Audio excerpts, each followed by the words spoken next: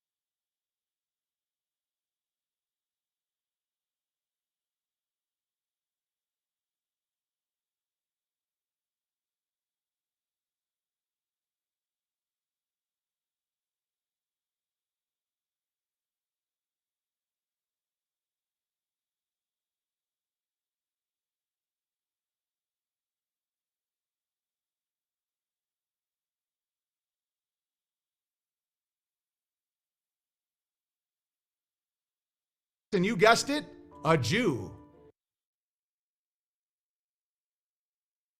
You can't handle Big Diesel anyway. My meat would have you in the hospital. You little bastard, you attacked my stepson? Hold us hostage. Who the fuck okayed that? And there will be gorilla shit all over the army. Wow. Well, I can't understand none of it. This one begat that one, and that one begat this one, and begat, and lo and behold, someone says some shit to someone or another. Just how retarded are you? Nobody's saying you can't own a gun. Nobody's even saying you can't carry a gun. All we're saying is you can't carry a gun in town.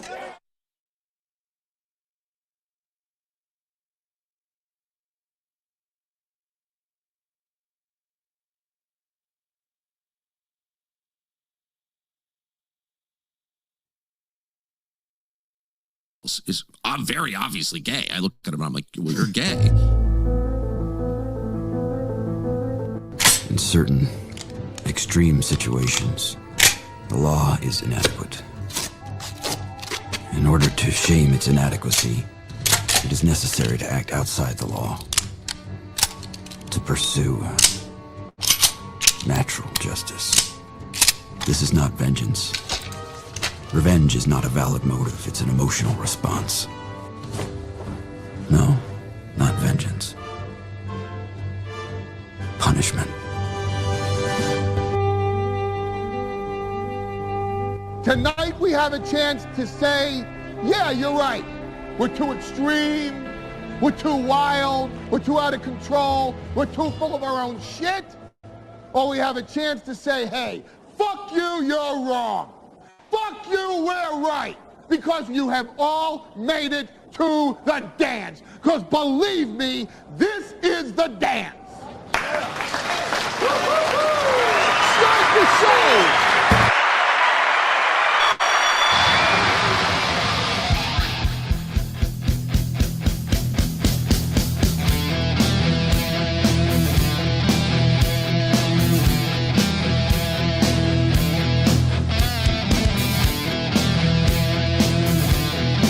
Good morning, everybody, and welcome to the Steel Toe Morning Show. Show hands. Woo!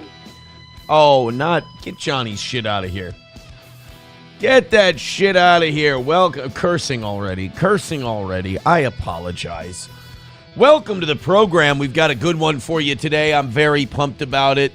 A lot of the really good stuff that we got came long after prep time yesterday. Oh, man, I was laying in bed. I was folding. Well, I wasn't laying. I was folding some clothes, going through Twitter. And as I go through Twitter, I'm just, finding a couple of good things here. Mark Levin being a leftist Nazi. Inver Grove Heights changes their flag. They're like the 14th city in Minnesota to change the flag back to the old one. And so now the Democrats in the legislature, this is how awesome of a state we are, by the way. We're the best. They're so great that they've decided, since all of these people hate the flag and they want to change it back to the old one, they've decided that what they're going to do is simply start taking money away from cities that fly the old flag. We got this shit, like, just when you guys think, oh, Minnesota's embarrassing, Minnesota's this terrible place where they don't know what the hell they're doing, we go and prove you totally wrong. And we do things like take 10% of state funding away from cities who just want to fly a different flag because our new one's Somali and gay. Then we got Ilhan Omar yesterday. Either she can't read or she has she had to endure the most horrific history teaching of all time. According to Ilhan Omar in her latest clip, Ilhan Omar was taught when she was young that there were at least 11 world wars. That would be horrifying. That would be truly terrible. If there were 11 world wars, that would be truly awful.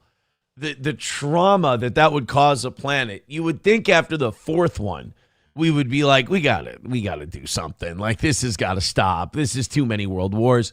But 11. Ilhan Omar believes that we're up to at least 11. And we've got a lot more coming up today. I'm generally very, very excited. I do want to address something fun that I am going to try to grift off of today. I've been presented a grifting opportunity. Now, we knocked out both goals yesterday, but yeah, I mean, the morning show was a disaster. We got bailed out by Sanford Son. And then the evening show started off great. It stumbled, and then we had Main Vein come and bail us out of like the last $75-$80 or so. Today, I'm hoping we get everybody throwing in some memberships and some PayPal, some Streamlabs, and some Venmos, and we do this as like a team effort. That would be great. If not, we'll get our ass kicked for the third time this week. We got our look, I don't want to sit here and just go, suck it, we won. We got our ass kicked in the morning and the evening show. We got bailed out. There's a difference between a big win and a bailout. But this has caused the anti-steel toe community, you gotta give them some grace. You gotta be nice. I know a lot of you guys make fun of these people. They're losers. They suck. We've kicked their ass. You guys say a lot of really mean stuff, and you taunt them, and you upset them greatly, and you cause them to damn near jump off a bridge on a daily basis. I'm sitting here telling you to be nice to these people. They're suffering. And they're suffering because I do a great show. Yesterday, by the way, even with the bots, well, the alleged bots, we were saying yesterday that we had over 3,000 phones watching our show yesterday. I think somebody botted it. I was able to look.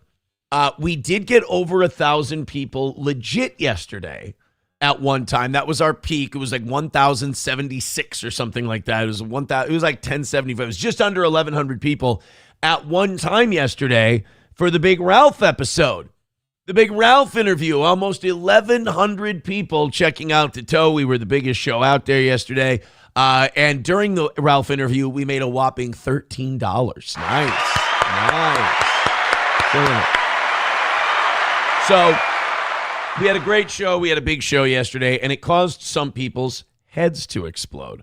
So instead of going, the toe's really good at this, and the toe's he has our number, like even Carl tapped out and surrendered to the toe, like it's done, it's finished, all of our heroes are dead, they had to come up with a cope. And those really are your two choices in life. Now, the grown-up best part is you admitting, hey, I fucked up, this guy got me, I move on, I try to better myself. But that's not how the internet works. So they've gone with, check this out, I am Sanford's son. Now, this is an interesting accusation because I believe I did leave when Sanford's son dropped his first 20 memberships yesterday. I wasn't here. So I took my phone, I went into the bathroom, and while I was shitting my face off, I gave us $100. Because one thing I like to do on this show, and I want to make this very clear, when we're losing money and we're not hitting the goal, I like to cost myself another 20% by donating to the show. It's brilliant. I don't want these people to ever go away. I don't want them to change. They make my day. So we got to start making a list here of the people that are me. Not Sam Show. Gray Duckling, Main Vein, Sanford Son. SP is Steffi Bea, apparently. What's the I've also been accused of being Dinkelman is me.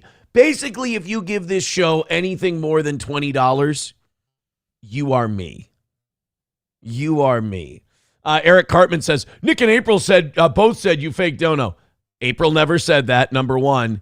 And Nick lies about literally everything. Nick has not, I think Nick is on like a 10-year not telling the truth streak. He's very, very good at it. I mean, to think he's a shitty lawyer, he's a terrible lawyer, and yet he's so good at lying. It's a paradox. But yeah, Joe Higachi writes, yeah, because Nick is reliable. Yeah, Eric Cartman. Now, leave Eric Cartman alone. Eric Cartman is a steel toe guy. He's just trolling. He's fun. But yes, I add, what was it? Add Sanford Son to the list of people that I am. So anybody who donates today, I am officially saying that you are now steel toe. So let's grift off of that. Let's make a lot of money. I want everybody throwing in fake donos. I want everybody throwing in money and letting me know that you are me. Every time you donate today, you let the world know that you are me. Thank you so much. I think I really have broken all of these people. I think I'm trying. Let's find them in the chat right now. Dabbling Down Under. Imagine putting dabbling in your name and not like being a complete mutant. It's not possible. You have to be a complete mutant and ridiculously self-unaware. I'm guessing Dabbling Down Under is one of those people that thinks that I'm not Main Vein. I can't keep him straight anymore. Sanford Son, that I'm Sanford Son because he's in full meltdown cope mode in the chat. I appreciate it. Gray Duckling says, I thought I was SP. No, Steffi Bea is SP. You're me, Gray Duckling. Like right now, I'm reading my own chat and responding to it. You guys ever get be honest with me? Do you guys ever get tired of getting got by me? I thought I was done because of the Steve thing.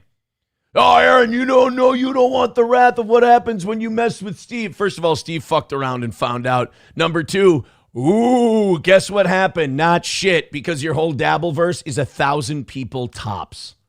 Sorry, kids. You have no stroke. You have no pull. And it's a pleasure spanking that ass every time. $1 so allow me my gloat this morning.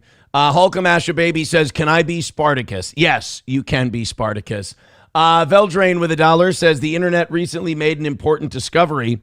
Melanie Mac is flat. Yeah, the earth may be round, but Melanie Mac is flat. That is not a conspiracy theory. Gray Duckling with $5. It's me. I just gave it. Look at that. My hands are up here, and I was able to donate $5 to the show. Thank you very much, Gray Duckling. Remember, all of your contributions to the show today, Streamlabs, PayPal, Venmo, Super Chats, Rumble Rants, they have to be from me. Gray Lobster becoming a baby boot over on our secondary platform, YouTube. Gray Lobster, of course, is me as well. Is me as well. Oh, man, I've got him seething on YouTube right now. Guys, don't change. It's like when a kid does something really cute and a parent wants to snap a quick picture of them. Gotcha. Should I get like a hacky shotgun effect and like a hacky gay thing up on the screen? Or will my body fall apart too then? Brianna Gal becoming a member for 47 months. Thank you very much. Guys, don't change. It's another win for the toe. All right, let's keep going. We've got a lot to talk about today. Minnesota is continuing to Minnesota. We're going to start taking away people's money. I now know how Democrats feel when Trump's like, if they don't do exactly what I want, I'm stripping them of federal funding. But Trump does it, and far be it for me to defend Trump, but Trump does it to like, you know, colleges in public schools that let trans women play basketball with women. I mean, it's something very small and it's something very easy to fix. The state of Minnesota selects a gay new Somali flag. Other cities go, that flag sucks. We're going to keep flying the other one, which is totally legal and allowed in our rules. And then the state of Minnesota, the Democrats get so mad at the state level that they go, well, we're going to pass a law or we're going to pass a bill that says if you fly that flag, we're going to take 10% of your funding. So Minnesota continues to do what it does, and that's humiliate its people on a daily basis. We also have Ilhan Omar talking about World War XI, which I didn't even know existed, and I consider myself like sort of a history buff. And I didn't know that World War XI was a thing. But we start today with the biggest steel toe fans there are. Ladies and gentlemen, and I feel bad that I said anything critical about these guys a couple weeks ago. I apologize. Water under the bridge, boys. Ladies and gentlemen, courtesy of the Stalin 19 clip channel, the big steel toe fans, they had a choice between a channel with millions of subscribers or steel toe as to who did the better show. And the boys from Kino Casino chose the toe. Thank you. Yes. Yes. Steel toe rising up the ranks every single day. Let's listen to the boys. PPP, Ashton, Andy Worski. Let's listen to them talk about how much better the toe is than Jeremy from the quartering. Move the sacks. I mean, does it want him over here? This was, by the way, to set up this clip. On Wednesday, we were doing a show that was basically a parody of drama shows. It was the worst show we've ever done. It was so bad, and it was terrible on purpose. I saw a clip. Mersh was like, Aaron doesn't even know how to snipe right. He's not even a good sniper. Hey, retard, I was making fun of people who that's all they have to do on their show. It was, by the way, his reaction proved that it worked perfectly. So one of the things we were doing was I was yelling at the audience. I was like, get Jeremy on the phone. I kept yelling to get random people on the phone. And obviously the quartering's not going to come on Steel Toe. He was doing some kind of a gaming stream. And our audience goes into his chat and is like, go on Steel Toe, go on Steel Toe. I didn't even think that the quartering, who, you know, he may be gay and whatever, and we may have made fun of him for years, but he's a big channel. He's a really big channel. And, he actually responded to some of the people in his chat saying that he should go on Steel Toe. But I never even heard of the fucking dude. I'm not going on whatever Steel Toe. He's shitting on Steel Toe. God, fucking show he thinks he has. Steel Toe may actually have more live viewers. Oh!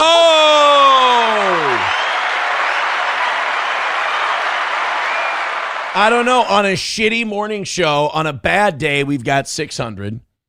Yesterday, we had 1,100 legit. I mean, over 3,000 phones watching, but 1,100 legit. Yeah, I would say we probably do have more viewers than when Jer's doing these gaming streams. I mean, we have more viewers than a certain fake lawyer. I think that he gets certainly more financial donations. Oh, another win for the toe. Thank you to the casino boys. Where is it? Oh, buddy. What? Kidding. I'm not even kidding. He does, because quartering gets like between $0 and $30 a stream. Steel Toe murks the quartering. Yes. Another W from the toe. For the toe. All right, somebody tell Worski, it's another win for the toe. Don't shorthand my shit. Okay? Meme Copium worked very hard on that branding. And we're going to keep it right and just. It is right and it is truly right and just to say another win for the toe. Yeah, Steel Toe never heard of that performer. Oh! Steel Toe is a better performer. Thank you. Thank you. You know what? It's so nice to finally get my flowers from PPP. It's great that Ashton could admit that. He didn't even say it with like bile in his mouth. He didn't even have to choke it down. He just came out with it, matter of fact. Boom. Steel Toe is a better performer. Goddamn right. Came down to it. If I had to watch Steel Toe or Jer, like it was my life, I would probably watch Steel Toe. Another win for the Toe because he's base. Like, if you're does he driving still road have trip, Buddy you in pick one Does he podcast, still right? have Buddy in the wheelchair? Like Quartering's podcast. Johnny? Everybody knows who Johnny is. The world is coming up Johnny. Be the worst podcast that's out there. Like it's worse than like conversations that happen in old folks' homes around a board game table.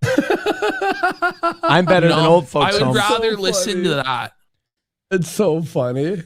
Interested in doing it. No disrespect. I hope they're very successful. I hope Fuck they're you, popular. Jeremy. I don't need your shit. Never heard of it. No thanks. He also I claimed only he do other never heard people's of shows. us forever and ever. Yeah, and ever. right. That's right. Yeah. To be fair, Us big shows like Kino Casino and Steel Toe need to stick together and call out that Jeremy's totally full of shit. So, my peers, my comparables like Kino Casino, good to know that we're on the same page. By the way, if you're one of the people who thinks I'm Sanford and Son, the first 16 minutes of today's show has got to have you positively seething, and I'm very happy about this. really hasn't hurt. If I go to the YouTube channel right now, if I go to the YouTube chat, they're going to take every word I just said the last 5 minutes completely literal. Make sure those fake donos are coming in. I'm punching up on my phone right now. Make sure the big Aaron donos are coming in.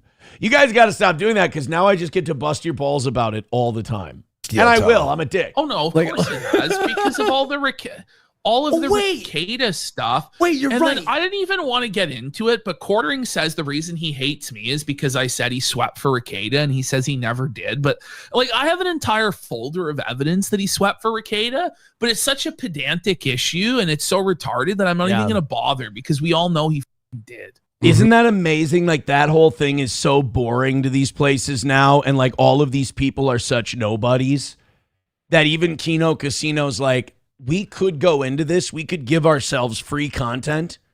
I'm not even going to.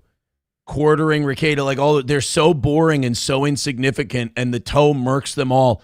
We're not even going to go into this. I think that's fantastic. So thank you, Ashton.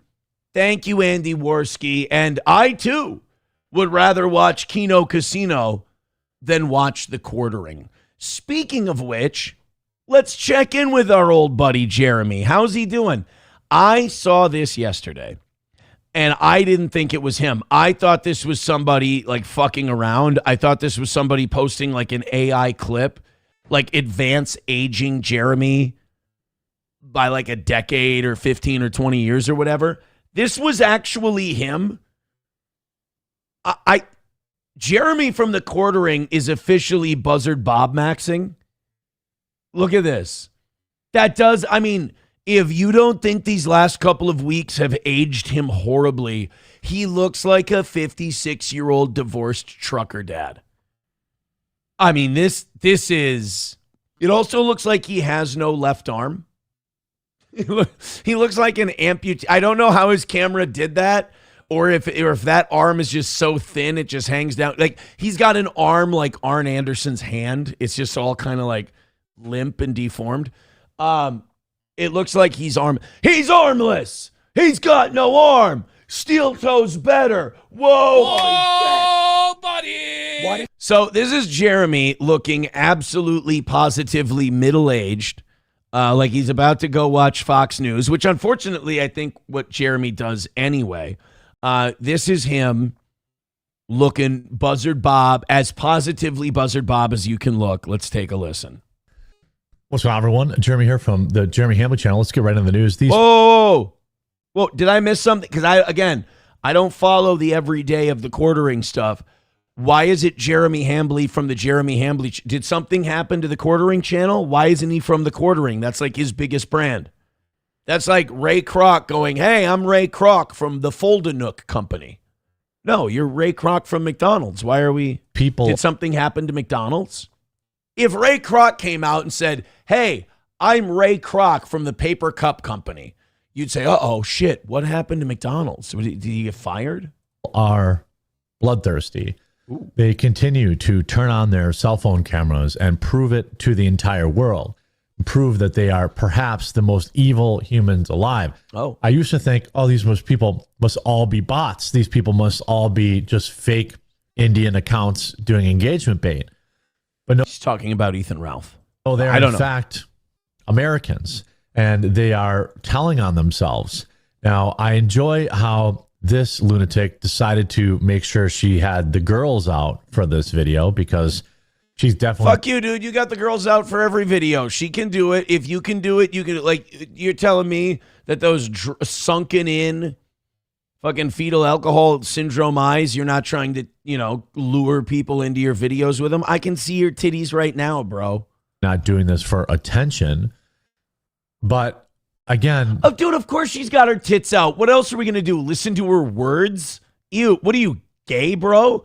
Oh, man, I wish these women wouldn't have their tits out during videos. They distract me from hearing their really deep thoughts that they have. Shut up, Jeremy. This is pure evil on display, and I've got a couple to show you. What a waste of a perfectly good rack, by the way. Active shooter. Good thing that he's learning from all his pervertedness. It's good that's... Bro, I mean, the guy he looks... I think the word aged is perfect. He looks fucking terrible, dude. Joey Caravello with $1 says, Johnny's podcast is awful. Just kidding. FAG. Johnny and his trans wife. Johnny has a trans wife. Bigot on Socialist Media says, he looks like Bubbles, as retarded as Trevor. Dude looks sick. No, I think, honestly...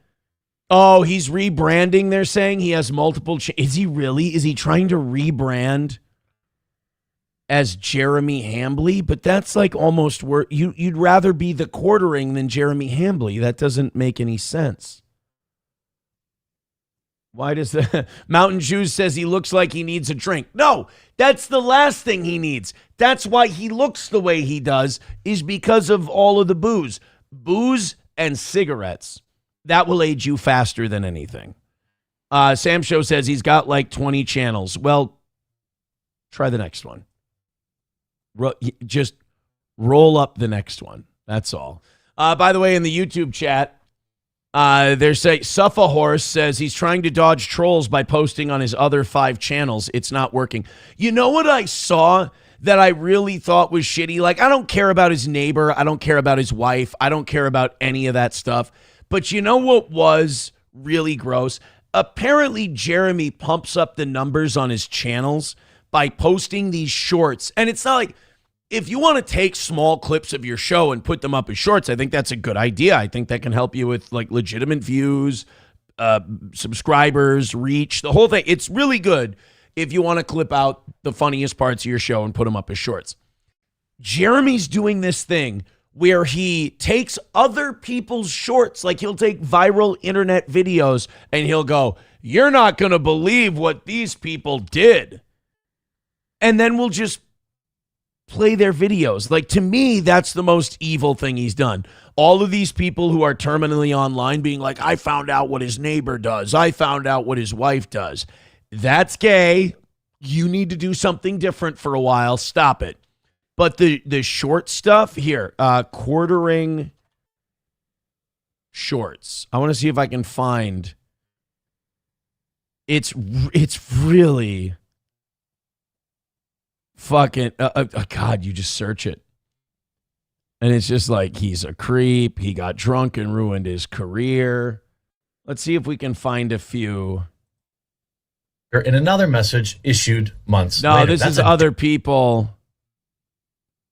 Is the quartering stealing content? Yeah, here we go. So he takes like the shorts that you see every day. Like if you're scrolling through TikTok or Facebook or whatever, he'll take the most popular videos and he'll just add himself with a 7-second little bit in front of it and then just play their content. But what are the oranges for? Well, I bet it tasted good. Let me know what you think. Fuck off and get your own content. Stinky fuck. Oh, so somebody did an AI. He did one of those Asian women cooking in the big wok. And he's like, what are the oranges for? Hold on. What are the oranges for? Quartering. And somebody did an AI where the Asian lady yells at her. Here we go. Roll the clip. Roll the clip. Wait, what are the oranges for? What do you think about that? All right, I hate this. What do you think about that? I hate this. Yeah, it was just simply, he's like, what are the oranges for? I don't even know. Is this? In today's totally transformative content, there's a whole lot of people that are wondering what the heck these oranges are for. Let me know in the comments. So there's a reactception happening around a fat guy who steals people's content. Tell me what you think in the comments. Guys, this is crazy. We're doing this is awesome. We're doing like a Jeremy from the Quartering Inception type thing. Just saw this video about these oranges, and I'm still trying to figure out what they're for. Let's take a look at a reaction of a reaction of a reaction of a reaction to see more. And you guys tell me what you think. The Quartering's been busted for stealing shorts. So let's do a totally transformative reaction. This is already more transformative than what he does. Of his reaction. Tell me what you think about it. This guy literally steals other people's videos, adds an intro to it, and then uploads it as his own. What do you think of that? But what are the oranges for? Well, I bet it tasted good. Let me know what you think. And okay, so this is just somebody else's video straight up, and he did that little intro.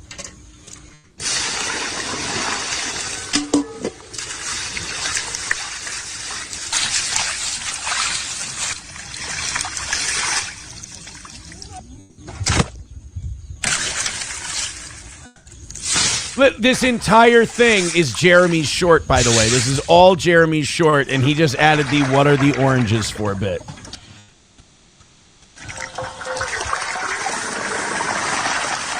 There you go. He doesn't come back on. He doesn't go, oh, whoa, what do you think? Isn't that crazy? Isn't that wild? No commentary, no nothing. He just goes, oh, what are the oranges for? And then plays. That's the most disgusting thing he's done. Like, all the other stuff is personal, family shit. I don't care. That's way too parasocial. That's a beheadable sin. Congratulations to William. He says, my tax return was $8,578. Deposited into my account yesterday. Thanks, Donnie. A lot of people getting bigger refunds this year. Good for them. Good for them. Los Federales with $1 says, Quarter Pounder is buying subs to offset the unsubscribes. Look at his social blade. You will see exactly 10,000 subs magically appear every 2 to 3 days. That's unnatural growth. 2 to 3 days, no subs, then boom. Okay. Let me explain one thing about YouTube. Once you get to a certain level, it only counts every 100 subscribers you gain. Or it only counts every 1,000 subscribers you gain. Or every 10,000. It depends on how many subscribers you have. So, like, it'll look like you have no subscribers, and then one day it'll say plus 1,000. That doesn't mean you gained 1,000 subscribers that day. That means you crossed over a 1,000 subscriber threshold. So, like, let's say you have 500,000 subscribers. It'll look like, if you don't get at least 1,000 subscribers in a day, it'll look like you gained 0. And now he's in the millions, so I'm guessing that it only counts when we crosses a 10,000 threshold.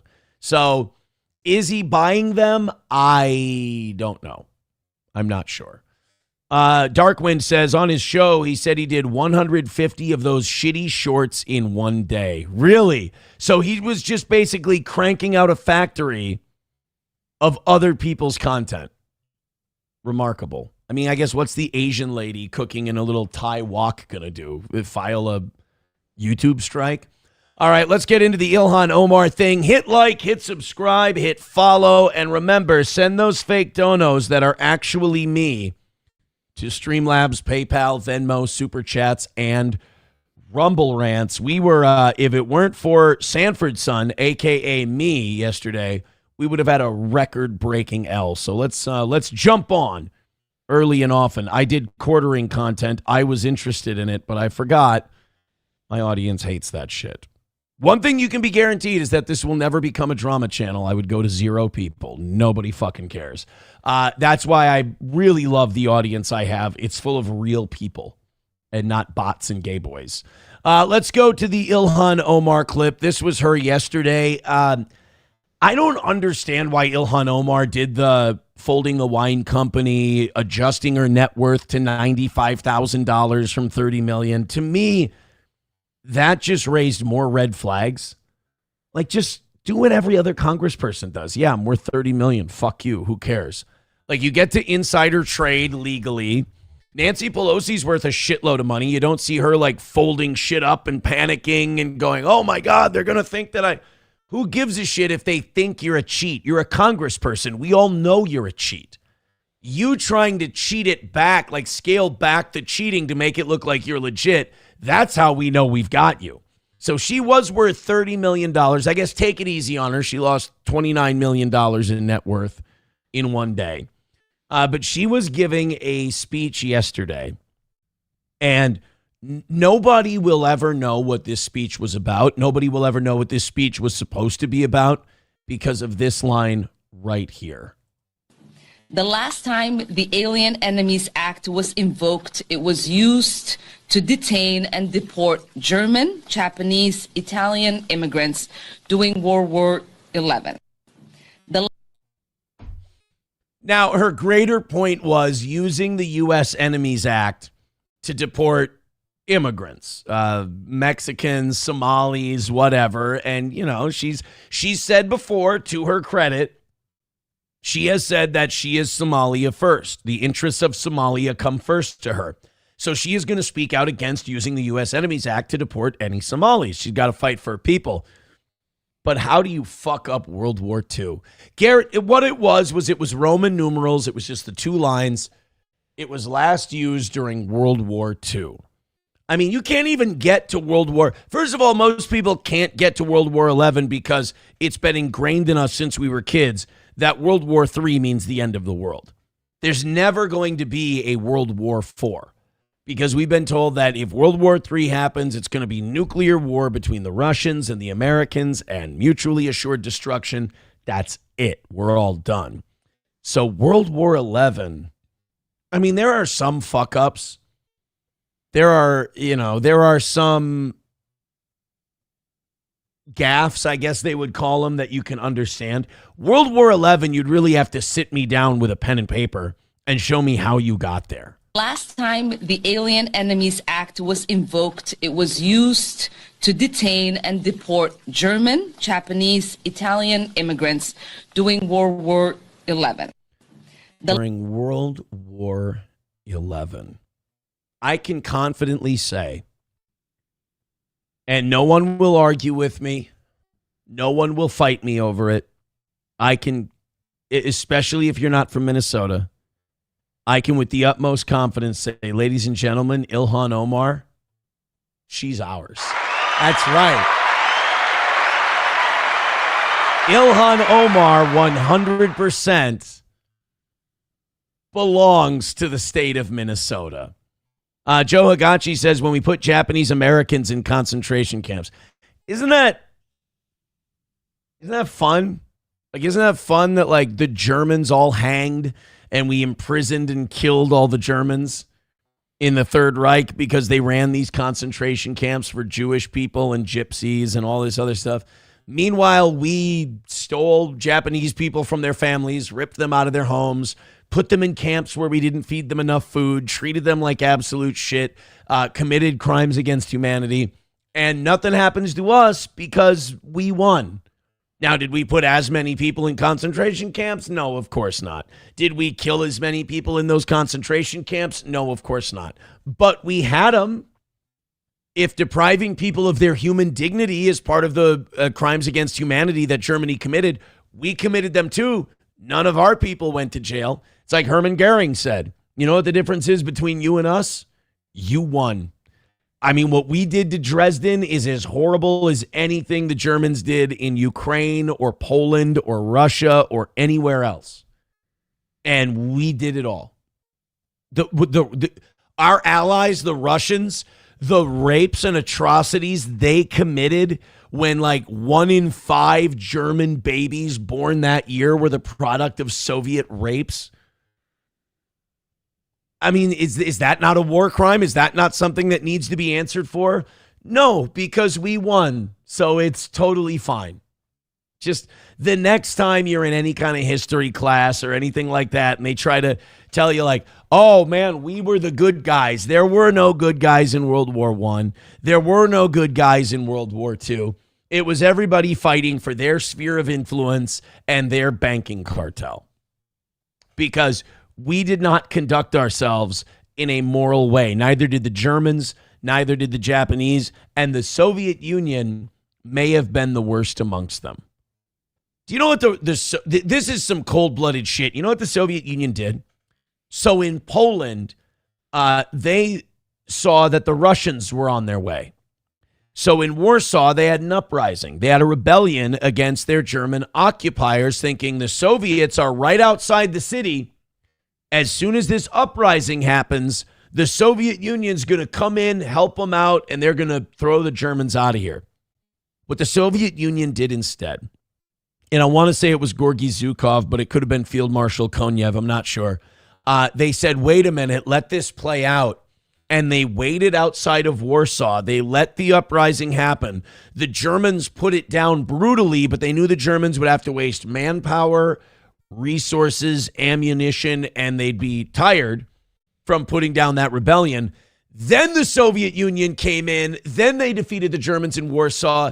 Then when those same Polish people rose up to say, we're ready to take over our country now, the Soviets killed them. I mean, again, the idea that they were the good guys, they might not have been the worst guys. They might have been the worst guys, but they might not have been the worst guys, but they weren't the good guys.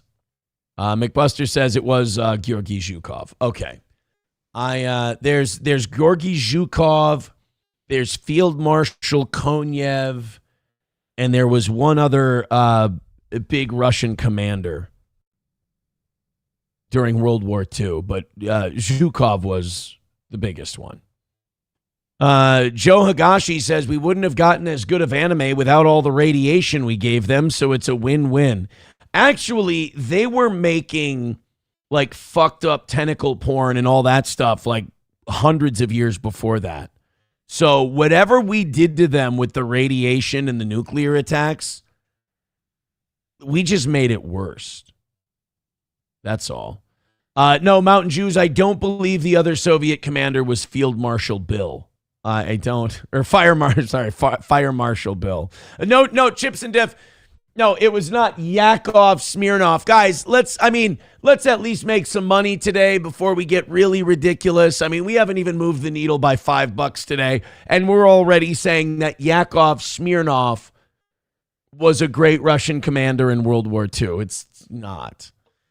Sam Show says anime is for pedos. Yeah, I think anime's creepy. I don't think grown men should be watching anime. I don't think grown men should be watching Japanese animation. I think we can cool it on that shit. Just watch. I watched something yesterday that I don't know if I liked it or if I hated it, but I think I boathed it at the same time. There's a show on Netflix called Running Point, and it's a basketball themed comedy on Netflix starring Kate Hudson, but Chet Hanks is in it. And like when I saw the preview for it and I saw Chet Hanks, I'm like, I'm in. I got to watch this. And Chet Hanks has like a legit big role in this show. It's not like, oh, look, it's Chet Hanks with kind of a cameo. He's like a legit guy in the show.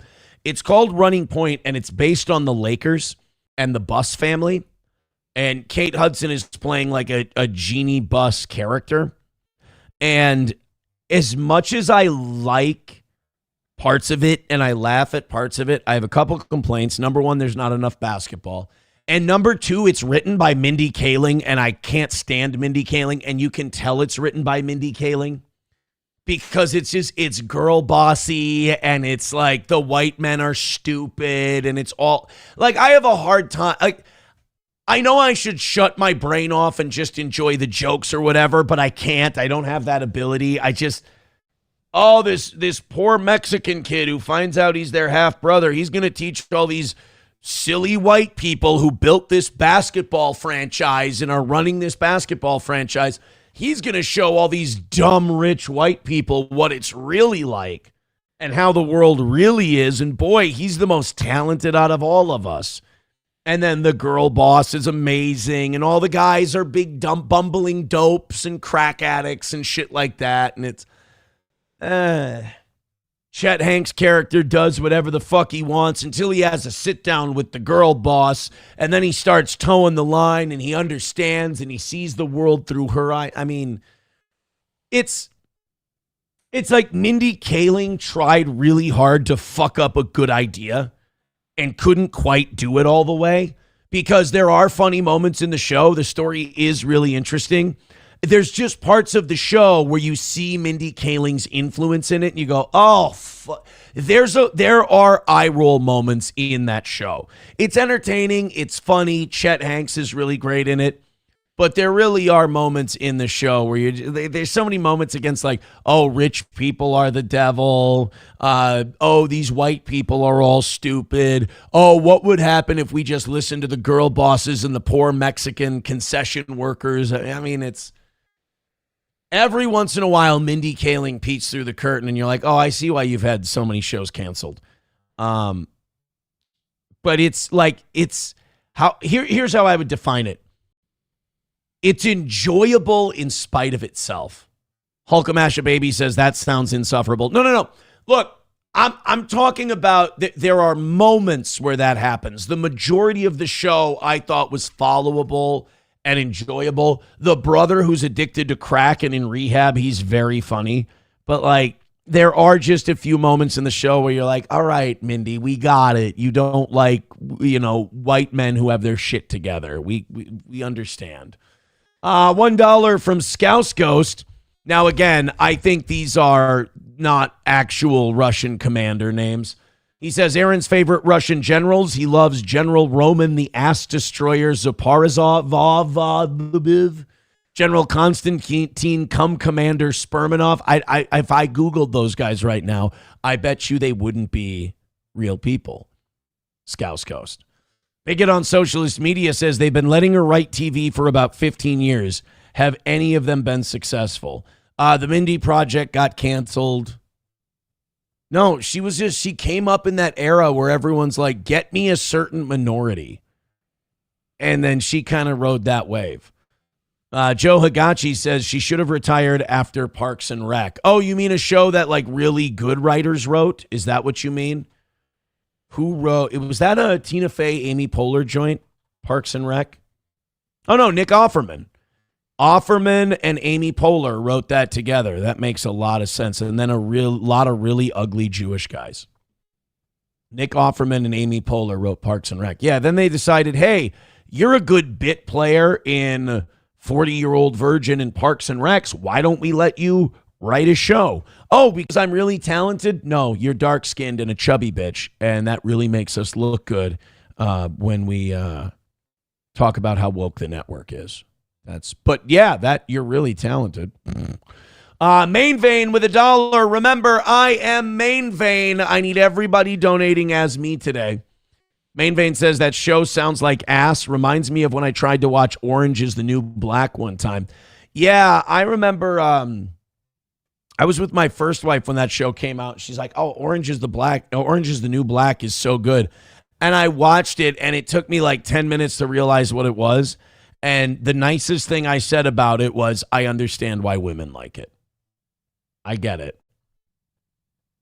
I understand why women like Orange is the New Black. It makes sense, but I don't see what this has for guys.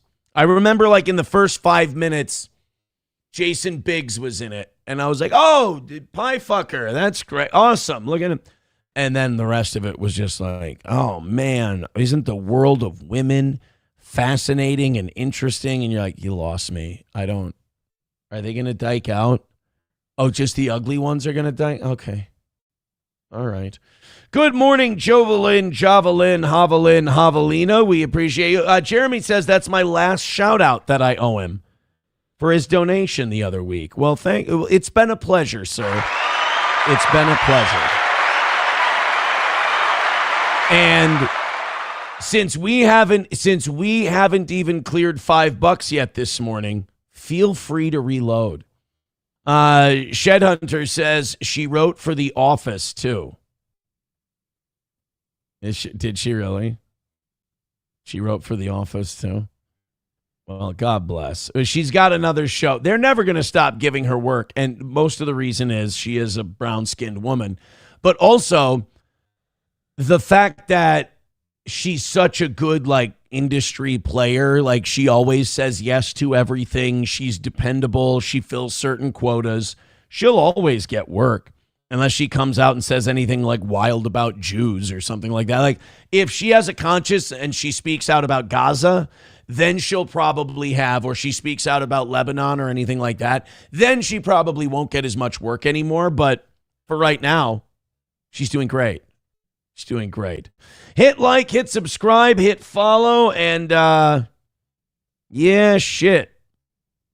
72 memberships away from 700. Let's see if we can follow up yesterday with a better day today. We appreciate it. All right, let's just move on to the next thing then. Nobody gives a shit. I'm really picking a lot of things that nobody gives a shit about today. I'm really just like, oh man, Aaron, you really did not put enough time. I've got a lot of good stuff that I like. Everything I've talked about is stuff that I enjoy and I like, and I'm like, oh man. There are days where I'm like, I wish I did those mindless drama shows. Their audience just takes the dog shit and slop that they're fed. None of it's interesting. It's all boring. It's a terrible show. I'm glad YouTube is banning channels because there needs to be some quality gatekeeping. It's because it's tough to do a real show. It's tough to come up with stuff and go, I'm passionate about this. I really like this. I want to talk about it. And then your audience is like, yeah, I'm leaving. I don't care. That's heartbreaking. That's terrible. Of course, you'd rather go, hey, I'm just going to be a conduit for more interesting people doing things. And then you'll just watch because you're bored and you have nothing to do with your fucking life. I hate having a smart audience that demands quality entertainment. Hit like, hit subscribe, gift some memberships. Let's have a good show. We're breaking records for how quickly I start panicking these last two programs. All right, let's get into the Minnesota flag stuff. This is interesting. Fuck you. This is good. Inver Grove Heights has become the latest city in Minnesota. They did it last night. They said, this new flag is gay. It's clearly Somali. It was clearly thrown out there for people who want to rip off daycares so they could, not be so homesick. I don't think they anticipated all of these cities going, yeah, we're not going to fly it. And right now we're up to over a dozen cities that have said, we're going to fly the old one. It's better. It looks like a flag. This other one looks like a horrible 21st century DEI marketing department wet dream. This sucks. It's awful. It looks like it was created by ChatGPT. So they're going to fly the old one. So this was the debate going on. We'll get to the Inver Grove Heights thing in a second. So the state of Minnesota responded. The Democrats said, oh yeah, if you don't want to fly our new flag, we're going to take away 10% of your funding as a tax for you not flying the new flag and flying the old one. And remember, Tim Walz is the one who said not flying the new flag is petty. It's petty to not fly the new flag we created. And to show that you're the petty ones and Tim Walz is not the petty one, his government is now going to try to take away 10% of your city's state funding if you want to fly the other flag. Who's petty now, boys? Let's take a look. You can choose to change the flag, but let's be clear, you're not going to be flying the Minnesota state flag. You'll be flying a scarlet letter. It just doesn't. That's fine. Yeah, I'm good. Yes. I love these people who go up there, they try to make a really heavy point. They're like, you will be flying a false flag and a scarlet letter. Yeah, cool. You done? Because we'd like to vote on this. We're ready to change the flag. Well, you won't be flying the real Minnesota flag. Right, asshole. That's the whole point. We're not going to fly we hate it. We think it sucks. Represent Minnesota? It's what this flag represents. That's the issue. Hey, Ryan the Garbage Man, did you have to drive all the way to Inver Grove Heights? By the way, what does this guy wear?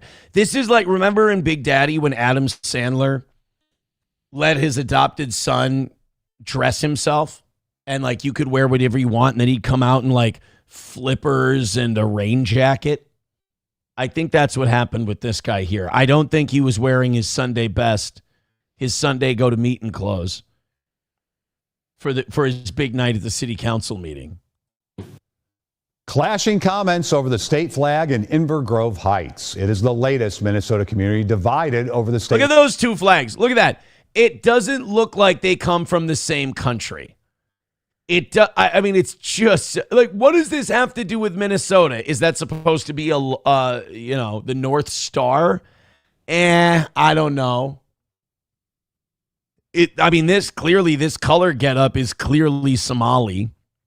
Whereas this, hey, look, there's an Indian that honors like our Native American heritage, right? Hey, here's a farmer settling the land that this guy couldn't figure out how to do. I just ride around on my horse all day and decimate the buffalo population. All right, cool. I'm going to lay down roots and I'm going to grow some food instead of going out and just slaughtering animals and leaving their carcasses about. That's another fun myth, is that like, oh, the Native Americans were so in touch with the land and they respected all the... No, they didn't.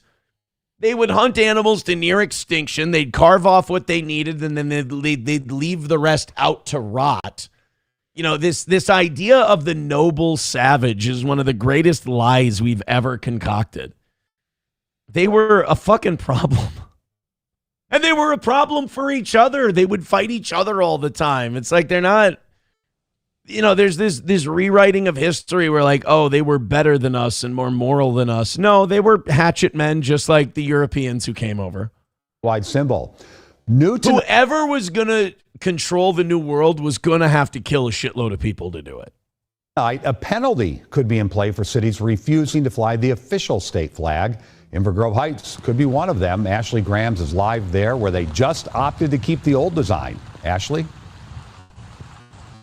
Yeah, Frank, the city council made that decision after more than an hour of public comment. This is a controversial topic that's been popping up across the state of Minnesota, and a DFL lawmaker is now proposing a consequence for cities that choose to fly the old flag. Remember, those of us who want to fly the old flag, we're the petty ones.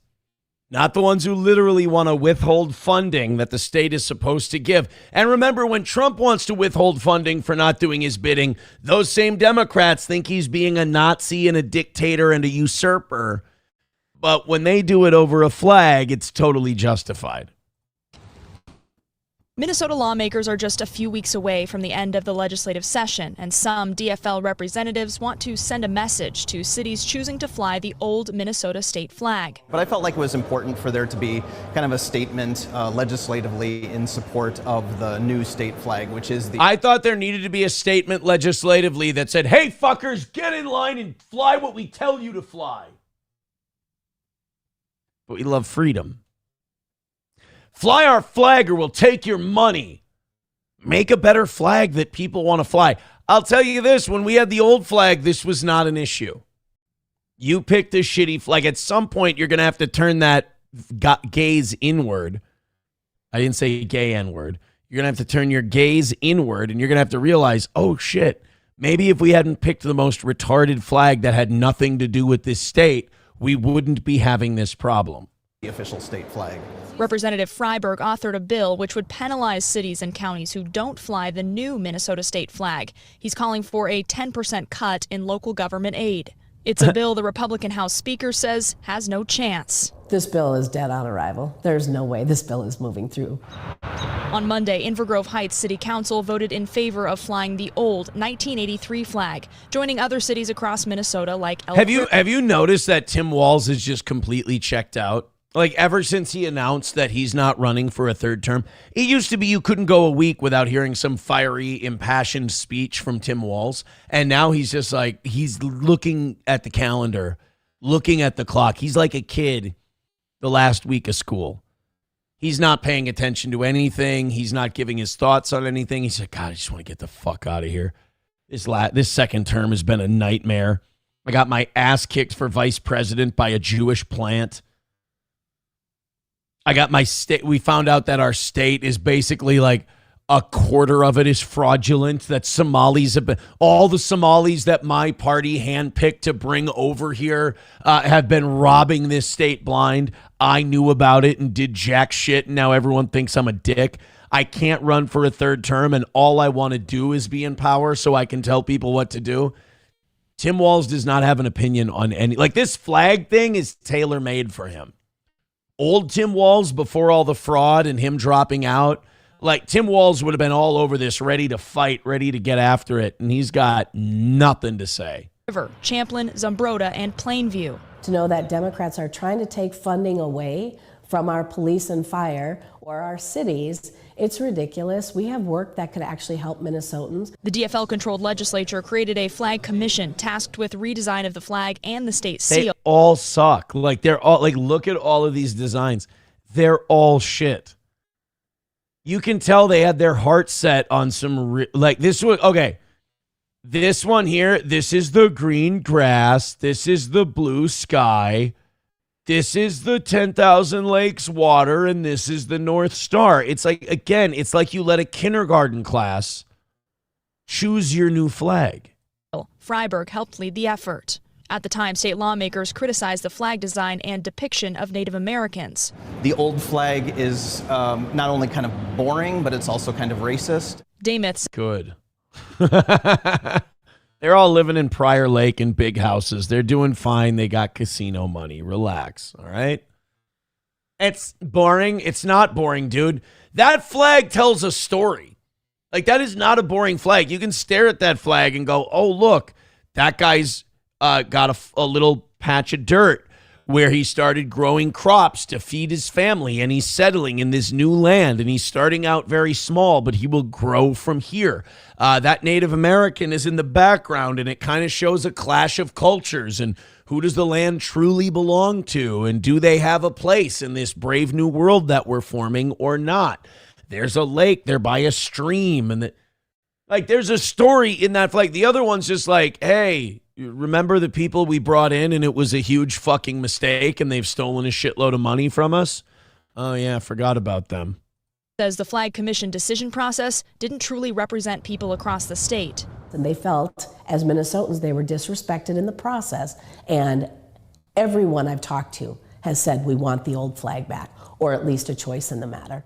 The Redesign Commission said it heard over 20,000 public comments and considered more than 2,000 designs. It's the job of the legislature to choose what the state symbols are. That's what we did. We followed the process. And back here in Inver Grove Heights, the city thinks it will cost about $500 to make this switch back to the old flag. That's they said it? It'll take several weeks to switch out the 6 flags that are flying right now on city property. Frank? All right, I think there's more to come. Thank you, Ashley. So it's going to cost you, like, even that, it's going to cost you $500 to take down one flag and put up another one. God, everything in government is just so expensive. They just, the way they come up with these prices, it's going to cost us $500. All right, a janitor will have to work, I don't know, 30 minutes. Let's give him an hour of overtime. That's $50. He's going to have to take down one flag. It's free to take down a flag. We may have to buy an old Minnesota flag. That's going to cost you $75, $80 tops. Amazon. I'm up to $130 so far. I don't know how we're getting to $500. Afterwards, the city council all has to go out to dinner afterwards because of their very difficult, their very tough vote that they just had. Okay, so that's $500 is the number we're going with. So stupid. But hey, you know what? At least you got more cities, you got more towns getting after it, changing the flag. It sounds like the 10% withholding of state funding is not going to go through, thank goodness. But again, you can't call everyone else petty and say, oh, the petty shit they're doing, changing this flag, and then going, if they do it, we're going to take their money away. Ew. Thank you very much to Sergeant Holka with $5. Dude, that's literally our first $5. We're an hour in. Sergeant Holka with $5 says, Aaron, please don't feel as though you need to apologize for playing bits that you're interested in. You're the only one that donates to the show anyway. I forgot. I'm allowed to bore my own audience. I'm allowed to bore my own audience with shit I find interesting because I'm the only one donating. I forgot. Chevrolet JB says, I do love that all the new flags I see are mostly bleached white. McBuster with a great point. He says, no straight man makes a scarlet letter reference. Yeah, that's a fact for sure. Trucker 18-wheeler with $2 says they also changed the state seal around the same time as the flag. Yeah, it's just a really brave immigrant starting a daycare. That's the new state seal. It is so brave. $1 by Taipan. He says, shouldn't the people of the state who said no to the PSYOP flag be end of conversation? The government does work for the people. Well, they did a really creative thing about this flag changing thing. They just didn't ask any of you. Like, that's kind of the brilliant deal. They did this thing where they went, I know who is going to hate this idea, so we just won't involve them in the process. Pretty big brain shit. But remember, if you want to keep the old flag, you're being petty. King Kong Dong with $1 says if they wanted to change the flag, they could have gave us something bold, like a loon with its wings spread, not this fag-ass Somali shit. Yeah. Border Outdoors Podcast says, pretty sure she said $500 to change out 6 flags. Yeah, I know. $500. Okay, you see, hold on. Here. God, you don't listen. They have 6 flags to replace. So if they buy the new ones, $500 sounds reasonable. No, it doesn't. $500. Well, buying. Oh, well, hold on. Buying the flags. You don't have the old flags. You just took them down one day and what? Burned them. But I suppose if you have to buy 6 of them, that's still $300 to buy 6 flags. And you're going to pay a janitor $200 to just put them up and down. All right, $500. You guys are mad. I forgot. We like it when the government spends our money. $500 is fine. Personally, I'd like to bid on the job. I think I could do it for $250, but hey, what are you going to do? All right, let's bring Johnny in here. So the fact that we haven't made any money in an hour, I can blame it on him. Good morning, sir. How are you? Good morning. I'm a little sleepy, but how are you doing? Don't be sleepy. I don't need to hear that shit today. I'm sorry. Okay, I don't need to. Awesome. We were heading for a record-breaking L yesterday until we got pity donoed. Today is even worse than yesterday. I'm very happy with the shit I've picked out for today's show, but I'm drowning. I don't need my co-host that I pay to come in and go, oh, and by the way, I'm fucking exhausted. Now I'm really panicking. I'm not exhausted. Now I'm panicking. Now I'm officially panicked. Now I need a shot. Now I need a shot. I need to calm down. Okay. Now I'm fucked. I'm sorry. No, it's fine. Take a nap. I can lose on my own. No, I am squirming in my chair a little. Fire up. Do you have any crack? No, fucking hell, what are you good for? I kind of gave up the whole smoking in the morning thing a while ago. Do you have any meth? Dear God, no. No, I mean, I don't have anything that isn't legal. Most normal people have meth? That's weird. Don't have any of that stuff, right? But like if you're really tired, you should have like at least crack on hand. No, I'm not really a crack guy. Oh, okay. Well, hey, we've made a whopping $5 this morning. Thank you guys very much. I definitely should not have slept in today. Thank you. Streamlabs, PayPal, Venmo, Super Chats, Rumble Rants. Hey, at the very least, hit like, hit subscribe, and hit follow. By the way, I'm going to make 7:04 like a record time, me panicking about usually it takes until 8:30 for me to start panicking. But judging by all the losses we've had the last month or so, and judging by how pathetic yesterday was, I'm going to go ahead and decide that I get to start panicking at 7:04. And I'm very excited about today's show. I grabbed a lot of good stuff for today's program. Let's make it work. I'll come back to the chat when you guys have something for me. Hit like, hit subscribe, hit follow. I bet you our numbers are shit right now, too. Yep, I was right.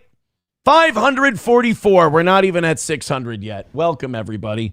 Thermodyne Diesel with $20 says for Johnny. Oh, thank you very much. So Johnny making us some money today. There we go. Wanna fuck? Let's fuck! There we go. Thank you for the $20. I appreciate it. That'll keep us happy.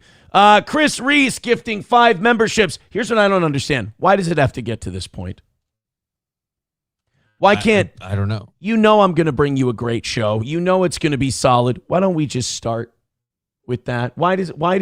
Is this part of the fun for people before they give their 20s and their 5 gifted memberships? They're like, I'm not going to do that until he really fucking gets after it and starts panicking. I'm sorry that's the way. Is the panicking part of the like? Is the panicking part of the fun? I'm guessing it must be. The paying customer's always right. They're the ones throwing it. They are. That's the problem. Is they're right because they're the paying customers. Thank you guys very much. Thank you very much, Chris Reese and Thermodyne Diesel. By the way, Chris Reese, your 5 gifted memberships. Wanna fuck? Let's fuck! Chevrolet JB says, see, when there's lots of donations, I stay in the chat for a minute. Chevrolet JB says, quit opening the show with drama. I swear, your tampon Tim stupid brother. I wanted to talk about the quartering thing real quick because Kino Casino brought us up and said that I do a better show and have more viewers and make more money than the quartering, and they'd rather watch Steel Toe than the quartering. And I thought that was fun. There's one thing. Nice. That's a kind of a shout out. Why Right. wouldn't you talk about that? You know what's fun about radio is you don't have to hear what people are saying. And the shitty thing about the internet is that like 5% of your audience is in the chat and they say dumb shit. And you're like, hey, this is really good. If you don't allow people to have opinions, you do a much better show than when you allow people to have opinions. Because you know what's good and they will sit there and they will fucking listen to it. But if you let them go, why are you opening your show with that? Fuck you. If I didn't open it with that and I opened it with something else, there'd be a fucking problem. I'm sorry. I don't know. Dynamite drop in, Monty. Thanks for the help. Yep. Fuck. Why do I enjoy that? Why do I like this? What's wrong with me? That this is fun. I don't know. It doesn't seem fun for me either. So yeah, I'm sorry, dude. Why, I ask you? I don't know. You're asking the wrong person. I don't throw in the chat. So it's a fantastic conversation. Thank you. You're welcome. I was only looking for help. I was only looking for help as to why I am like this. Sparky Rose becoming a member for 46 months as a steel toe bro. Thank you very much. That's awesome. Says, calm your tits, Aaron. No one likes when you panic. Well, that's weird because you guys certainly push him to that point a lot. You could avoid it pretty easily if you don't like it. Trucker 18-wheeler with $1 says, I don't hate the new state seal, but yeah, they should have at least have a loon on there at least. That is the weird thing about that Minnesota state flag. It's that it really doesn't have anything to do with Minnesota. There's nothing explicitly Minnesota. I love how everyone says the old state flag is racist, so they solve that problem by ignoring the Indians' existence entirely on the new one. Yeah, we're really sad about how the Indians are depicted on the old flag. Oh, how will the Indians be represented on the new flag? We're going to pretend they don't exist. Oh. Okay. Fine. Labglass says, quartering Ilhan flag. That's TNT. It's fucking killer. It's fucking awesome. And I was hilarious. I'll be appreciated when I'm dead, like Tupac. Trucker 18-wheeler with $1 says on the flag, that is, I knew what you meant, but I'll take the extra buck. Thank you very, very much. Appreciate it. Let's get after it. Let's go to the next thing, which is kids trapped in claw machines. You know, I always see news stories about this, and it's always like the news story is like, oh, a kid got trapped in the claw machine, and the fire department came, and they always tell us the story. They never show us the story. Because they always show us, like, the moment the fire department rescues the kid from the claw machine. Right. And they never show us, like, the obvious where the kid is freaking the fuck. Like, you know that kid at one Trapped point. inside. Yeah, he was losing his mind. we never get to see that. It's always the happy, like, look what our news cameras were there to capture and all that stuff. I guarantee some of these news companies have been like, all right, can you guys do me a favor? We got here late. Could you put him back in the machine? And then we can get the video. Right. We need some B-roll of that kid trapped in the machine. And they're like, all right, sure, we got the key. Here you go. Blah, blah. Because, like, when it happened, the kid got trapped in that claw machine. You know how kids are. He got confused and lost his fucking mind. And just started throwing. He just wanted some toys, and he didn't realize what he got himself into. Yeah. So, luckily, we have, like, some shitty Mexican restaurant where a kid got trapped in the claw machine. And this is such a poor, shitty Mexican restaurant that they probably bought this place and inherited it. Mm-hmm. And the claw machine wasn't their idea. They don't even have the key for the thing. Like, that's the claw machine that came with. How do they refill it? Well, I don't know if the vendor has it or if they just never refill it or what. But a kid got trapped in this claw machine at this Mexican place. I don't think the owner even speaks English. And the fire department came in to save him. And the first thing they ask is like, hey, do you have the key? And he's like, oh, no, I don't. And this kid, I'm going to give this kid credit. A lot of people are going to shit on this poor kid. This kid is giving the reaction you should give when you find out you're stuck in a machine with a bunch of plushie toys and you have no way of getting out.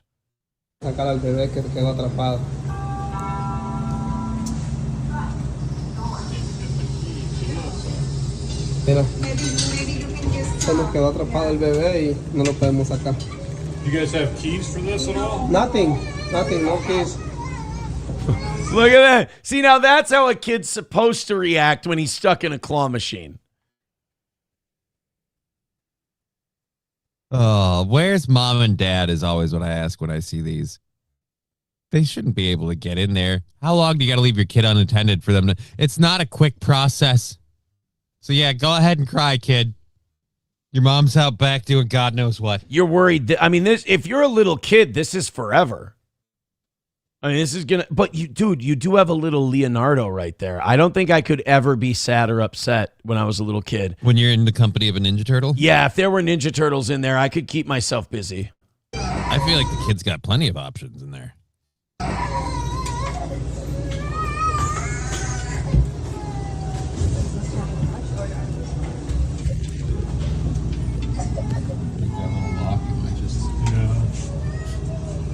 Yep. Oh, no, he's saying mommy. So, you know, the kid's losing his shit. He's freaking out. He's really going to freak out when he finds out that because there's no key, the fire department's going to start having to taking pickaxes and sledgehammers to the fucking machine. Is that their only recourse is to break the glass? Like, we're going to, or maybe the lock. Like, if he's lucky, they can hammer away at the lock. But most likely, yeah, they're going to have to puncture the plexiglass and get in there. By the way, is this Madison? It looks like it could be Madison Fire Department. It does. Maybe this is Scarlett Hampton's favorite place to eat. Yeah, easy. Okay. You gotta somehow get these. By the way, am I fucking up Mexicans and Asians again? I don't know because it sounds like they're speaking Spanish, so I was going with Mexican. That looks like an Asian kid, though. Shit. If you give a problem is that early, it's too hard to tell. Yeah, I have a question. If you give a Mexican kid a bowl cut, is it easier to mistake him for Asian? Oh, totally. Yeah. So this is either a Mexican kid with an unfortunate haircut, or this is just an Asian kid in a restaurant where it sounds like they're speaking Spanish. I don't know. Isn't a melting pot great? Got a screwdriver on me? Yeah, a Gerber on me. Dude, I have no problem with the way this kid is handling this right now. That seems remarkably human. That's how all kids should handle. So we don't get to find out what they had to do to bust him out? Actually, they left him in there. He died, that kid. He's dead now. What a shame. Yeah, they've left him in there as the grand prize. If you can pull him out of there with that claw, you get yourself the corpse of a 3-year-old child. It's really hard to get the claw around his big head. And now, for some reason, congressmen are flooding that restaurant day and night, playing the claw machine. It's really, really strange. A lot of them big Israel supporters. as it turns out. What is Lutnick doing? Yeah. Dude, Lindsey Graham would be in that bitch in a minute. Did you see that meme of Lindsey Graham tackling the shooter? No. And he's smiling and he's just laying on the guy's butt. And then some guy who's running against him in South Carolina says, this picture is terrible. This is not what happened at all. Lindsey Graham would be on the bottom. I wish I could. You know what? I saw it once on Twitter yesterday. If I can find it real quick. Oh, that's But when is anything real quick when you need it? Right. Especially on the internet. Lindsey Graham shooter. I'm not going to be able to find it, but it's really, I think the guy's name. Oh no. Here's the picture that they put out there. Oh, nice. Yeah. So there's that. I love that he's got a tank top on. That's fantastic. But then Matthew, it was Matthew Murphy. But then they had to write, viral fake image depicts U.S. Lindsey Graham in sexual position with the shooter. But I need to find the one where the guy writes, this is ridiculous. Lindsey Graham would be on the bottom. Oh, yeah, I'm sorry. I have to point out that is fake. Oh, no, I couldn't tell. No, Lindsey Graham was not lying on top of the shooter with his tank top, penis laying against the guy's butt crack. Here's Matthew Murphy. Oh, his pronouns are goyim. I like this guy. Follower of Jesus, patriot, Green Beret, sniper, fake cowboy. Okay. Footage from the moment of the takedown during the White House Correspondents' Dinner shooting has finally been released. Our hero, Lindsey, Israel's power bottom Graham, took the false flag assassin down harder than Israel took down the Twin Towers. We are so back. Did you hear the phone call that I think it was Carolyn Levitt's husband made to the news that got cut off? No, yesterday we were talking about how they were all everybody, like the minute ship went down, they were all stealing everything. Carolyn, how do you spell her name? Caroline. There we go. Got it. Levitt, husband, phone call. I think he called into MSNBC or MS Now, whatever it is. This has got a lot of people screaming false flag. It is very interesting timing. It's not just the fact that the phone call hung up. It's the fact that Fox News felt the need to do this long cope about it. I want to just quickly tell you, I was sitting next to Caroline Levitt, the press secretary. Oh, so the person on the phone is Isay Hasni, which I'm guessing is a Fox News correspondent. I was sitting next to Caroline Levitt, the press secretary's husband. He was one of our guests. He was seated right next to me. And, right as the dinner was starting, the national anthem happened. And then he kind of leaned over and said, I watched you on TV. You do a great job. You need to be very safe. And he was just very serious when he said that to me. And he kind of looked around the room and he said, there are some... What? There are some what? Yeah. What are there some? Whatever there are some of them. Okay. That's what we know. And we also can take from this that they are intact where they are whole. There are holes. Yes, that much we can be sure of. Sounds like we lost Aisha's phone there. And this happens, by the way, especially when you have so many people attempting to utilize the same cell service at the same time. I did want to add this while we had a moment. I was just... Yeah, I've been to Vikings games where 60,000 people are in the building at the same time. And, I can never use my phone. Because you're all calling it. It really clouds up the airwaves. Yeah, no, I'm never checking scores of other games while I'm at the Vikings game or looking up stats or anything like that. I'm just, I can't use my phone. It's inoperable because of the 60,000 people. How many people are at this event? Maybe 1,000 tops, if that. Yeah, it's all hot. This isn't an open to the public thing. This is all high up news media and the government. So yeah, it's a pretty select group.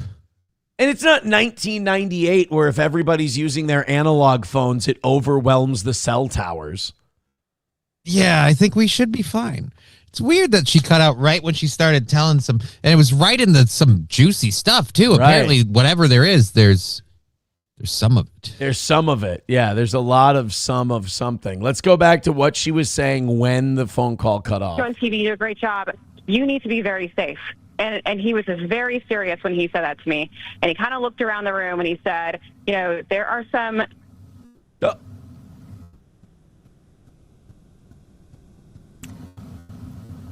Sounds like we lost Aisha's phone there. And this happens, by the way, Oh, yeah. especially when you have so many people attempting to utilize the same cell service at the... The well is so poisoned. It, like, nobody... people get... They're critical of this. Like, well, can't anything just happen? Why does everything have to be a false flag? It's like, because so much shit has been a false flag.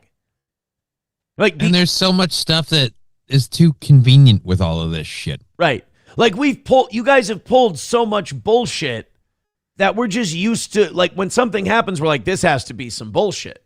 It's like, but the people who pull the bullshit go, oh, come on. Like when they're not pulling bullshit, they go, why does everyone think we're pulling bullshit this time? It's like, because we've been 90% correct in assuming so every other time.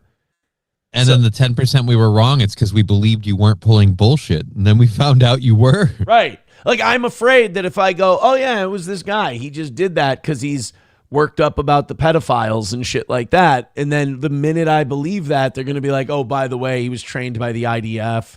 And this was a distraction because the war and the economy is going poorly. And Donald Trump's approval rating is way down. And for the rest of his 3 years, he's not going to be able to do our bidding because he won't be popular enough. So we need to, every time he gets shot at, his approval rating goes up.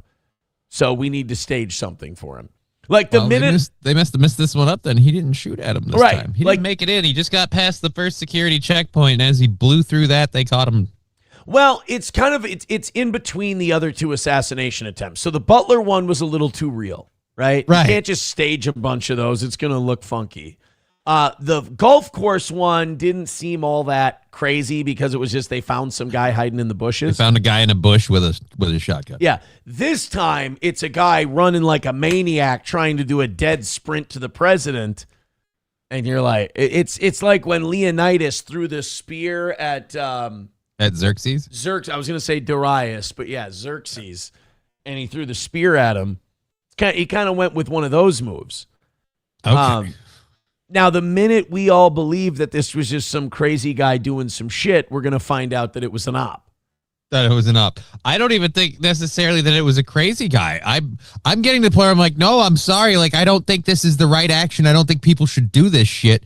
But I feel like there's plenty of people who feel disenfranchised, misled, and just flat out not represented by this government as a whole. That I've been saying it for a while. When do we hit Luigi Mangione levels? And apparently, for some people, we have. And that's where that guy was. Well, we're going to take a look at the manifesto later today. Okay. And we're going to see what he's up to. I'll probably have to eat my words on the not crazy part then. Yeah. Well, all right. What I've read so far, he's really sorry that he lied to his family about going to some appointments. Mm-hmm. He did tell some fibs. You know, he didn't, because, you know, you can't tell people I'm going to the White House Correspondents' Dinner to shoot the president. I mean, people are going to try and stop you, you know. So he had to tell some fibs. But, you know, honorable guy, in the letter, he does apologize for that. He's like, hey. Yeah, that sounds fine. My bad. Doesn't sound crazy. You know how I told you guys I was going to the dentist? And really I was going to shoot some people? My problem. Yeah, and then he also says, I'm really sorry I lied to you about that, but I can't stand these pedophiles that are putting blood on our hands in our name and blah, blah, blah. And you're like, all right, look, I don't like the idea of you going and shooting a bunch of people, but I can't disavow your criticisms. You know, it's not the what, it's the how. Right. Exactly. That's what I'm saying. Sergeant Holka with $1 says, this is ridiculous. All firefighters ever do is break stuff. It's what they live for. Yeah, but you got to be, it kind of ruins it because when the kid's in there, you can't like swing the pickaxe all the way. What if it goes through? So you got to kind of temper your shit. That's all. Dan Vicious with $2 says, thankfully, being in Madison, I haven't run into Scarlett. Well, Ralph says she gives a mean blowy. So it's a big city. Give it time. On a Wall with $2. Thank you, guys. Says Andy No said the Ilhan Omar clip was from January 2025. FYI, yes, I'm behind. Still funny. Works for me. $1 from King Kong Dong says this false flag shit has been happening since the General Patton assassination. I mean car crash. Yeah, have you ever looked into the timing and the circumstances behind Patton's? Oh, yeah. Is that awfully interesting? Especially given his viewpoints on certain things, like what we should do about Russia and various other places. Yeah, the fact that Truman wanted harmonious relations with Russia and didn't want anybody rocking the boat. And meanwhile, Patton was in Germany going, let's kill these motherfuckers. And Truman's like, all right, look, we got to stop this guy. What are we doing? Truman just had the worst luck with generals. He had Patton, who was just like, on to Russia, let's go get him. And they're like, can you cut his brakes, please? And they did. And he got a Macho Man death. And then he had MacArthur. And it is kind of funny, like the CIA, the FBI, a presidency, they really only get one kill because they're always worried that people are going to start catching on if they use the kill option too much. They just start assassinating everyone. Yeah, that's why people think that this White House Correspondents' Dinner thing might be a false flag because they're like, all right, you're the Secret Service. How many times are you going to let this guy get shot at? You know? How many times is this guy going to be under threat? Well, Truman then had the MacArthur situation, which was during the Korean War. MacArthur's like, I got a great idea. And he didn't bring this up in a meeting. He didn't bring this up to the Joint Chiefs. He just said it to the media. He's like, why don't we just nuke the fuck out of China? And Truman's like, what are you doing? It's like, what? Just set up as he put it, a nuclear radiation belt in the China Sea, and then these fuckers won't get involved. And Truman's like, the Russians, dude, the Russians are going to fucking fire nukes at us. Like, I bet you they won't. They're gay. And Truman's like, all right, you're fired. You got to leave. And like, he couldn't kill him because you've already killed Patton. It's going to look weird, right. You know. And then MacArthur was also insanely popular. Like, obviously. Oh, I thought it was Patton that was. Which one was arguing that we need to do something about the military-industrial complex, like it's getting a little out of hand? That was Eisenhower, and that chicken shit said that in his farewell address. So. Oh, glad he addressed the problem before he was in a position to do anything about it. It's really great that he didn't wait until it was all out. Great. Which means that Eisenhower was totally controlled, but he still felt a guilty conscience. So, like, he, like, compromised with himself, and he's like, do their bidding. They own you. But at the end, just warn everybody of what's up. Bow out and tell them to stop these fuckers. Yeah. And then Kennedy, after Eisenhower, was like, yeah, these CIA and military types are out of fucking control. Dude, they're launching coups in Cuba. They want to just give the Israelis a bunch of nukes. They're letting the Israelis lobby our government without being foreign agents. We ought to change all of that. And they're like, all right, just like do the Patton thing. I guess we had some wily fuckers from like 1945 to 1965. And, you know, they kept getting accidents. What a shame. Yeah. By the time Malcolm X and Martin Luther King were done, it was like, all right, we get it. You know, by the time RFK Jr. got capped in a kitchen, we were like, all right, look, maybe the way things are is totally fine. It's just. I guess the status quo is the way we'll go. Yeah. So Patton wanted to attack the Jewish Bolsheviks. They were not okay with that. They had to kill him. They wanted to nuke the Chinese. They let that guy live. It's fine if you want to nuke the Chinese. They just said, dude, you got to get out of here. Like, you're too.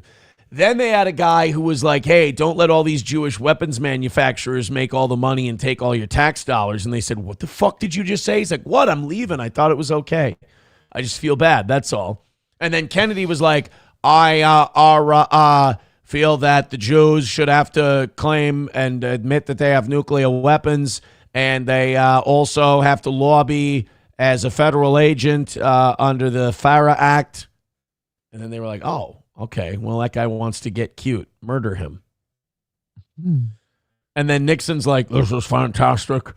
90% of the country loves me. And they're like, all right, Get everybody you know in the CIA and have them just pull bullshit from here until this fucker quits. And then have your CIA people that are in his administration keep telling him to do illegal shit and guarantee him it's not illegal. And then have one of your CIA people go and join the New York, was it the Times or the Post? No, the Washington Post. Washington Post. Fuck, yeah. not the New York. Yeah, then have... join the Washington Post and become their top writer with this undercover story. Never done anything before, but have look at him now. Have one of our chief guys at the Navy with top flight security clearance. Give him a job as a newspaper writer at the Washington Post. Oh, and don't worry, he's going to have a great source. Oh, because you know him and he's a great journalist? No, we're going to set him up with a source. It's going to be an anonymous one who's going to give him all the info. Oh, who's that source going to be? The Undersecretary of the FBI. Oh. Well, that's... How does the Undersecretary of the FBI know everything about what's going on with Nixon? Who do you think's telling him to do all of it? Do you really want me to answer that fucking question? You want me to treat you like you're a retard? Come on. He's like way more popular than any of us. We can't have that.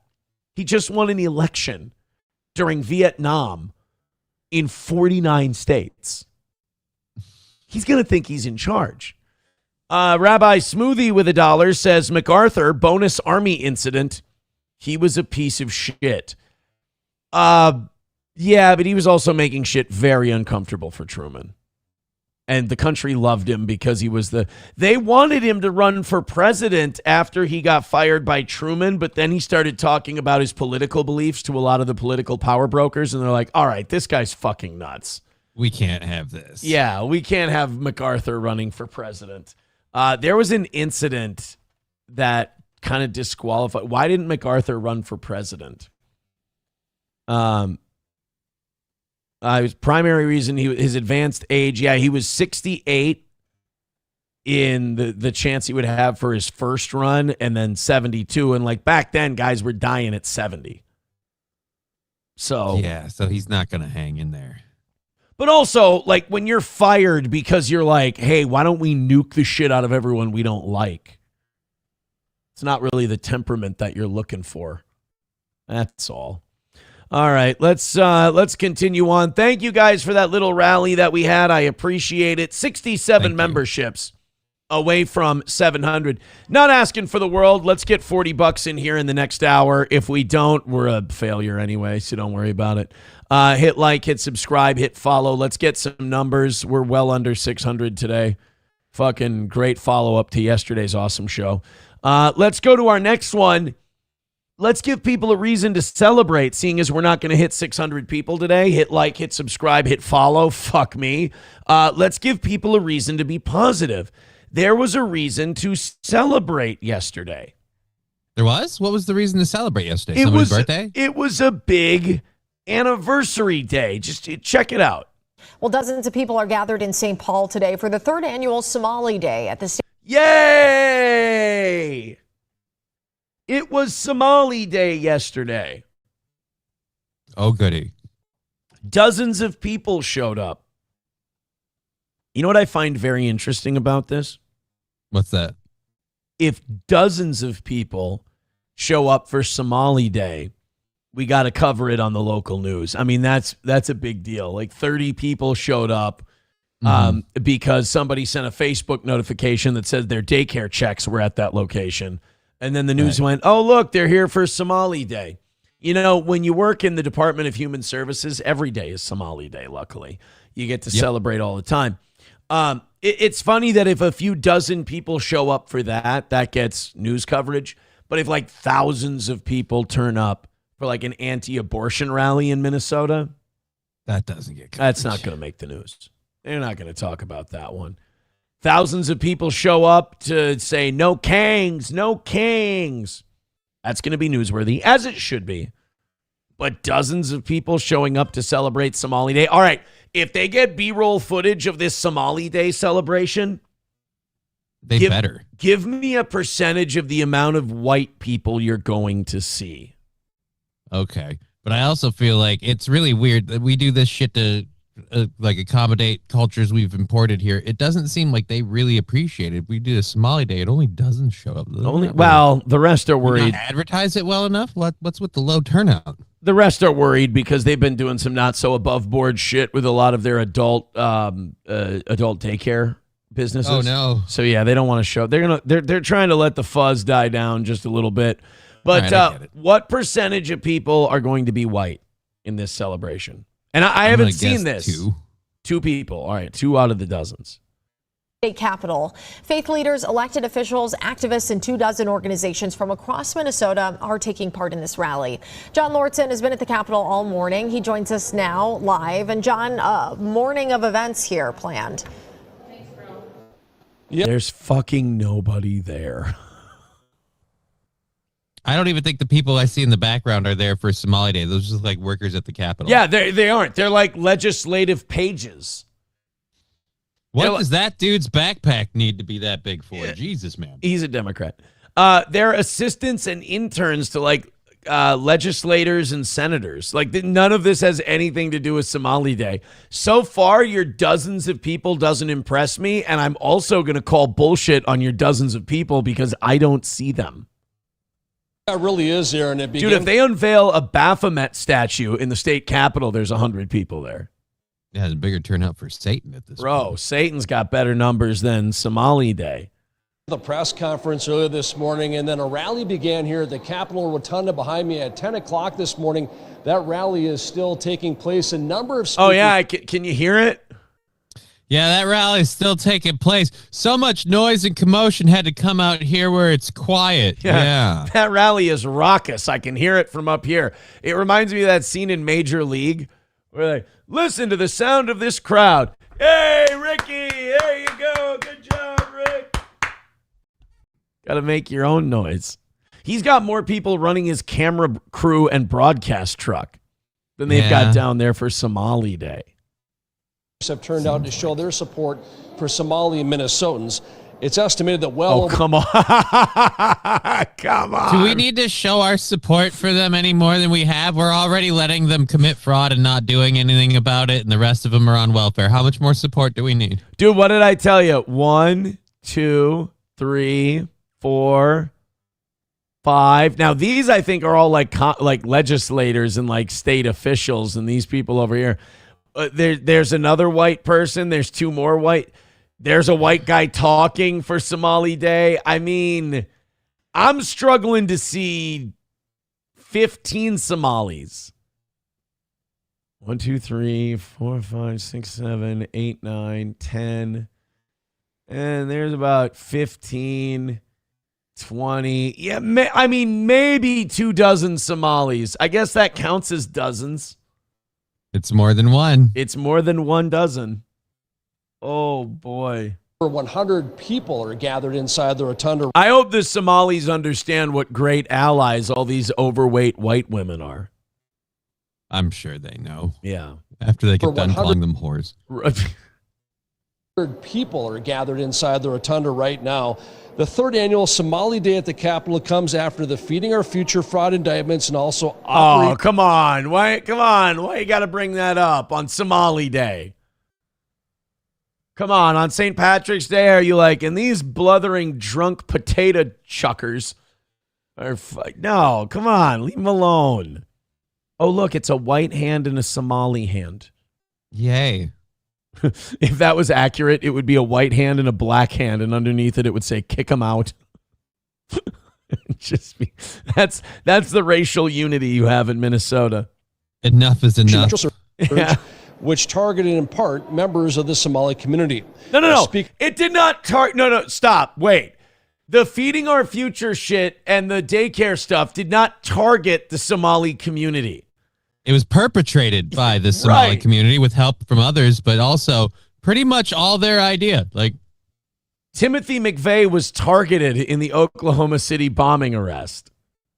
Osama bin Laden was targeted. Well, I should probably stop using those examples. Those are 2 people who probably didn't do the thing they're accused of. I apologize. Oh, no, I'm sorry. Timothy McVeigh was guilty of the Oklahoma City bombing. He was just trained by the United States government. That's all. Speakers here today say that's why it's more important than ever to come together for unity and acceptance. Right, because they ripped us off for billions of dollars. So it's very important that we're not meanie heads about it. And no one in their community has spoken out against it. Everybody treats it like you're racist if you talk about it. Right. The Somali Americans community of Minnesota is a very resilient group of community members. Right. I mean, you arrest them once and their family keeps stealing money. I mean, Right, when you've got a couple $1 million, you can afford to be pretty fucking resilient. Right. You guys are resilient. That's true. There's a lot of people who would just rather you weren't here, and you do not give a shit whatsoever. So I do have to give it to you there. You are resilient. Partake in their role in society. We worked hard, built businesses, raised families, and became an integral part of the fabric of this state. Yes. Yeah, look, I don't disagree with any of that. We built businesses. I drove by the Leering Center on my way here. That business, I drove past a strip mall that had 72 different individual medical practitioners within one office. We've built businesses here that have defrauded this. I know one guy, he owns 5 companies. He's a very busy Somali businessman. He owns a daycare. He owns a restaurant. He owns a home health aid business. He owns an autism center. I mean, he is an entrepreneur. And he does it all out of one P.O. box. He's remarkable. If you look up his business's address, it's an abandoned warehouse. I mean, it's amazing the things he's able to accomplish. Guy's just talented. We also heard from State Senator Jim Abler, who has shown his support. Thank God. Inshallah. For Somali Minnesotans over the past few months, and also Senator John Hoffman, who was shot in his home last summer. He spoke today. Also, Aaron, his message, very similar to everybody else. He's pushing for acceptance and unity across the state. All right, John Lordson live for us at the Capitol. We appreciate it, John. What does him getting shot have to do with anything? It's part of his clout.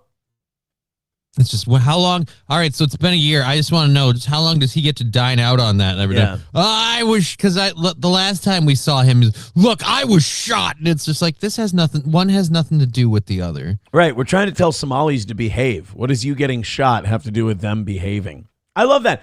I love that Somalis steal billions of dollars from our state, and we're the ones who get the lecture. Right, because we're the racist ones, apparently. Yeah. It's like they steal billions of dollars from the state, and then they go, hey, guys, you need to practice unity with the Somali community. I'm like, what did I do? I didn't do anything. I was just sitting here minding my own business, and now I got to fucking hop into action? Tell them to stop stealing. Well, they don't all steal. You're right. Not every autism fraud, or not every Somali's committing autism fraud. But every autism fraud we're finding is committed by a Somali. You guys fix that and don't worry about what the fuck I'm doing.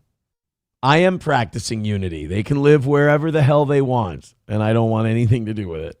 I'm good. It's like 70% of their community that's on like government assistance stuff too. So if they're not committing fraud, they're at least on welfare. Hey. What? Why aren't you practicing unity? I don't know, because they keep taking all that stuff. They just got here. That seems weird. Seems weird. I mean, I'm speaking for the white people on welfare. If I can, I feel like we're underrepresented. I'm like, how long until we get a voice now? Like, it's just weird. Are you saying that you would be okay with the Somali community doing what they're doing as long as we give them all multiple sclerosis? Yeah, because they won't last long with that. Veldrain with $1 says, I wonder if a president can only be taken out if their approval rating is above 50%. I mean, that seems to be how it works with the two we've done in the last century. Veldrain with $1 says, if you don't celebrate Somali Day, World War XII might happen. That's true. We don't want World War XII. World War XII. Chevy Fan says, it would be funny if the reporter said, it currently smells like shit in here. That's just the whole like hey, look, Somali Day is here at the Capitol. It's like, dude, you barely put out any chairs and they're not even all taken. This really It seems like the rest of us, even the Somalis, really don't give a shit. This now means that if there's anything with bigger numbers at the Capitol, you have to cover it. So I think if you threw a Magic the Gathering tournament at the state Capitol, it would draw more people than Somali Day did. Dude, tell people you got a couple boxes of unopened Pokemon cards. The place will be packed wall to wall with 20 to 30 somethings who probably still live in their mom's basement. You could probably give them free shitty pizza. Like, hey, Papa John's is here from noon to 2. And you'd have to cover that. We got shitty pizza for free at the Capitol. Wow, this is a bigger turnout than Somali Day. They did accomplish something, though. They did bring unity. We were all united in not giving a shit about Somali Day at the Capitol. None of us cared. Not a single one.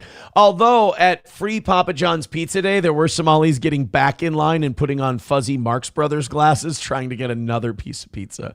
Son of a bitch, could you just stop it? You guys. Hey, aren't you the same person who was just here 15 minutes ago? No, here is my actual address. It's the same P.O. box you gave us last time. Veldrain with $1 says there were hundreds of Somalis there, but someone turned on the lights and they all ran under a fridge. No, wait a minute. I think you're confusing. That sounds like cockroaches to me. Yeah, I don't know. $1 from Neshi says, good morning, Aaron and Johnny. Good morning. Good morning. What does my white privilege card get me on White Power Wednesdays? Mine is honorary. It's Tuesday. Yeah, number one, it's Tuesday. But number two, it gets you one free blackface exhibit. Like you get to wear blackface in public one time. Just not around us, ever. Just do it. Go to the poorest parts now, of your if I city. choose to save that for when I'm Jesus in a nativity scene, is that wrong? That's more brown face, but yes, you can use it then. Sam Show sent a link. He said, Aaron, just look at the link and read the headline. Okay. Hit like, hit subscribe, hit follow. In the next 45 minutes, I'd like to make $40. But Aaron, didn't you say in the next hour you wanted to make 45? Would that mean you've only made $5 in the last 50? Yes. Yes, that is what that would mean. So remember, supporting this show means throwing in a couple of bucks, and lots of people watch. So if you just throw in a membership or so, we might be okay. Hit like, hit subscribe, and hit follow. Real quick, numbers are dog shit, 580. Thank you very much. Let's have some fun today, boys and girls. Hit like, hit share, throw in a couple bucks. Here we go. This is from InfoWars. Sam Show sent this link. Johnny, read that headline. Republican lawmakers seek to grant U.S. benefits to Israeli soldiers. Wait, what? That's got to be fake, right? Like, that's got to be hyperbole or somehow overrepresented. H.R. 8445, introduced by Representatives Guy Reschenthaler and Max Miller of Pennsylvania and Ohio, respectively, in 2024, would confer two main legal frameworks to IDF soldiers who hold U.S. citizenship. Oh, fuck. If you're in the IDF, they're responsible for your benefits for being a soldier, not us. I'm sorry. It's ridiculous. It's almost not even funny. You know what? I'm really glad that our Congress people are doing the hard, important work. And Republicans, by the way, let's reiterate, Republicans, let's make sure that we take care of those poor IDF soldiers who also have American citizenship. I mean, we'd hate to do something crazy like get health care for poor people here in America, or take care of our soldiers. Right. We don't have any vets that need any help, so we might as well start going to the IDF. We don't have any of them living on the streets, none of them with mental health issues, medical issues, none of that shit. It's great, guys. Just brushing it.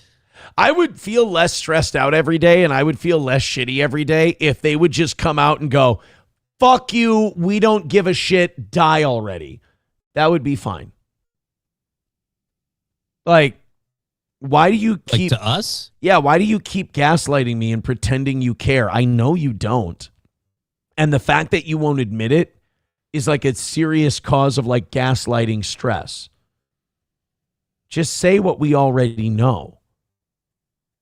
It's definitely what you're going to do by your actions, for the very least. So. Exactly. All right, guys, hit like, hit subscribe, hit follow. Let's keep going. We played a clip of this last night on the evening show, and it's probably going to go about as well as it did then now. But Bill Maher had David Cross on his show, and I'm starting to feel bad for Bill Maher guests because Bill does this thing where he's like a boxer who has an undefeated record, but he fights paraplegics and retards. He was handpicked. Yeah. Right, yeah, I get you. He's the handpicked Rocky III meme. He had David Cross on his show, and I'm a fan of David Cross. David Cross has written a lot of great stuff. He was classic and Scary Movie, too. Like, David Cross is a funny guy. He's written some really good TV shows. Didn't he? He was partners with Bob Odenkirk for a long time. Yep. Mr. Show, wasn't it? Mm-hmm. Yeah. Very good. Very talented. But politically, he's a retard. You know, he's a fucking communist. And Bill Maher wants to call him out on the communist stuff. And you can tell that David Cross is he's overmatched. And like Bill Maher basically roasting him politically on his show is like, it's like Bill getting the tune-up in against the guy who can't really fight. And Bill's like, I just need to beat the shit out of a guy to get my confidence up. Mm-hmm. And I realized watching this clip yesterday, I'm like, I like Bill Maher, but that really is a large chunk of his career. Of just holding political conversations with people that he is way more versed and intelligent than and beating them down. Yeah, like just bringing celebrities on and be like, celebrities are all retarded and don't know anything. And then Bill brings on a retarded celebrity and talks to them about shit they haven't really read up about, but they have an opinion based on what they and their Hollywood colleagues have said at parties. Right. And he knows he can smoke them. So this is Bill Maher with David Cross talking about trans athletes. Now, Hollywood lefties, like David Cross in this interview said, well, I'm a democratic socialist. And Bill's like, yeah, that doesn't fucking mean anything. You're a socialist. Stop it. So Bill starts talking to him about the trans sports thing, and Bill's against it. Mm-hmm. And David Cross is for it because when you go to the parties that David Cross goes to, they all say whatever they think is the nicest thing to say that doesn't make any waves. They all sniff each other, huff each other's farts, and back up what each other says. So you don't get a lot of pushback, so you don't get a lot of practice for a guy like Bill Maher coming in off the top rope and going, you're fucking stupid. So here's Bill and David Cross on trans athletes. You need to be checked. People need to be checked. I think they'll be... including your little girl. Okay. She needs to be checked. I don't know what. Fuck that bitch. Oh, no, it's not, I'm sorry, not trans athletes, trans kids, but like it's a similar topic. Fuck that little bitch with her black friends and trans friends and not even understanding. She doesn't know. Wait, she has trans friends in third grade? Uh-oh. David wanted to make a funny joke. David wanted to say something in passing, and Bill smelled blood in the water. And he is hunting them down. But Bill's not wrong. I mean, trans kids at that age, I want those parents investigated. Call me a Nazi. Call me whatever you want. I want CPS visiting a home where there's a trans kid. Yeah, I kind of agree. Because there is no such thing as a trans kid. There is a parent gaslighting their child and enabling every delusion that they have. I'm sorry, it just doesn't exist. You know what does exist? Kids going like, oh, I want to wear girl clothes today. I want to put on a dress, like little boys. We're like, oh, I want to put on a dress and be silly. And then single moms or progressive moms who go, oh, honey, oh, he's confused. That's your identity coming out. Yeah. Instead of like, the little kid, like, let me just mention something gay that like nobody actually did, that never actually happened in real life. Let me just use a total off the wall example. Like, let's say a little boy wanted to play with his sister's new Pretty Pretty Princess game. And he played it with his friends, and they wore the jewelry and they put on all the stuff, and they just thought it was a good bit of fun. That doesn't mean that those kids should cut their dicks off or that their parents should go, oh, that means you identify as a woman. No, that's not what they were thinking about. They were thinking, wouldn't it be funny and silly if we played the Pretty Pretty Princess game? Kids don't really think about like, oh, my gender identity and stuff. They go with what they like. When they like something, they stick with it for a while. I got a butterfly dress my daughter loved for like Halloween one year. She still wears it to this day, and you have trouble getting her out of it, but she just loves wearing that that stupid little dress. She's had shirts and other outfits she loves wearing, and it's not like her gender identity changed in any of that. She's just a kid. Fucking let it go. Thank you for just letting the pretty princess thing go. You're welcome. Yeah. Yep. Okay. Yeah. See, they know they're trans in third grade. I knew one of her friends. I knew when he was a girl. How old? I think just turned 9. Okay. I have a 9-year-old boy. Okay. They don't know what the fuck they're talking about. And by the way, that is something that, this is how I know we're going backwards. That is something that we all just universally understood. Like a 9-year-old has an opinion about some shit. Nobody listens.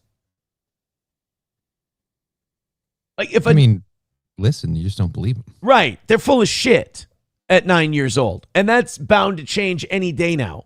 But if you reinforce that and then you push that, like, these parents make me mad because you can't convince them that they pushed their kids into it, because they are convinced that all they did was allow the child to be who they were. But there are coddling signs and there are pushing and nudging signs all over the place. Like we said, says he feels like a girl today. Oh, well, then we'll facilitate it by doing this, and this, and telling them this, and this. And then the kid gets approval from the adults, and that's all a little kid wants. It wants an adult to laugh when they tell a joke, wants an adult to think they're so smart. And when you get that compliment from an adult, that gives you an endorphin rush that you want to repeat over and over and over again. So if you go, Mommy, I'm wearing a dress and high heels, aren't I silly? And they'll be like, oh, son, he's expressing his gender identity. He's gender neutral. And the kid's like, all right, fuck it. I guess I am. I don't know. That sounds a little weird. Now you're telling me all these kids are just doing this because the parents keep getting really excited about it, and so they feel like it's the only way to keep the parents' approval? Mom seems really thrilled about it. I'm getting a positive feedback loop from this. Let's just keep making mom happy. Yes, it's like when a kid does something and an adult laughs. They're going to keep fucking doing that thing over and over and over again until you go, all right, that's enough. We got it. Good. Funny the first time. See, I mean, yeah, trans kids it's like a germ that a kid drops out there, and then it just gets fertilized and nurtured by a fucking crazy parent. Like, we used to demonize the dads who would go, take that dress off. You look queer. And we're like, oh, that's terrible. That's an awful thing. It's like, I don't know. Like, if I had to choose between that and the enabling the trans shit, I'll take dad saying a naughty word. Does that go hand in hand with the same guys going, I didn't want a girl, I wanted a boy, so they make the daughter play sports and shit? Like, yeah, like that's fucked up too. Like, just let your kid be a kid. Don't push them into something. And is just the coolest kid. I don't, I think boy to girl, girl to boy, girl to boy, girl to boy. Okay. And she has another very close friend who's not in. We used to just call those tomboys, and it all worked out in the end. Right. They either became a lesbian or they grew out of it. Or stunningly both sometimes, which seems like a paradox, but it happened. In this school, but who's boy to girl at 3. A girl to boy, David Cross believes this shit. Right. He says it with a straight third face. Grade, 2 of them. No, he said, I think he said 3 years old. Didn't he say at 3? Oh, dear and Lord. She has another very grade. Hold on. Girl to boy. Girl to boy. Girl to boy. Okay. And she has another very close friend who's not in this school, but who's boy to girl at 3. A girl to boy. At 3 years old. Lock the parents up. Like, honestly, CPS should be investigating these parents. Probably, because at 3 years old, your kid doesn't know any fucking thing. They're still learning their basics in reading, math, reading. All that stuff, Yeah. but they figured out their gender identity already. That part that all of us like didn't have figured out even after puberty. Like we still had to be like, hey, who am I as a person? I feel awkward in my own skin. They got it at 3. Holy shit, this is an Einstein. Right. Like even at 39, I catch myself going, you're not gay, you know. Like, By 5, they're going to be doing your taxes. Yeah. You know, I mean, I knew somebody who said to me, actually more than one person who said to me, a woman said, you know, I was what they called a tomboy. If I was alive now and acted the way I did then, that's what they would have done to me. Well, nobody's... Yeah, they would have put you on hormones and cut your tits off. Right. That's fucking perfectly insane. reversible things. Are we heading on a downward slope that's just we're gonna go down in a blaze of fire? Or will shit change and we'll look back on this and go, oh my God, that was an insane time. I can't believe we did that to people. I would like to believe the latter, and that was the me that was like, hey, if we got Donald Trump in, maybe some things will change. But after everything that's happened with all that stuff, I don't know. I'm kind of feeling like it's probably the former. Like we're just going down. Yeah. Well, they'll take the people who make the point that you or me or Bill make, and they'll just feed us glyphosate until our ass falls out from cancer, and then we'll be gone. Yep. Yeah. We'll just get a steady diet of Roundup corn, and then we won't have to worry about it. Well, nobody's doing this to her. I don't know. I mean, At three, nobody's doing this to her? David, come on, man. You're funny, but this is not a good joke. She did not get up in the morning and watch a children's TV show and then decided that she needed to be a boy. In fact, at that age, they want to be something different every day. The first day, it's a cowboy. Then it's next, they want to be a dinosaur. End of the week, they're an alien. I mean, come on. They don't have an identity. They are literally a sponge absorbing everything. If that idea and opinion is coming out, it means at the very least, it's being supplied from somewhere. They do what you tell them to do. That's what they do. David, come on. And I'm not one of those guys who, like, somebody I like has a different opinion than me, so now I'm like, I don't like them anymore. I still like David Cross. I still think he's really funny. I don't look at this and go, I hate David Cross and I'm going to boycott him. I look at shit like this and I get sad. I go like, oh, David, come on, man. This would be like if one of my friends had this opinion. I wouldn't stop being his friend. I'd be like, dude, really? Come on. There's no way you actually believe that. Like Bill's doing it to him right now. Literally, nobody is doing this to her. how old? She is, or he is, either 8 or I think 9. Okay, Just then turned 9. somebody is doing something because 8 or 9-year-olds can't. No, you know what they're doing? Can't do anything on their own. No, they're buying them boys' clothes. Well, and- then they're doing. Yeah, that's reinforcing it. Yeah, that's doing something. If you pat them on the head when they do, like we just said, they're like a fucking pet doing tricks. If you pat them on the head, that's the same as giving a treat. It's called positive reinforcement. They will keep engaging in this behavior to get that reinforcement. Clothes are positive reinforcement. We went out shopping. Oh my God, my parents love me when we... They're not doing anything. They're doing something by definition in that when you're 9, your parents do everything for you. Like, right. That's why, okay, I'll give you a great example. I go to Mass every Sunday.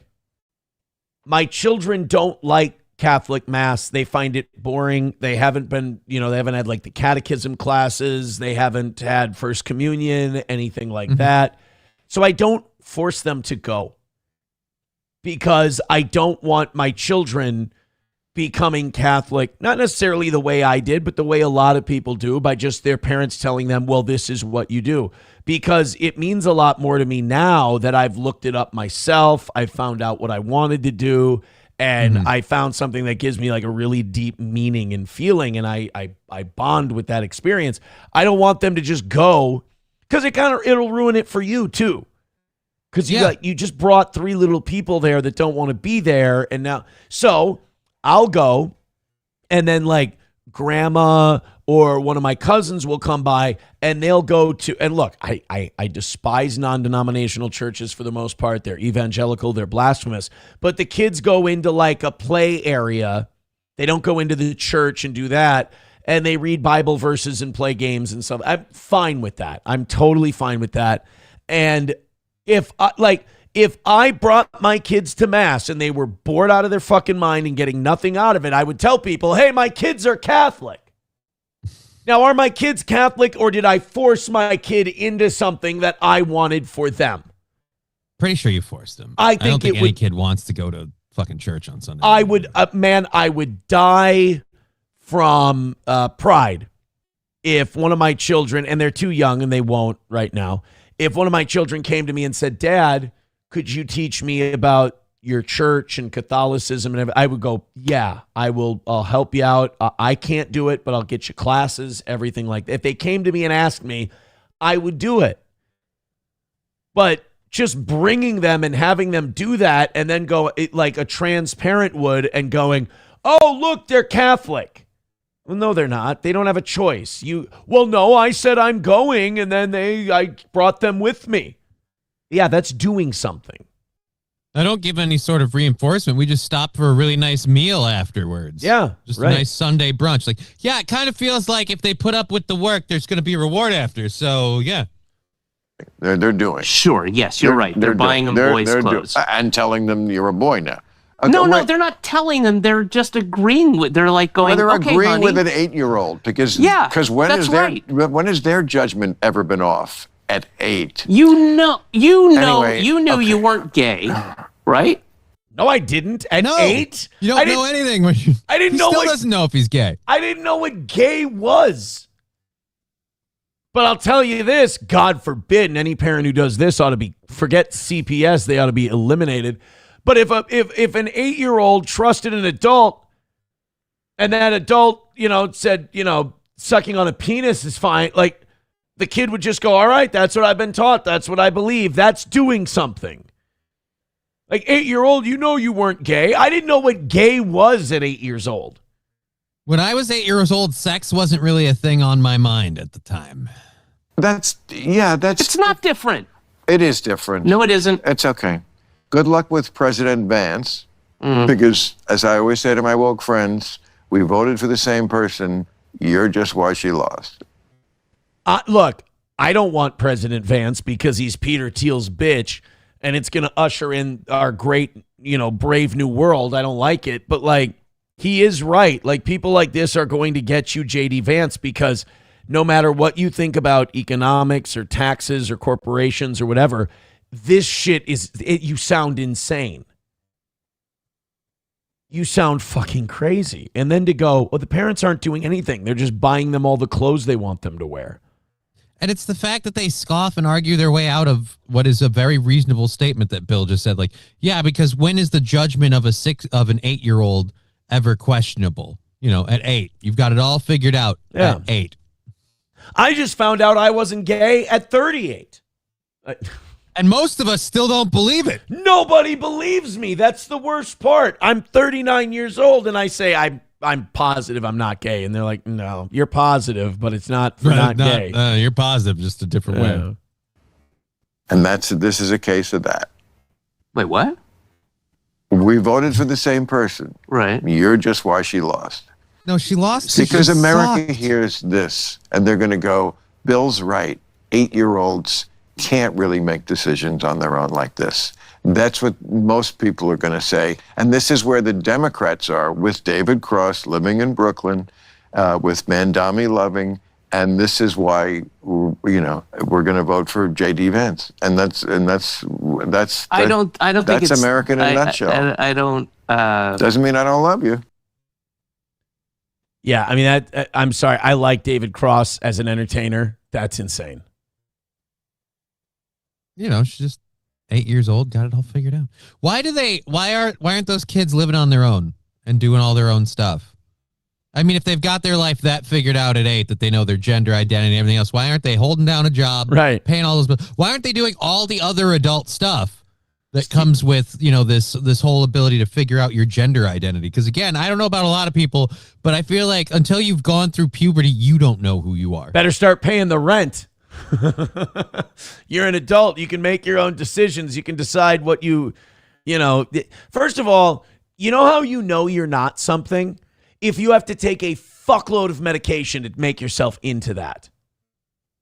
For example, seems like you're trying, yeah. Someone with depression, is not naturally a happy, like, adjusted person. They need medication to try to get them close to that. They need to be altered. So needing to be altered by definition means you aren't something. I'm actually a woman. Oh, really? So you're just a woman right now? No, I got to take shitloads of hormones and eventually I'm going to have a surgery. It's like, all right, so you're not. You're not like Michael Jackson. You're not that skin color. You had to take a bunch of shit and a bunch of shit had to happen to make yourself that. So you're not naturally that. You had to be altered. Right. Somebody too with $1 says, so my one kid is 3 and jumps off acting like Spider-Man. Does this mean I should put him on top of the house and let him try and jump and see if he can shoot some web onto the neighbor's house? No, it's worse. You should take him to the doctor and have the doctor install webbing into him so it matches what he believes he is. There was a time. Take him to the hospital where they inject him with radioactive spider venom. Right. TDR shit show with $5 says, my son was running around the house barking like a dog the other day. Oh, he's a Steiner. Saying, I'm a boy dog. I'm a boy dog. I asked him later if he was still a boy dog. He said, no, I'm Aaron Imholt. I'm a bitch. That was a long way to go for an I'm a bitch joke. But I appreciate that it was $5. Thank you. Yes. On a wall with $1 says, I did my first communion because dad threatened to take me out of orchestra if I didn't. Yeah, I don't want to do that. Yeah, the whole reason I don't have an official religion, my parents were raised Catholic, and my mom was like, I am not doing that to my children. And so they were very like, hey, we're not telling you what's right or wrong in this regard. You can figure it out for your fucking self. I will say this. I hope my children do come to the conclusion that they belong in the correct, proper religion of Christ. But I'm saying you're giving them the best chance for that. By not making them. Yeah. I mean, it's apostolic succession, and Jesus' disciples founded it. But it's not a big deal. It's not important. It's not important, guys. You're just committing a mortal sin. It's fine. Just passive aggressively pushing them into it. By the way, very funny. The Russell Brand thumbing through the Bible looking for that passage. Yeah. I had to retweet something yesterday. It was somebody, a Catholic account that was mocking Protestants. It said, this is Protestants looking for where it says sola scriptura in the Bible. And it's just them it's Russell Brand thumbing through looking for it. Like, yeah, exactly. Shut the fuck up. TDR shit show with $5 says, you're welcome for that horrible joke. I mean, we all enjoyed it, did we not? Yeah, it was fun. Took a little bit to get there, but it's worth it in the end, and thank you. Durango says, I was a forced Catholic, but I'm recovering nicely. See, I don't want my kids to be like Durango, because now look, poor Durango will never share in the Eucharist with Christ and be that close to God because his parents fucked him up. Well, we don't know. He said he was forced, but he's recovering nicely. So maybe he's just a Catholic now, and now it's not a forced thing. Now he's just Catholic. By the way, in the next 18 minutes, can we make $30? I hope so. In the next 18 minutes, can we make $30? Let's go. So we can ignore the fact that we have a goal and continue our fine show, because we have a great show. We have in the next hour, Mark Levin is going to let us know that Twitter needs to be censored and we need to remove shitloads of people from it. Guys, remember the thing the liberals did that Elon took over Twitter for, and oh boy, we all celebrated. Yeah, we got to bring that back. Oh, I'm sorry. Have you seen this clip already? No. Oh, Jesus. You could have fooled me. That was, I feel like we don't even, if you would have said it in a more high-pitched, nasally voice, we wouldn't have even needed to play the fucking thing. We've got to kick people off of Twitter. They're attacking the Jews, and they're attacking my stepson, and you little bastards, I won't stand by that. You little bastard, you attacked my stepson? Yeah, that's basically, Mark Levin really has 4 rants. Pretty much. Yeah, so it's just a variation of that one. All right, hit like, hit subscribe, hit follow. We've got links in the chat, Streamlabs, PayPal, Venmo, Super Chats, Rumble Rants. Dog shit viewership day today, guys. So if you can hit like and hit subscribe and help us out in any way possible, that would be great. 578 is the number. It's depressing to look at. Let's open up these 7 o'clock hour stories, and while we do, let's talk about our friends at All Care Towing. 320-253-5203 for All Care Towing of St. Cloud. Of course, with All Care, I think I can say it now because they're advertising publicly. Tim from All Care Towing is taking a well-deserved retirement, Johnny. And there's going to be an event. There's a retirement party Sunday for him that I'm going to head over to for a little while.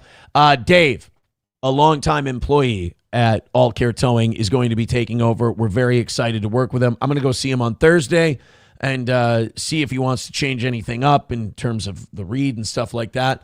But I think it's awesome that Tim is going to get to retire and enjoy himself and all of that. And I also love that All Care is staying in the hands of one of its longtime employees. So congratulations. Keeping it in the family, so to speak. Yeah, congratulations to both Tim and Dave. I brought them each their own thing of cookies last week, and I know the All Care guys listen to the show. So, Tim, if you didn't get your own case of cookies last week, they fucked you over, Tim. They fucked you over. That's All Care Towing, 320-253-5203. Midland Armory in downtown Foley, Minnesota, midlandarmory.com. Our friends at Midland have a great selection of what you need for home defense, personal carry, personal defense, hunting, sport, whatever you need. They have the variety at Midland Armory. Go see Greg and Stacy at Midland Armory in downtown Foley or online at midlandarmory.com. You can get in touch with them either way. They can answer all of your questions. They handle the suppressor process from start to finish, the licensing, the applications, all of that stuff. And they've got them there for you to check out, midlandarmory.com. Stoney's in downtown Rockville, Minnesota. Stoney's wants you to hit the goal, and they want you to come join them this Thursday for the first bike night of the year. It's going to be this Thursday at Stoney's in downtown Rockville, Minnesota. And as that weather gets better, Stoney's Garage, the deck, patio, and indoor-outdoor bar. Oh, man, is that going to be a fun place for you to spend time this summer. Grab a pizza, grab one of their Ultimate Bloody Marys, enjoy live music on the weekends, and just a fun party atmosphere at Stoney's in downtown Rockville, Minnesota. And I want to do one of these real quick, seeing as, we got to make some money on this program. Let's talk about our friends at Rumble Wallet. They can freeze your accounts, shut off your cards, lock you out of your money overnight. Banks don't protect you, they control you. That's why real financial ownership financial freedom starts with ownership. Introducing Rumble Wallet, a non-custodial wallet built for people who refuse to give up control. With Rumble Wallet, you don't just buy digital currency like Bitcoin and Tether. You can own Tether Gold, real gold, on the blockchain. Through Tether Gold, you get direct ownership of physical gold bars, each one fully allocated, verifiable by serial number, purity, and weight. This isn't paper gold. It's not an IOU. This is real gold without bank vault storage fees or gatekeepers. You can buy, sell, or move it 24 hours a day, 7 days a week, even when traditional gold markets are closed. And if you want, Tether Gold can be redeemed for physical gold. That's power. And when you support creators on Rumble, you can tip them directly using Rumble Wallet, peer-to-peer, and outside the banking system. No permissions, no middlemen, no cancel button. This wallet is yours forever. It's Rumble Wallet. All right. Thank you, guys. Let's get after it and make a little something. 12 minutes to make $30. Everybody gift a membership. Everybody do something to support the show. We're having fun. I'm enjoying the program. I'm having a great time today. Let's all do our part. All right. The Mark Levin thing. I love shit like this. I enjoy stuff like this. The only problem is this takes a lot out of me. Mark Levin is hard to take.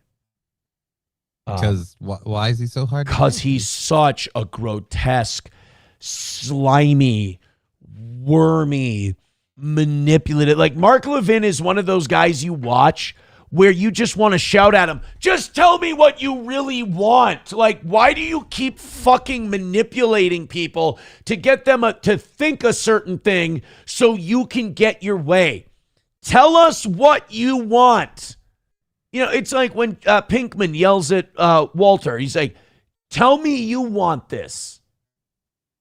Just once in your life, admit that you want this. Right. That's all I want Mark Levin to do. He's like, well, you know, the freedom that we're fighting for is the freedom for you and your family to live free. No, you want Israel to conquer Lebanon. You want Israel to conquer Syria. You want the Greater Israel Project. You feel a higher allegiance to your Jewishness and the nation of Israel than you do America. You're a leech and a parasite sucking off the resources of this nation because you know you couldn't become as wealthy in Israel as you've become in the United States.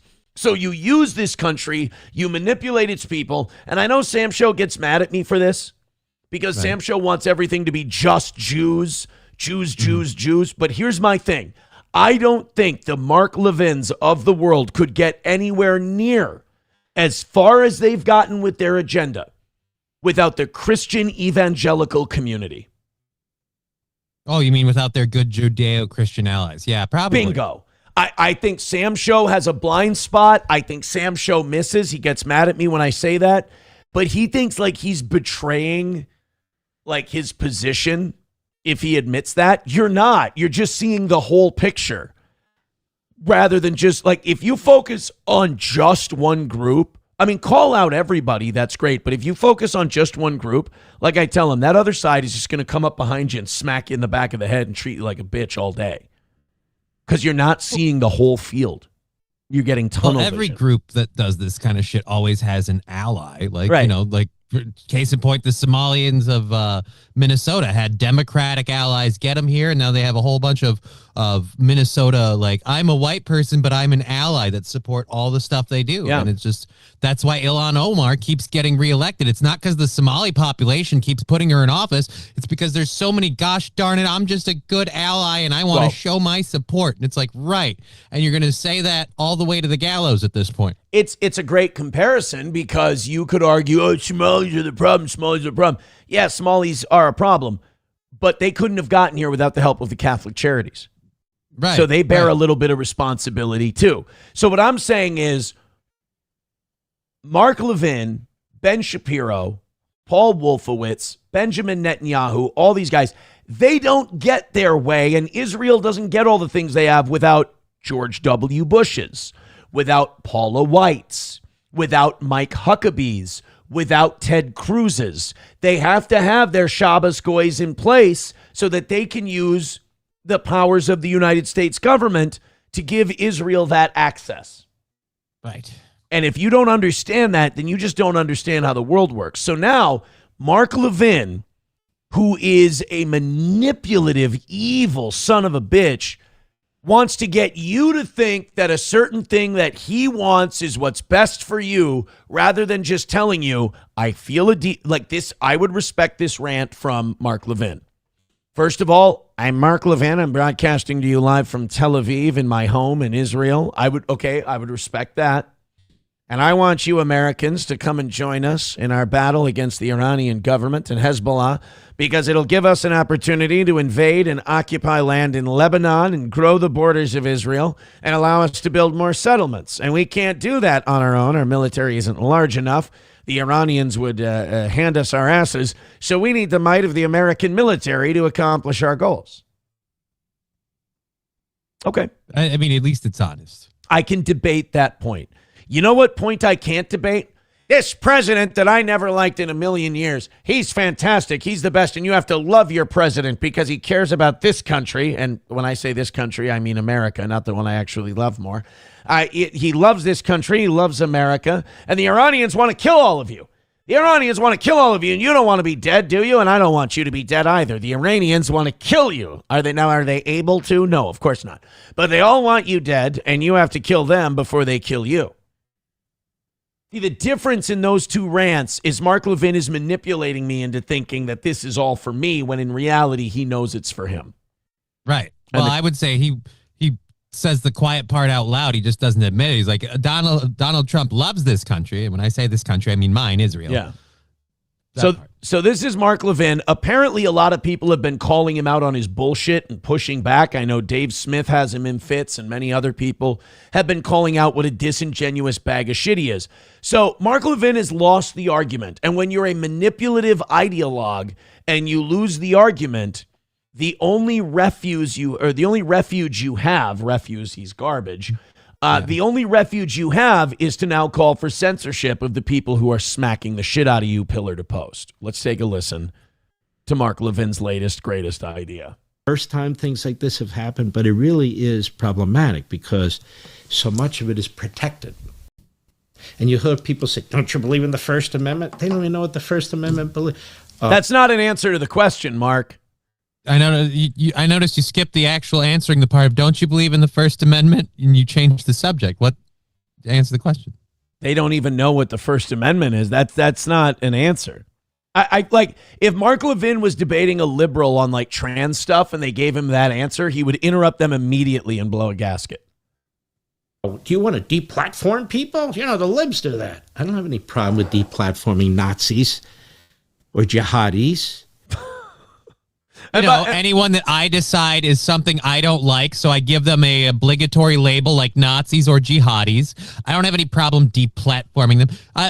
But remember when you and your friends got all up in arms about how people shouldn't be deplatformed for expressing their opinion on Twitter?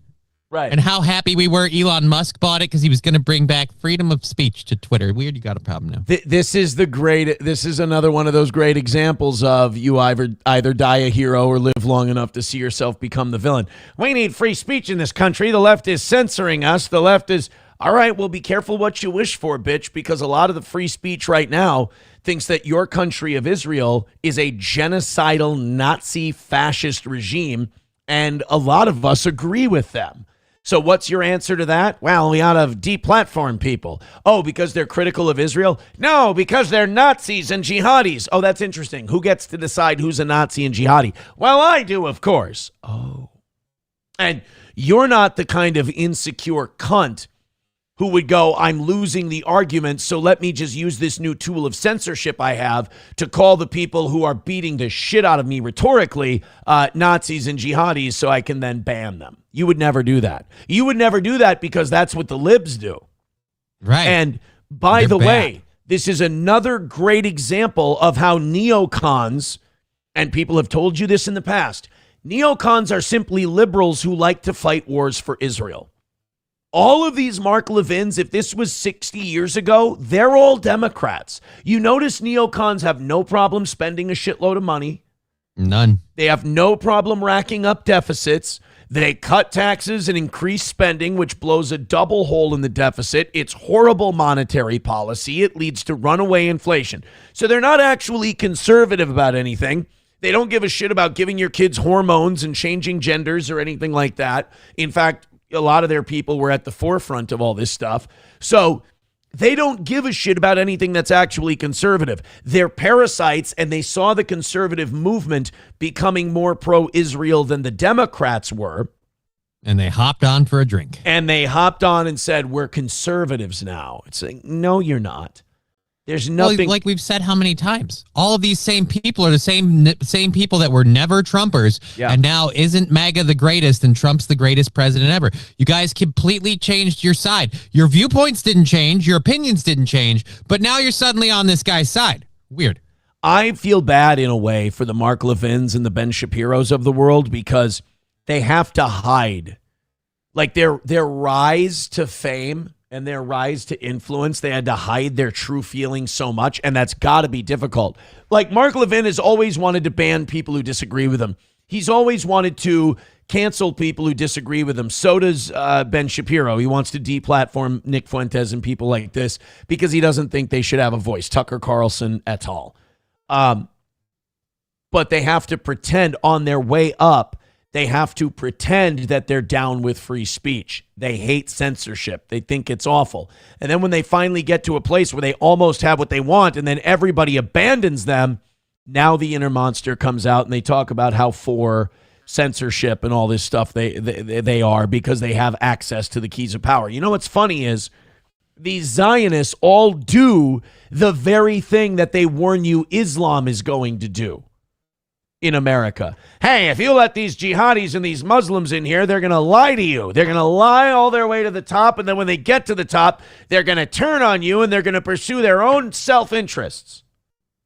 They're going to take away your freedoms and your rights. And while we're talking about this, let's deplatform every single jihadi and Nazi on Twitter. Let's denaturalize and kick out legal residents of this country for going to college and protesting against what's happening in Gaza. Let's kick them out.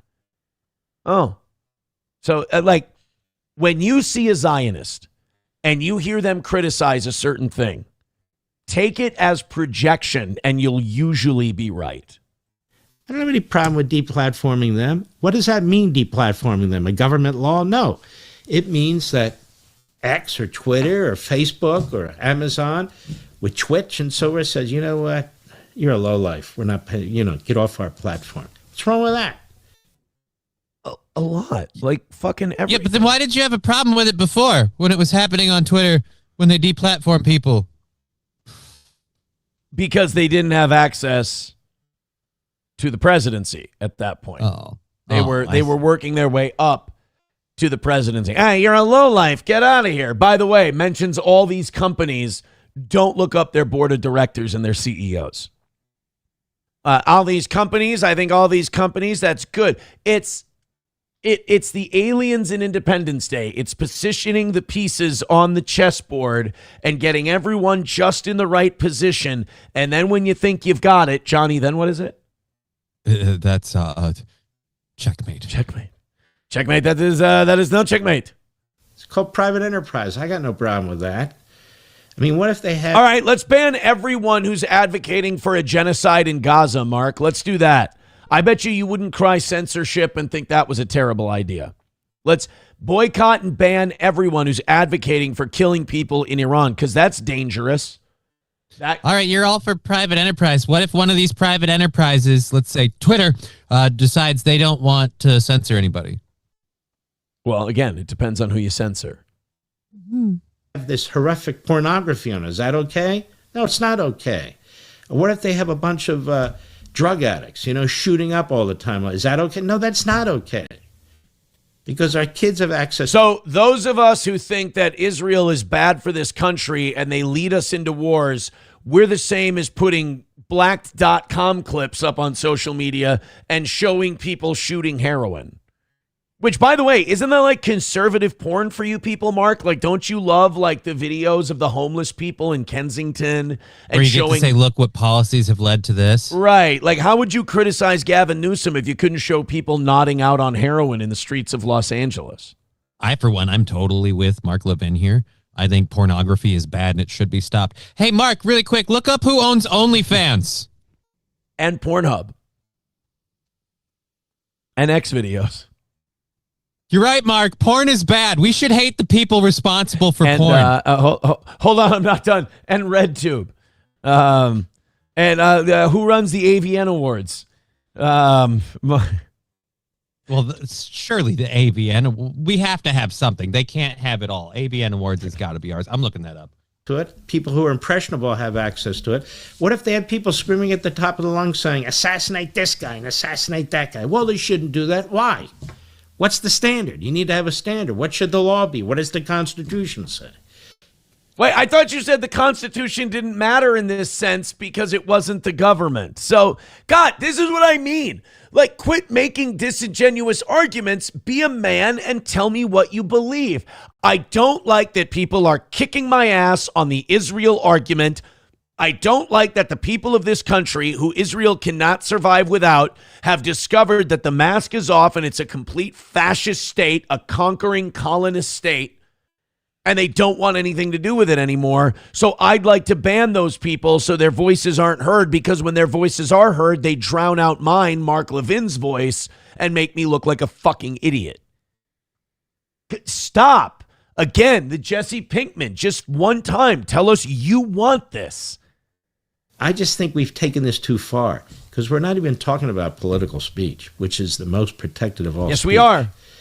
We do limit speech. We limit speech pornography. We limit speech cigarettes on the air. And so we limit speech booze. We limit speech drugs. And I could go on and on and on. There's different types of speech. There's commercial speech, right? There's religious speech. Mark, there's you're political babbling. Speech. You're babbling, Mark. They're babbling buffoons. We see that all over the internet. Most of that is We got one right protected here, too. Mark. Yeah, I'm watching a babbling buffoon right now. Mark, losing an argument sucks. I hate it. I've lost plenty of arguments in my day. It's no fun. But being smart and being wise are two different things. Being wise is when you realize you've lost the argument and you retool your approach. But you don't want to do that because, again, your whole foundation is built on a pack of lies. Move to Israel, become the Israeli cheerleader you want to be. You're not fooling any of us. We all know. But you want to sit in this country and you want to manipulate it and you want to exploit it for the benefit of another country. And to me, that's bordering on treason and it's fucking gross. And unlike you, Mark, I would be more than happy with you being honest and using your platform to say what you really feel. You're a genocidal, imperialist maniac, a bloodthirsty savage, but I want you to be able to advocate for those things freely because I want everyone else to then come out of the woodwork and talk about how wrong you are. It'd be a lot better, I'm saying. I'd like you a lot more if you take a little bit more of Rabbi Shmuley's shtick, if you will. I have a lot more respect for Rabbi Shmuley, oddly enough, than I do for Mark Levin. At least he's upfront about it. At least he's just a complete piece of shit to your face. But I'm not talking about that. I'm talking about the kind of speech that really gets in the head of people who want to do grave damage to other people. Incitement. I don't want to do anything bad to any Jewish person or any Israeli. You know what I'd like? Same thing I want with Somalis. Leave us the fuck alone. Stay out our business and let us just conduct our lives. We don't and let us not have to do anything on your fucking behalf. We're not running an intergalactic kegger down here. And I'm not talking about it in an ambiguous way. When you get a guy that talks about killing a senator, oh, I really didn't mean it. Or when you get a guy that says, yeah, I don't know if there was really rape. Can you prove it? And so forth on October 7th. Well, he's allowed to say that. But in the pattern of what this person is. Hey, Mark. Did we just link October 7th and rape? You knew October 7th was coming. First of all, Mark. Well, yeah, but. Mark, there has been no proven allegations of rape on October 7th. I'm sorry, did you not? You know that. That's why you brought it up and nobody else did. There has not been one victim of October 7th rape that has come forward and said that that happened. Just like Hamas did not behead babies on October 7th. That's some more shit you guys made up because you thought it would play well. Justify what you did. Right. He's allowed to say that. But in the pattern of what this person is saying, what is it that they're trying to do? Have a real discussion? No. No, he'll say that, but he's not. The overthrow of the country? Let me ask you this. Do you think the founders would have put up with this? Do you think they'd put up with you? You think the founders would put up with this? George Washington said, avoid entangling alliances. No, Mark, the founding fathers would not put up with this. And by this, I mean what's going on in the Middle East. George Washington would come by and he goes, why the fuck are we over there? That's way out of our backyard, dude. What is it, the ACL or whatever? The founding fathers wouldn't put up with that. Would the founding fathers put up with this? Would you? You little bastard, you attacked my stepson? Would the founding fathers put up with my stepson being attacked? I don't think they would. Would they? I mean... you want to try and overthrow the government? No, I just want them to stop aligning with yours. That's the debate we want to have. I want our government to be for us. This is a guy getting his fucking shit pushed in publicly every day in these debates. And now he's turned to the last refuge of a scoundrel, which is, why don't we just deplatform these people? Bravo. For Elon Musk. We have to free Twitter. Twitter is a platform of freedom of speech. People's rights for free speech needs to be protected. Elon Musk takes Twitter and starts adding the community notes page. We need to deplatform everyone off of Twitter. These Nazis and these jihadis have to go. On a wall with $2. Thank you. We made fucking $2 during that segment. All right, today's going to be a disaster. We're way behind. Thank you. Anyone who's giving us money, I appreciate it. We're just going to keep handling these L's as best we can. Breaking: DOJ confirms to Fox News that FBI and HSI agents are currently raiding 20-plus locations in the Minneapolis, Minnesota area in relation to ongoing federal fraud investigations. Ooh, we're actually doing something about it? How many of those arrests are going to lead to convictions and actual... I've heard, here's the problem. I've heard this before, that they're hitting, look at all the places they're hitting today.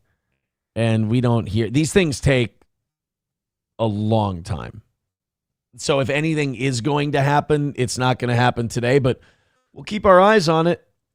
That's for sure. Hit like, hit subscribe, hit follow. I'm sure we're not over 60. Yeah, 589 checking out the show right now. Gift some memberships. Throw us a couple bucks. We'd appreciate it. We're behind. I need to make some money. So Access Med, powered by Trinova Health, is a revolutionary telehealth service that offers fast, free online evaluations and free home delivery of customized compounded medications, offering custom weight loss support, ivermectin therapy, hair restoration, cosmetic rejuvenation, custom ED treatments, and more. You can complete your visit in less than 10 minutes, and there's no subscriptions or recurring fees ever.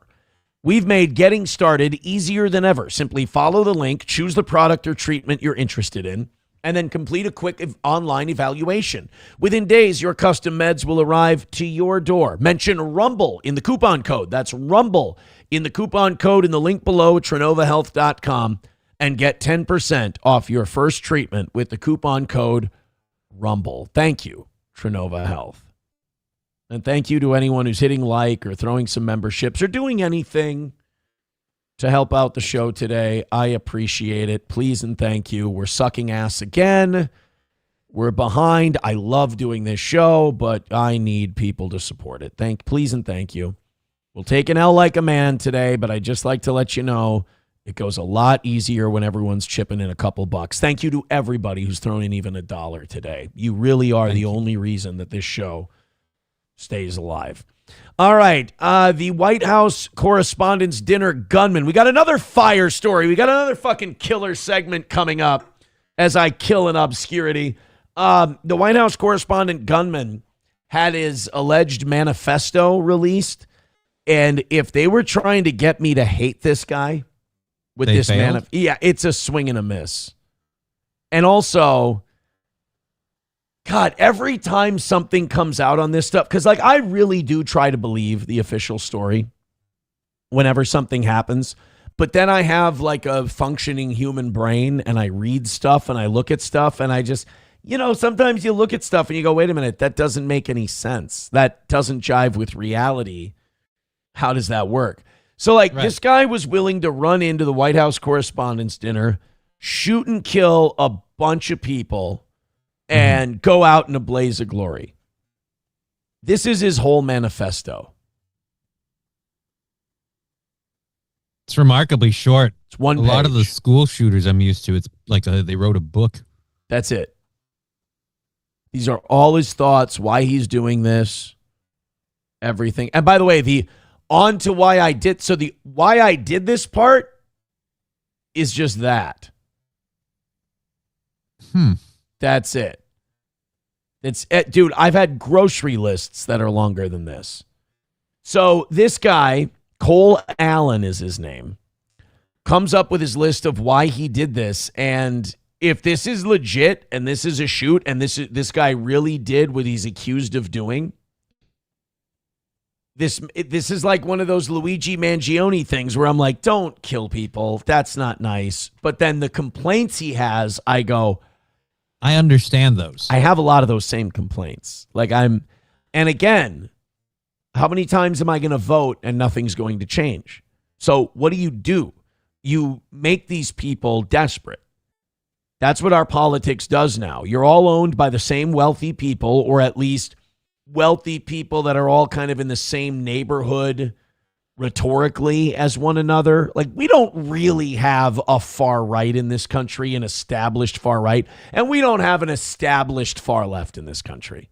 You have people like AOC who are pretty liberal. They're pretty liberal, but they're not communists. I mean, actual crazy street marching communists, and you don't have right-wing nationalist fascists out. I mean, you used to, but then the SPLC got charged with 11 counts, and then all the We Ku lost Klux. a lot of Yeah, them. we lost a lot of the Ku Klux Klan and everyone else when the checks stopped clearing.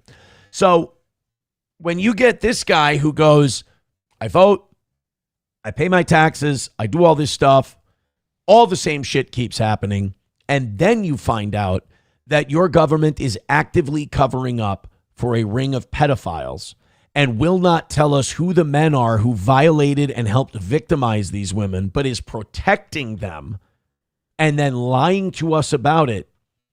Yeah, that's enough to push some people over the edge.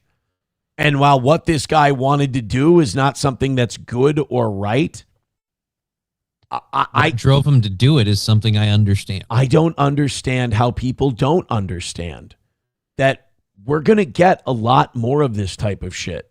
If Until we something get this doesn't- other shit down to shoe level. If this shit doesn't change, Bill Clinton did a really good job of being a corporate whore because he would look to the American people and he would say, I feel your pain.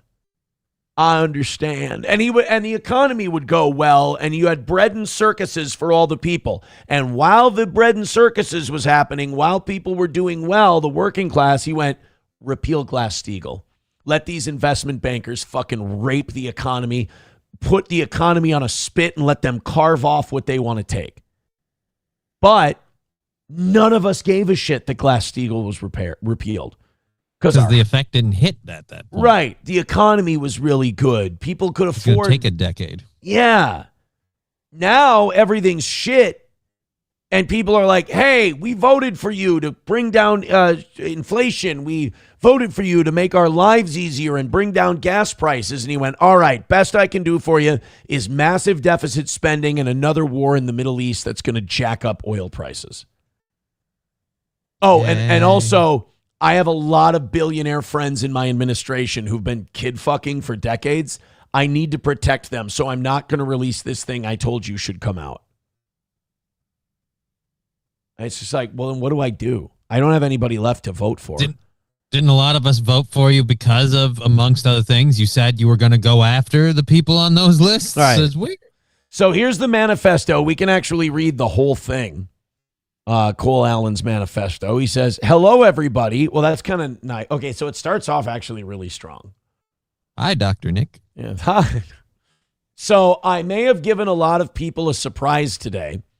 Let me start off by apologizing to everyone whose trust I abused. I apologize to my parents for saying I had an interview without specifying it was for Most Wanted. It's a funny guy. He's got humor in his manifesto. Yeah. That's nice. I apologize to my colleagues and students for saying I had a personal emergency. By the time anyone reads this, I probably most certainly do need to go to the ER, but can hardly call that not a self-inflicted status. This might be the most mentally well-adjusted Manifesto you've ever read? and also like the most self-aware manifesto. Like he knows that this is going to happen and that he's responsible for it happening. Like he's not shirking that responsibility at any point. He's like, look, I did this. This is going to happen to me because of what I did. And he feels bad that he lied to people. Yeah. It's weird. Yeah.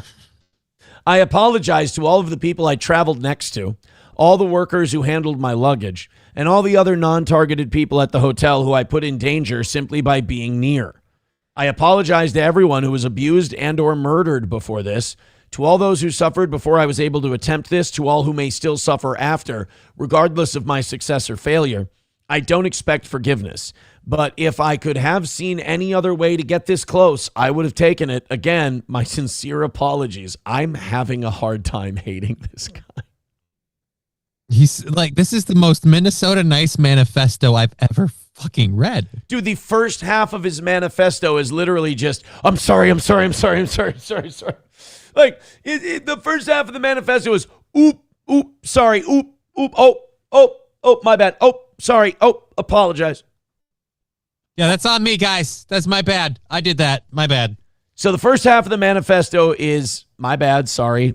I really put a lot of people in a bind. Now, the second half is on to why I did any of this. All right? Now, if you wanted to hate this guy before and the apologies having you feeling a little sympathetic, this next part is going to be one of those, hey, man, don't shoot a bunch of people. That's not cool. But tell him when he's telling lies. I am a citizen of the United States of America, based. What my representatives do reflects on me, based. True. And I am no longer willing to permit a pedophile, rapist, and traitor to coat my hands with his crimes. Okay. I'm having problems arguing against him. Pedophile, okay, not proven, but there's a lot of smoke around Donald Trump and the Epstein files. Why are you hiding those 3 million documents? I mean, prove to me you're not. Here's the thing. When you're the president and you have the kind of power over people that he does, I don't give you innocent until proven guilty. You got to prove to me you don't do shit, because I'm of the mind that most of you guys are guilty of what you're accused of. Because you have the power to cover it up. Right. So you got to prove to me you're not a pedo. Rapist, he was found in a civil court to be liable for rape of E. Jean Carroll. Then we have the other lady who's never even gone in any sort of a court case that talked to the FBI a couple of times. So there's smoke there too. Yeah. And traitor. All right. Well, a traitor is someone who serves the interests of another country over his own. By that definition, you could argue the Iran stuff. Well, to be completely honest, so he continues, well, to be completely honest, I was no longer willing a long time ago, but this is the first real opportunity I've had to do something about it. While I'm discussing this, I'll go over my expected rules of engagement, probably in a terrible format, but I'm not military, so too bad. So again, he understands his limitations. Administration officials, not including Mr. Patel, they are targets prioritized from highest ranking to lowest. Why not including Mr. Patel? Yeah. Fuck. That guy's like the point man for the cover up on the Epstein files, bro. Secret Service, they are targets only if necessary and to be incapacitated non-lethally if possible. This is literally the nicest mass shooter I've ever heard of in my life. Like I said, it's the Minnesota Nice Manifesto. AKA, I hope they're wearing body armor because center mass with shotguns messes up people who aren't. Hotel security, not targets if at all possible, unless they shoot at me, right? Capitol Police, same as hotel security. National Guard, same as hotel security. Hotel employees, not targets at all. Guests, not targets at all. Wow. In order to minimize casualties, I will also be using buckshot rather than slugs, less penetration through walls. Holy shit. Right? At this point, the only way he could be nicer is like, all right, guys, I'm not going to use a gun. I'm going to commit this assassination with a pillow. I'm going to go in and pillow fight everyone to death. I mean, how could you be any nicer? Look, if I could, I would poison the president, but poison is what bitches use, and I ain't a fag. So and then he'd go, I apologize to any homosexuals. I did not mean to use offensive language. It's just the way I talk. I would still go through most everyone here to get to the targets if it were absolutely necessary, on the basis that most people chose to attend a speech by a pedophile, rapist, and traitor and are thus complicit. All right, so he's a little hardcore. Okay. But I really hope it doesn't come to that. So basically, he's Virgil Earp. He's going, that's not what I want. And that's his whole manifesto. Oh, man. That, like I said, it's the most Minnesota Nice Manifesto I've ever read. And the only thing he doesn't apologize for is attempting to do this at all. Like, he apologized to everyone else who was involved that he didn't want to be involved, and anybody else who might have been affected just by his presence. But after that, like, he's like, all right, I got to take you guys out. Like, that's literally the only mean part in the whole thing. And he kind of feels like a dick for saying that part. Right? And he's like, look, I didn't have any other opportunity to do this before now. Just don't shoot at me, bro. Changing. Yeah. Just don't shoot at me, that's all. I'm having a hard time hate this guy. Frida with $1 says, have you heard about all these shows attacking Stuttering John? What the fuck? I don't care. Holy shit. Are we still on that? It's nothing gay. How about the fact that we just did a really fucking interesting story on the manifesto? And that was the money we made, was $1. And it was somebody asking that. That's fucking brutal. That hurts. That's demoralizing. 589. Yeah, we haven't even hit 600 today either. Ouch. Yeah, that stung. Well, Streamlabs, PayPal, Venmo, Super Chats, Rumble Rants. We're way the fuck behind today. Please and thank you. I'm going to keep going. There's nothing in the chat for me to read. So we'll just keep going here, story to story. We'll just keep giving you a show. We'll keep dancing. And if you feel like supporting our show, if you think we do a good job, hey, $5 here and there helps a ton. We're kind of getting used to the misses, though. Streamlabs, PayPal, Venmo, Super Chats, and Rumble Rants. We got about an hour and a half, and then we're done for today. Johnny's done in about an hour here. Brewing company, yeah, this was a bad look. So we just read the manifesto of the shooter, and the shooter seemed really polite. Yeah, he seemed nice. He's like, look, man, I really don't like the whole Epstein shit. And by the way, the more the one thing I wanted to say, the more they cover for this Epstein stuff over the years, the more guys like this you're going to get. I'm sorry, but when they would have been better off not even mentioning that there were Epstein files at this point, because now you've told the American people that there was child sex trafficking going on. You've released enough of the files for us to know that this was going on, and they were using coded language and the pizza things. And there's members of the administration that are in this file. The president is in this file a shitload of times. And you're going to literally stop releasing documents. You carried this out the worst possible way anyone could carry this out, in that you let the American people know they're not crazy. This is happening, but we're going to shut down looking into it now. Oops. That makes people mad, because one thing, Democrat or Republican, everybody can agree on is that if you hurt children, you can die. Have a problem. Yeah. And now if you cover up children being hurt, yeah, we fucking hate you too. We don't feel a lot of allegiance to you at that point. So we go from the manifesto guy. Oh, by the way, thank you to Veldrain for $1. He says O'Doyle rules. Yeah, no, it's awesome that we're fucking killing it here, apparently, and nobody. So there's this brewing company in Wisconsin. And people may not know this. Wisconsin is, like, especially if you're talking Madison and Milwaukee, it's a pretty liberal state. Wisconsin. Yeah. I would even argue, Wisconsin's gone red more times than Minnesota has in the last 50 years, so I won't say it's more liberal than Minnesota, but it's on par. They're pretty democratic. They had a brewing company, and I say had because I don't know if you survive this. They've been offering free beer day to their customers if Donald Trump is assassinated. Now, I don't know why you would do that. I don't know how a place would stay in business. I mean, it's kind of a take on the old Michael Jordan thing. You know, hey, Republicans drink beer too. Right. But it's like a legally gray area. Isn't that almost in a way inciting? I mean, if you ask me, it is. The next manifesto is just one sentence. I did it for the beer.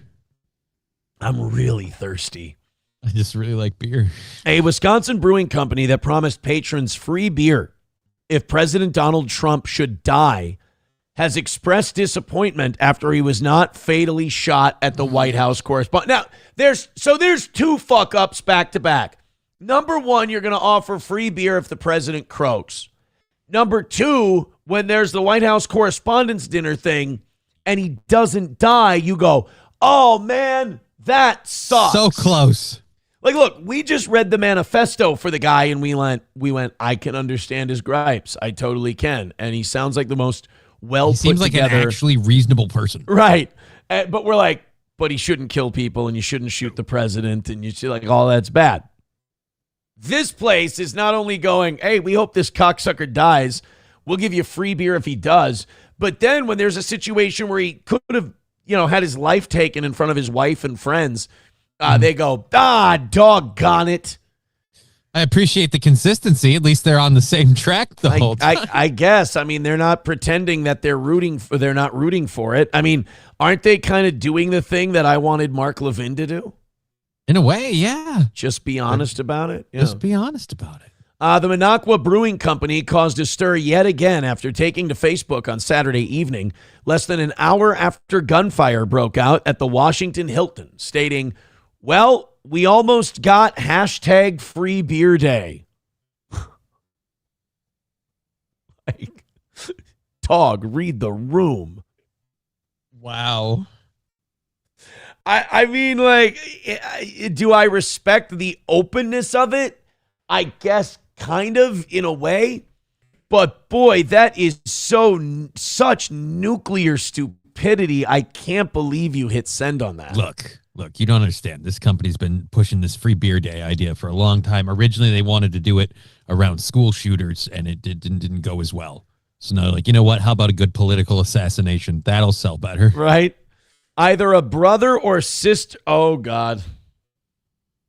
Either a brother or sister in the resistance needs to work on their marksmanship, or he faked another assassination to get a positive news cycle. We'll never know. Okay, I don't know how these guys stay in business, because you know that this isn't the only shit they write about that's out of hand. Oh, yeah. Like, these guys are writing wild shit on their social media constantly. I'd be willing to wager this company goes out of pocket quite a bit in terms of their political opinion. Regardless, we stand at the ready to pour free beer the day it happens, the brewery wrote. We got to go check. We got a link to their Facebook page here. The business, known for its disdain for Trump and the Republican Party, was in the hot seat in January after appearing to offer free booze to customers if the commander-in-chief died. Show us this post when it happens in a few months, and we'll make good on that promise. Like, this is flirting with a visit from the Secret Service at some point. Like, I remember, like, during the Biden administration, didn't the FBI go to a dude's house because one guy said, like, on the internet, like, this president needs to be stopped. We need to do something. Yeah. Like, it's really, really, really interesting. Nobody's done anything about this. Although the company did not directly name the subject of that comment, many went on to speculate that the openly anti-Trump establishment was referring to the 79-year-old president. Yeah, I think that's a safe bet. The brewery's most recent post quickly raked in 7,400 comments and hundreds of shares, with people hitting back at the company for its, quote, unacceptable viewpoint. I'm starting to think they don't give a shit. I don't think they care yet. Bro, they've got a T-shirt for it. I wish it was free beer day at Minocqua Brewing Company. Look, I actually stand by that T-shirt because that message is so obscure. You have to be inside to know what it means. Yeah, it's a universal message. I mean, who doesn't hope that it's free beer day? That it's free beer day. You can hate a guy, but this is ridiculous. Yeah, then they just go through a bunch of like users' comments and complaining. Stuff like that. Oh, there's the you know what? I did not anticipate the owner looking like a high-end life insurance salesman. I'm going to just say when you tell me the guy running a company that's like publicly asking for Donald Trump's execution, I would say, yeah, that looks like it fits. Dude, I was expecting like hippie brewing beer beard. Yeah, but it's Wisconsin. I guess. This guy, he's cold-blooded, man. Oh, he's got an Antifa beer. I want to try that. Can I go to their website? Oh, look at that little shit shack brewing company there. I kind of want to go to this place. It looks like an old tiny firehouse. So wait a minute. Are you guys going to be able to supply enough free beer if free beer day ever happens? Because no offense, it looks like you guys might not be, judging from the size of your setup, the pride flag flying out there. I'm guessing you don't have a whole lot of customers. Well, it says right here on the sign, the least popular place in town. It's funny when you own it. Well, they're owning a lot. I need to find this Minocqua here. Minocqua They better have online orders. That would be the only thing that explains their business. Is a lot of people that just go, I like what this beer company does, and they like order a case and never drink Right. it, give it to their friends. I'm going to be disappointed if there's an apology post. Oh, they got 214,000 followers. Those are solid numbers. I'm sure they're all local too. People who Oh, God. Fuck these guys. They're fantastic. Minocqua Brewing Company. So what happened yesterday? The Trump regime has used mysterious assassinations and assassination attempts to divert attention from horrendous poll numbers, the Epstein files, skyrocketing inflation, rampant human rights abuses, and a deeply unpopular war. Did it again over the weekend. Again, the older I get and the more fucked up our politics get, the more I'm like appreciating people no matter what they say. I'm appreciating people who are just open and honest clear about their beliefs. Right, because at least I know where you are. That's my complaint about what Mark Levin said, that I think what he's saying is horrible. No, it's that he won't say what he actually wants. He's disingenuous and he's manipulating you, is what he he's said. disingenuous and he's manipulative. Whereas these guys are just like the manifesto guy. Out with it. All right. Butler, Palm Beach, Utah Valley University, and now the White House Correspondents' Dinner. None of these crimes were cut and dry. None of the stories held or hold together. I will say this. We just kind of fucked off with Butler, didn't we? Yeah, we didn't really look into how that guy got to where he was, why Secret Service, and because didn't we have like radio conversations of people spotting this guy and they still didn't do anything for a while? Just left him there. Weird. Joe Kent said that. Joe Kent, when he left the administration, said, I wanted to look into Butler. They told me to knock it off. I wanted to look into Charlie Kirk. They didn't want me looking into that. They didn't want me looking into Charlie Kirk. It's all done. None of these stories hold together, and no one but the most manipulable trust the official record coming from the Trump regime. Wow, look at how long this goes on. Holy shit. See what I mean? Now, this is a manifesto. Yeah, right. Hey, somebody get on the phone with Cole Allen, smack him upside the head and say, hey, fuckhead, this is what a manifesto looks like. Why can't you be more like the wordy Wisconsin brewery owner? In fact, for peak manifesto, the only thing he's missing is erasing all of the spaces between the paragraphs. And it's just one long, endless rant. Take out the punctuation, too. Bro, do this Christopher Walken script style. I'm trying not to like this guy. He posted a screenshot of somebody who was writing mean shit to him. Jay and Lori Mike says, well, you're a bit of a jerk. And he wrote back, who cheated, Jay or Lori?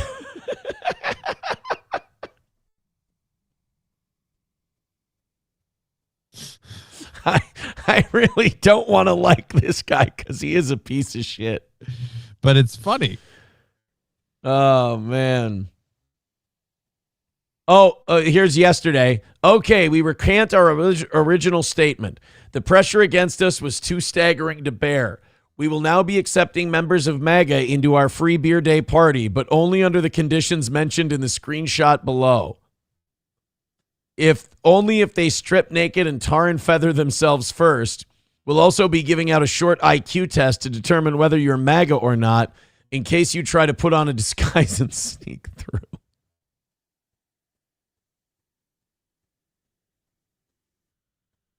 I mean, he's a dick, but I don't hate him. He embraces like his heel attitude. Oh boy, here it is. Here's the shirt. Okay, that's how he's staying in business. The merch. He's fucking selling these shirts for a fucking mint. $30. $30 a t-shirt. I'm guessing that's what's keeping this place running at this point, is a whole lot of liberals that really like their I wish it was free beer day at Minocqua Brewing shirt. Oh, it is. Okay, Minocqua Marketplace is straight up just like a place where they sell merch. Abolish ICE. I wish it was free beer day. Woke. Coffee bags. Trump and pals voodoo dolls. I sell voodoo. Great gifts for woke men, woke women, woke kids, woke babies. Oh, fuck these guys. Beverages. That's what I want to look at. What kind of beer do they have? All right. Fucking hell. We're not making any money anyway. You guys can sit there while I enter my birthday. Today's going to be a fucking... This is a spite show today. The Gulf of Mexico, Mexican-style lager. Culper Spy Ring. I'm worried he's too political for the beer to be any good. Muckraker Stout. Freedom Trail. A Cloche. Nope, Lemon Lime Sparkling Water. Oh, it's Nope, Not My President. Dude, this guy's going to be in tough business once Trump is gone. Yeah, it's this entire... Well, he'll just go against some other Republican. But yeah, he's going to take a very noticeable hit once his straw man's out. Rainbow Land Root Beer. Woke Oat Milk Sweet Cream Canned Coffee. Holy fuck, is he just rubbing it right in your face? Underground Railroad Hazy IPA. Shipped to you by actual escaped slaves. Wait a minute. So it's like the white businessman from Wisconsin is selling Underground Railroad beer. Isn't that appropriation? I mean, you would think so, but all of the same people that would get pissed at him for it being appropriation really hate Donald Trump, so they like a lot of what he does, so they probably won't say anything. Okay. Department of Public Education cider. 864. Oh, God. 8647 non-alcoholic beer. You know what 8647 means? It's a restaurant term for ditch it. Throw it out. Get rid of it. Or kill it. Or kill it off the menu. Yeah. Wow. How has this guy not been visited by the Secret Service? Right? Schoolhouse Bach. I think 8647 might be my favorite, most brazen one. Good Sumatran. I get it. Whirling Dervish. All right, now we're getting into like coffee and tea and shit. Like pussy creams and shit. All right. God. I know he and I, if we sat down to talk politics, wouldn't agree on a whole lot of stuff. But I have a feeling you'd have fun in the conversation. That guy would be very interesting to talk to. No doubt about it. You think we can get him on the show? That would be fun if we could. It doesn't seem like he's too big for it. Nobody else is interviewing the motherfucker, so he might like the attention. Let's go. Toad Climbs Mountains with $2. Says there will be some more of these attempts and people will start getting more organized. Oh, shit. Lab Glass gifting 5 memberships. Thank you very much, Lab Glass. Everybody who donates to this show, thank you so much. Let's fuck! All right. If we don't make $100 in the next 20 minutes, we are still behind. So that means in 20 minutes, we will officially be behind where we need to be by about $100. Yay. Thank you so much for Lab Glass. He is a fucking hero. Everybody who gives memberships and clicks on the links and goes Streamlabs, PayPal, Venmo, Super Chats, Rumble Rants. And then we get to come back into the chat and talk to people for a little bit, which I like. But that, those gifts need to be there. Frito with $1 says, sorry, didn't mean to mess with the flow. I just noticed once I started watching Steel Toe, all this Stuttering John stuff is recommended. Did you guys broadcast together? No, we've never had anything to do with the guy. What happened was we started making fun of the people who do that. And then they just lost their shit and were like, we're going to kill this show. We're going to destroy it. And 3-4 years later, here we are. Just driving them nuts and triggering the shit out of them. It's all very fun. You'll enjoy the show if you like that kind of stuff. Veldrain with $1 says, first mistake, alienate customers. Second mistake, president didn't die. Third mistake, it's all craft beers for Moe's. That's true. You got to give them, admit that. But these are real beers, man. Like, you drink that Board of Education beer, you end up being thirstier after, the same way the Board of Education has lowered our actual education standards over the time. I need to go in there and, what was it called? Minocqua Brewing Company. There we go. Minocqua. We need to go back to their website. You think I should reach out? I should reach out on Facebook because clearly they're watching that Facebook like a hawk, right? Yeah, they pay attention to that. They're very boomery in that regard. It's weird. It's like woke boomer because this is like a boomer thing to do, but they're very woke about it and they're doing it all through Facebook. So again, I'm going to send him a Facebook message here real quick. You guys send in $100 and make me very happy. We are talking about your brewery and the news around it on our live podcast right now. We would love to have you call in. We find all of this very entertaining and would love to talk to you. Can you call in? And then, oops, that's the wrong number. And then I sent them Kevin Brennan's number. I'd be very disappointed if they one of those people that doesn't like talking to people with other political opinions, because they love the back and forth in the Facebook chat. So hopefully it's a go. Oh, and we're not going to be a dick. I'm fascinated by these people. Right. We're going to have fun. Historically White says, why would you talk to this libtard faggot? Because the more you realize that this country is run by billionaires and they control both parties, you stop giving a shit about libtard faggot, libtard this, conservative, blah. You stop giving a shit about any of that because you realize it's all just slop for the masses to fight with each other while wealthy people steal your birthright. That's the short answer. I bet I don't have two licks of anything that are in common with this guy's political opinions, but I will say this. I still have more in common with him than I do with the people in government. I have more in common with this guy than Peter Thiel. Yeah. The guy who owns our vice president. So, yeah. You mean the next puppet master of the USA? Yeah. Exactly. All right, guys, we're an even $200 away. Oh, wait. Oh, shit. We had 5 gifted memberships come in. I didn't change the number there. 57 memberships away from 700. Thank you very, very much. Veldrain with $1 says blocked on Facebook by Minocqua Brewing Company in 5, 4, 3. I mean, I'd be disappointed if they're not just like living on Facebook at the moment. I really hope we're able to get him to call in. I want the guy, though. I don't want just like some. It doesn't work unless we get the dude from the photo, the head of this thing. I'm gonna put my look. I don't think they have a whole lot of staff. I saw that. That looks like a 2-3 people operation tops. We do have a phone number for them. Should I just fucking give them the old cold call? I mean you could, but I bet you won't get anybody there. You'll get us like a receptionist. No, I don't think at 9:15 in the morning we're gonna get anybody at Minocqua Brewing Company, but it's worth a shot. Let's take a look. 715-503. There we go. You thought I was going to give you guys the last 4, didn't you? Hello. Please state your name after the tone. Oh my God, it's Google a Voice will Somali try to connect you. daycare. Oh shit! I hit the wrong thing. Fuck. That was that wasn't even a voicemail. That was a Google Voice thing. Hold on. Now I'll try. Hello. Please state your name after the tone, and Google Voice will try to connect you. The Steel Toe Morning Show.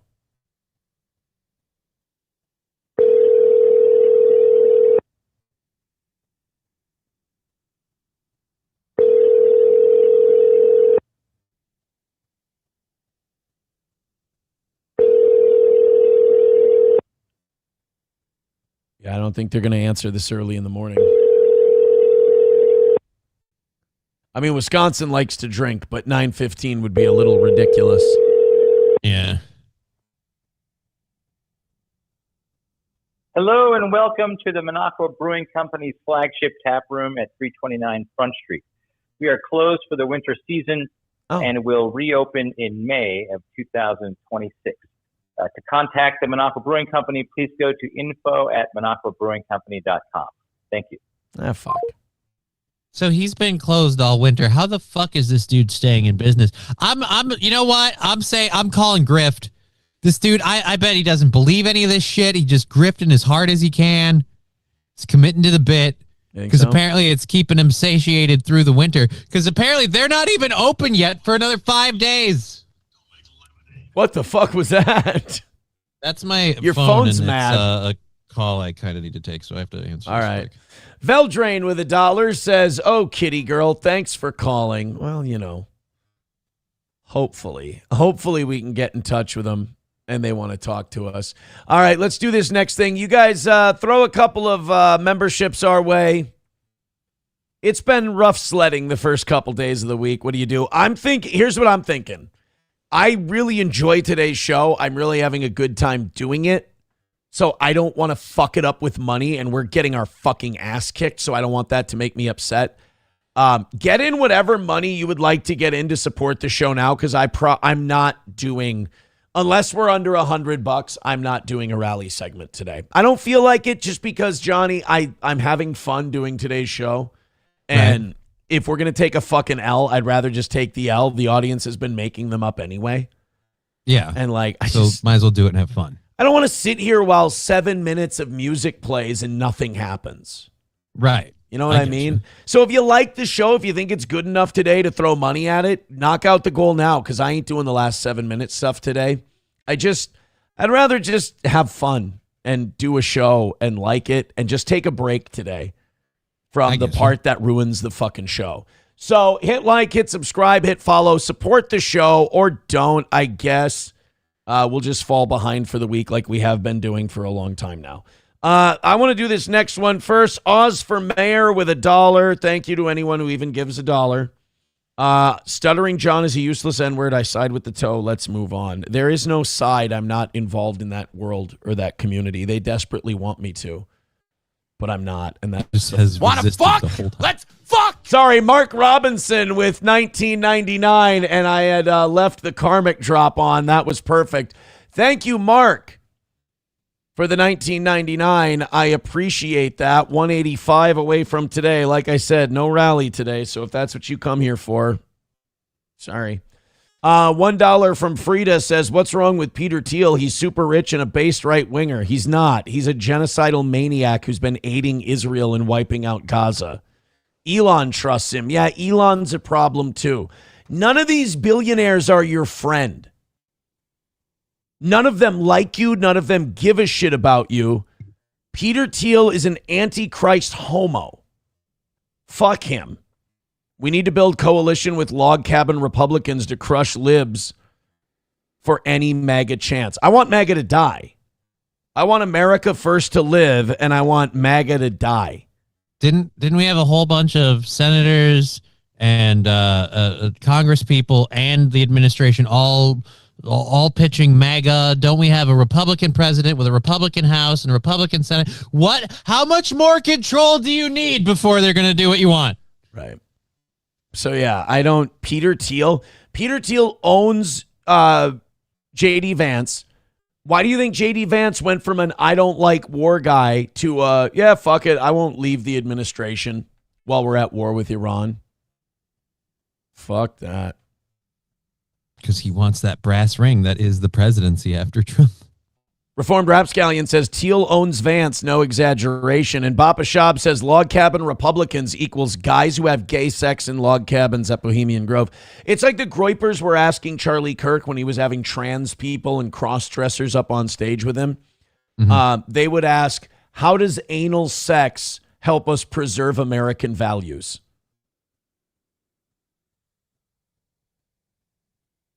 Like, I don't have an answer. We need to work with the log cabin Republicans. No, you guys can go be Democrats. That's fine. I don't care. We don't need to import sodomy into America first. That's not really anything that any of us need to give a shit about. Thank you very much, Mark Robinson, for that $20. It means a lot. A few more of those, we might have a chance today. Okay, I didn't know this. Did you know that when the government shoots you in the head and kills you, they steal your car too? What? Yeah. So remember Renee Good? Yeah. The lady who used her vehicle as a weapon. Yeah, like I get Is that what she did? Well, she drove at the cop because she was freaking out. That's what they use. They're like, yeah. Well, when you use your vehicle, it's now a terrorist act. But I'm asking you, is that what she did? No, she was fleeing a scene. And she bumped that guy at most. Didn't really hit him that hard. No. Yeah. That guy was fine. Survived, yeah. No broken bones that I know of. Nobody there was in any kind of fucking danger. You can get her license plate. You can send her a ticket for the shit she did wrong. Right. You can go get her later. It's called de-escalation. Whatever your rationale, Renee Good didn't have to have her fucking head blown off. The Alex Preddy thing, another one where it's fucking embarrassing for the state of Minnesota, where a guy just got sprawled out on the ground. They disarmed him. The gun misfires, and so they light the guy up. They just light him up. Yeah. Strange. Well, apparently they jacked Renee Good's car too, because her wife, she was a lesbian, wants her SUV returned to her. Now, didn't this happen in like February? Yeah, it's been a while. It was a long time ago, the Renee Good shit, maybe even January. I'm not really sure, but it was 3-4 months ago. And apparently the government still has her car. I mean, how much do we need to really solidify this W you earned over Renee Good? Are they worried the car's going to like become a repeat offender? Like it's gotten a taste for hitting cops, and now if we release it into the wild? No, they're worried it's going to become an illegal Mexican. Oh, shit. Yeah, unfortunately. Renee Good's wife is asking the DOJ to give back the SUV that she was shot in. Good was in this Honda Pilot on January 7th when she was shot and killed by an ICE agent. A recent court filing on Honda Pilot's a good lesbian vehicle, in fairness. I would have hoped it was a Subaru, but okay. Yeah, You're not on well, brand, right, but it's fine. right next to a Subaru. I mean, really, it's as close as you can get. Yeah, Honda Pilot's great lesbian ride, so I can understand why she wants it back. You might have to do some cleaning though in the upholstery. I'd imagine there may be a few stains. Yeah, I'll be honest. Somebody I love it gets shot in I don't want that vehicle back. How do you not think about that person every time you're in it? Right. Half of Good's widow, Becca, claims that the federal government seized the SUV and hasn't allowed her attorney or the state of Minnesota access to it as part of their independent investigations. A court date to hear the motion has not been set. Don't hold your breath. Also, like, as soon as you get it back, like, we're talking about, you're going to have that windshield replaced. Mm-hmm. You're going to have some front end damage from where it hit the light pole. And you know that when she hit that light pole and like slumped forward, you know, there was a lot of spray. I'd understand wanting stuff back, but yeah, I don't get wanting the car back. Yeah, like, okay, for example, if somebody gets shot in my vehicle, I'm going to at least want to go through it because there's like 4 cigar cutters in there. Right. You know? Maybe your cell phone, some of your insurance shit you don't necessarily need to. But yeah, I don't know that you want the vehicle back. No, but like I lose cigar cutters all the time. 4 is like, if I go into the summer with 4, I'll be happy if I leave with 1. So, okay. Just let me go in there and get it. That's all. Frida with $1 says, I thought the same way until my son came out. It almost crushed me, but I'll always love him. Plus he votes Republican. Doesn't tell his lib partner. LOL. Well, I mean, I just don't know what gay or straight has to do with it. I think for me, it's more what you believe in. You know? Chevy fan says it's literally evidence in a federal trial. I don't think so. Is the guy who shot her, I thought he didn't face any charges. I thought it was deemed like I said, I thought it was deemed a just shooting because she became a terrorist and that became the implement of a terrorist act when she hit him with her car. I thought that was the whole thing. Didn't a lot of people lose their shit about that? Didn't we have protests about that? It's weird. Judge gives federal government 3 weeks to turn over. Oh, evidence from Jonathan Ross's fatal shooting of the Minneapolis woman on January 7th is sought as part of a separate case which a man was convicted. Oh, one of the protesters were charged. And they want evidence from the shooting. Yeah, everything else. Minnesota sues to obtain evidence in shootings by federal authorities. The state of Minnesota is still trying to charge Jonathan Ross with something. The problem is he's outside of the jurisdiction of Minnesota as a federal agent. So... And what he was doing was in the commission of a job given to him by the federal government. So they're not going to go, hey, yeah, our guy did something wrong. Right. We'll let you try him.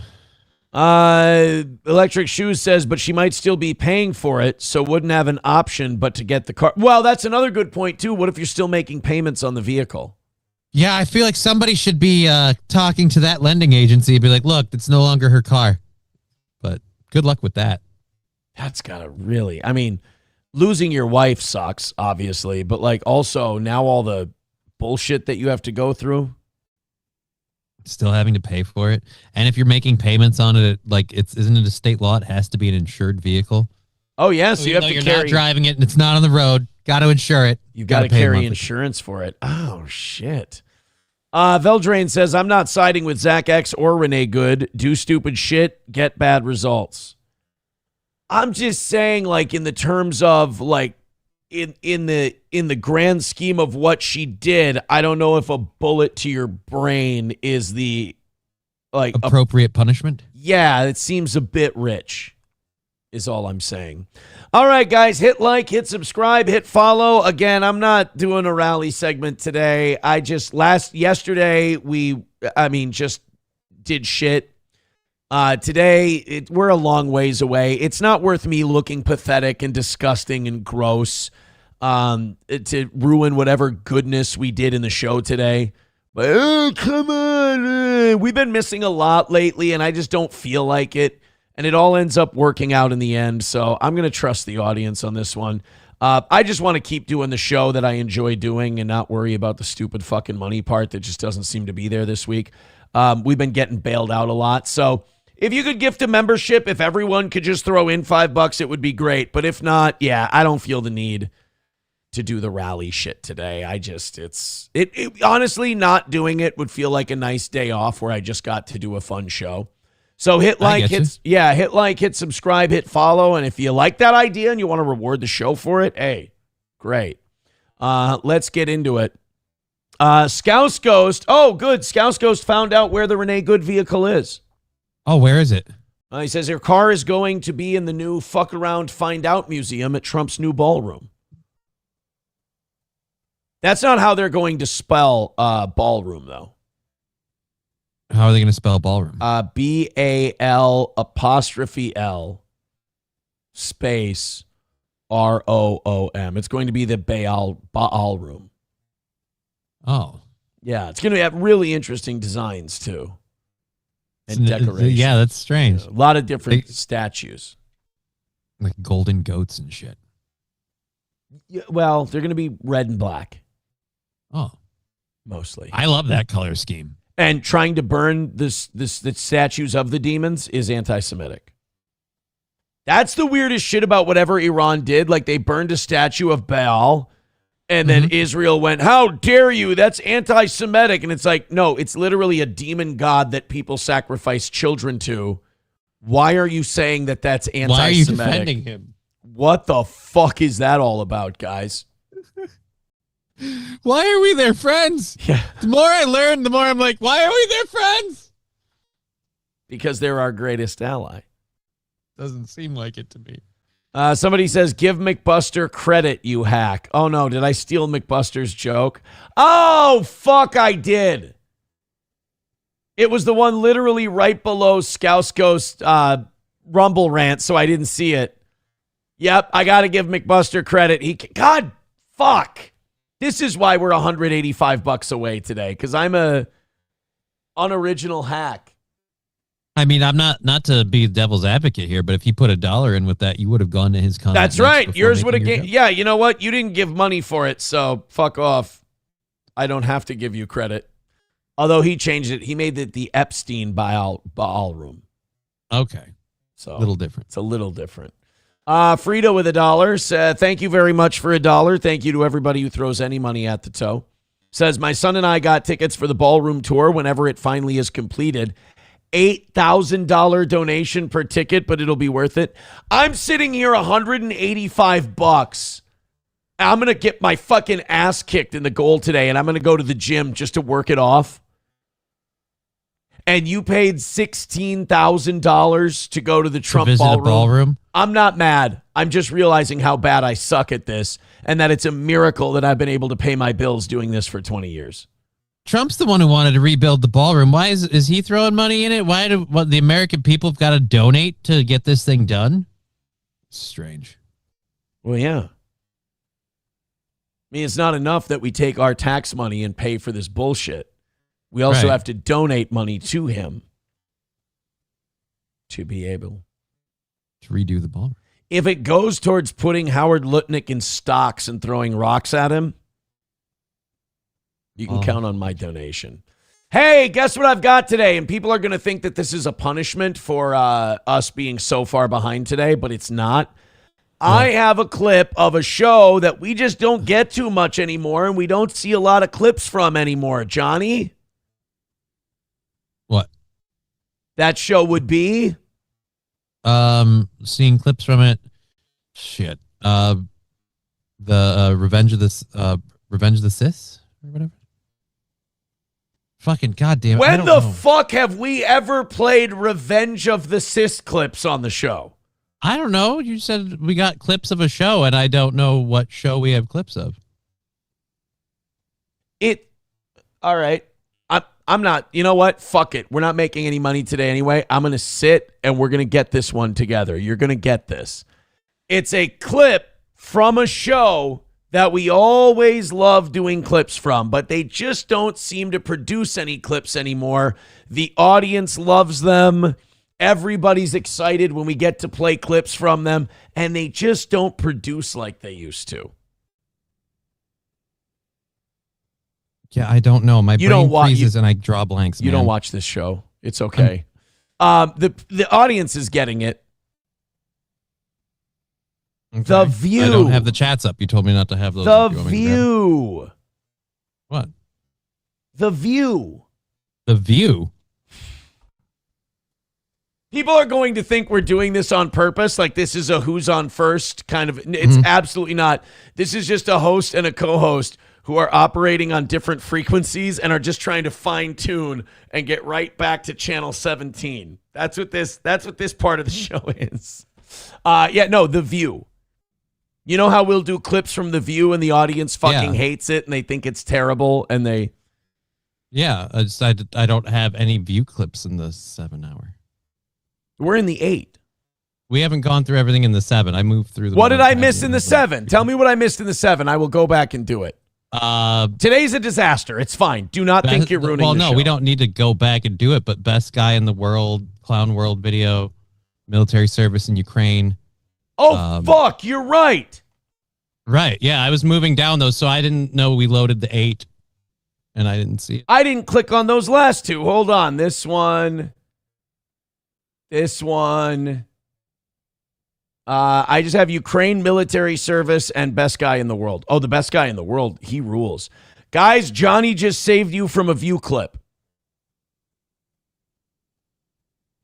I'll take appreciation and donations. Thank you. We don't have to do the View now.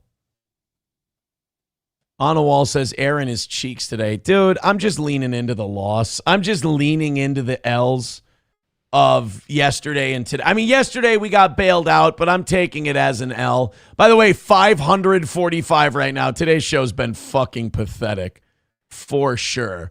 Go ahead and throw us pity donos. I'm not doing a rally segment today. I'm just fucking taking my L's and going home. We got to do the best guy in the world. I don't know what nationality this guy is, but he's an Asian store owner. Mm-hmm. And this Asian store owner has had it with the shoplifting and the product that he's been losing in his store. So he has decided to dress up essentially like Rambo. Correct me if I'm wrong. This is a blade. Yeah. Right here. He's got pepper spray. He's got handcuffs. He's got like a whole Batman utility belt. He shows up at work in army fatigues. This guy is not fucking around anymore. Remember how people would talk about rooftop Koreans during the Rodney King riots? Yeah. This guy They would always say they were taking people out. Yeah, he's the inheritance of their legacy. Or he was there. I don't know. But this is a store owner who you are immediately going to love. Get out! And you're going to want to donate 10 memberships for him. Get out of here, motherfucker! Get out! You don't know, motherfucker! You don't know? I don't know what I did. Son of a bitch, motherfucker! Oh, that's a gun. Wait, what? That looks like a gun. Son of a bitch! That does not look like a blade. That looks like a Oh, freaking revolver. shit. But that doesn't look like a bullet gun. No, it looks like maybe a flare gun or Right. But he's got some mace. He's got there's a blade. He's got a knife there. Yeah. So this guy's ready to go. You don't steal energy drinks at this guy's joint. You want to fuck on me, motherfucker? You don't know, motherfucker? You don't know? I don't know what I did. Son of a bitch, motherfucker. Say it again. Okay, what do I want for a drop out of this so far? Hold on a second. You don't know, motherfucker? You don't know? I don't know what I did. Son of a bitch, motherfucker. All right, I think I do want like son of a bitch, you motherfucker. Victor, I would like son of a bitch motherfucker if I could. I don't need the first motherfucker. I just need son of a bitch motherfucker. You don't know, motherfucker? You don't know? I don't know what I did. Son of a bitch, motherfucker. There, okay. I like son of a bitch motherfucker. That's the one I want. So he runs this shop. His smiles are all gone. Like you can tell, like his service with a smile left a long time ago. He's in a neighborhood where running the till is war. Yeah. And he will not lose a dime to shoplifting. Every dollar that comes in is going to pay for a product, and every product that goes out the door is going to be fully paid for. This guy is going to make sure of it. Yeah. Uh-oh. I thought don't break. Hey. What's wrong? Put the bag. This is mine. I know that's yours. Come here. What's the problem? What's the problem? What's the matter? Come here. Come on. So, I don't know if he thought the guy was going to open it in the store. I don't know if he thought the guy was going to steal it, but he ain't waiting to find out. He did not like that this black man was hanging on to whatever that beverage was, and he has fucking had it, this guy. Come on. Let him know he's a motherfucker. Okay, come on. Do you think that this guy knows? Do you think that this guy has experienced maybe a couple stick-up robberies and maybe some past issues with people who may fit the profile of this gentleman? He's developed a sort of a precondition that they have. Like he's decided they're guilty before he's met them. He's developed a prejudicial eye, if you will, based on experiences. And by the way, the guy filming this must know that this guy does this regularly because he's egging him on. He's like, call him a motherfucker. Come on. Let him know he's a motherfucker. Okay. Let him know he's a motherfucker. Come on. Come here. No, come on. I know. Come here. What's wrong, sir? What's wrong? I don't know. Please. Get out. I said get out. One more time. Get out of here, motherfucker. Get out. Dude, I'd go to this guy's store every day. And I gotta know though, did he give that guy a chance to pay? It didn't look like he was heading for the exit yet. No, I think he just saw a black guy holding a drink, and he was like, you know what? This guy's gonna try and walk out with this thing. To be fair, he does look kind of homely, like he doesn't have a place to live. The scooter doesn't help. Was this guy right or wrong? It doesn't matter. It's the fact that he did it. He's got a rape whistle. He's loaded for bear. He's ready to go. He's just kicking people out. A lot of people are like, oh, if you just, what's the word? If you profile like this, you're going to lose business. I disagree. I think this is going to do wonders for this guy's business. People are going to want to go in there. They're going to want to take pictures with him. They're going to want to get called a motherfucker. And they'll buy. I would want to get called a motherfucker. Yeah, just make sure you buy some shit. That's all. You don't know, motherfucker? You don't know? I don't know what I did. Son of a bitch, motherfucker. That needs to be a t-shirt. Yeah. Don't play with him, my boy. What's wrong with him? He about to knock you out. He about to pack you out. My boy, he about to pack. Go back in there. He packing you out. Why would I start So this guy must have a following in that area. People know him. They seem to like the attitude. It helps sell. Good for him. I mean, even the guy filming it is like, call him a motherfucker. Call him a motherfucker again. Get out, motherfucker. Motherfucker. I want to know if there's like any background on this guy. Japanese store owner. Motherfucker. What city was this in? Based on your search, the phrase refers to the 2017 Japanese documentary Motherfucker. There's a 2017 documentary called Motherfucker. Okay. Asian store owner, you ain't going to do a damn thing. Kicked out for speaking Japanese. He's Seattle. Okay. Or imagine if Seattle had this rooftop Korean. Never mind. Seattle Asian store owner. He's not Seattle. Denise Moriguchi. That's not her. Tacoma grocery store owner indicted for stealing. That ain't it. Tacoma community. He might not be Seattle. It was just, I was clicking through the links of the video, tracing down the thing, and it's the last comment. Store owner shot at work in Seattle. Yeah. This is a different, I hope it's not our guy. I hope it's not him, motherfucker. Come on. Now to Tacoma grocery store owner recovering after he was shot at work last week. Friends and family say Hoon Chin has some painful injuries, but is able. No, but he will become that guy now. Yeah. This is like his Batman moment. He'll become that store owner. Gray Duckling with $5 says, behind in chat is love the view clip. We're going to get to the view clip a little bit later on. Thank you guys very much. We're doing these $1 at a time. Thank you very much. $1 from Trucker 18 Wheeler says, F off Johnny. Okay. That's productive criticism. Frida with $1 says, well, donations for tickets are a tax write-off. Sorry, but this cash is from my home swear jar. I try to avoid frivolous spending on this kind of stuff. We're just kidding. Thank you so much for giving us these dollars at a time. It helps us. Slingblade with $1 says, crazy gang. Crazy gang indeed. $180 away from today's goal. We are heading towards a failure. I am not doing a rally segment. I just want to preserve myself and the fun of doing the show today. We'll fall behind. Big fucking deal. 57 memberships away from 700. If you'd like to help out, do it. If not, what the fuck are you going to do? We're getting used to it.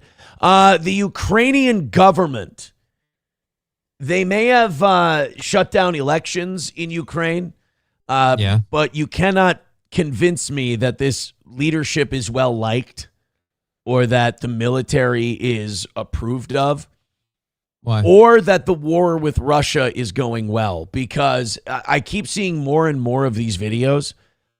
It's the Ukrainian military just going around abducting people. Like abducting Russian people? No, abducting Ukrainian men to fight in the war. Like they just literally Yay. Yeah, they're going into towns and they're just grabbing people and dragging them through the streets and just forcing them into service. Now, there's no audio with this one. But as you see here, here's a military. There's two military guys just dragging a young man out of his house. And yeah, they don't arrest. They're not arresting him and putting him in a police car and picking him up for something. The military is literally coming by in a van, grabbing people up and dragging them away. To go to what a. You know, I love all the democracy and freedom that we're instilling in Ukraine and why we've been fighting this war this whole time. We really got to love how we're helping. It is good to know that we're giving all this money to Ukraine and assisting in the war effort because, as Joe Biden said, we're fighting for democracy. And nothing says democracy like dragging 18-year-olds out of their mother's house to be forced to fight in a war. And also, we also have to give a hat tip to the Trump administration who said they were going to end this war on day one. So, when's their day one? How close is that? It was about 1 year and 3 months ago. Fuck. Yeah, we missed it by a little bit. And to be fair, we're still missing it. So yeah, they're dragging him out. The dog's trying to help, but the fucking Ukrainians will bring the dog and make him fight too. He'll be a mind-sniffing dog.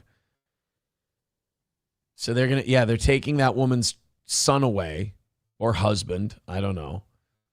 And they're just dragging him out. And now he's going to go fight the Russians. So our money must be going a long way, and the Ukrainians really must be kicking ass in that war because anytime soldiers are going door to door and grabbing people up and throwing them in vans. I bet we could solve this problem if we just throw a couple more piles of money at it. I think probably another 40, 50 billion dollars. Probably get us right there. Ought to do it. Yeah. $1 from Chevrolet JB says the roof Korean wrote a book. Really?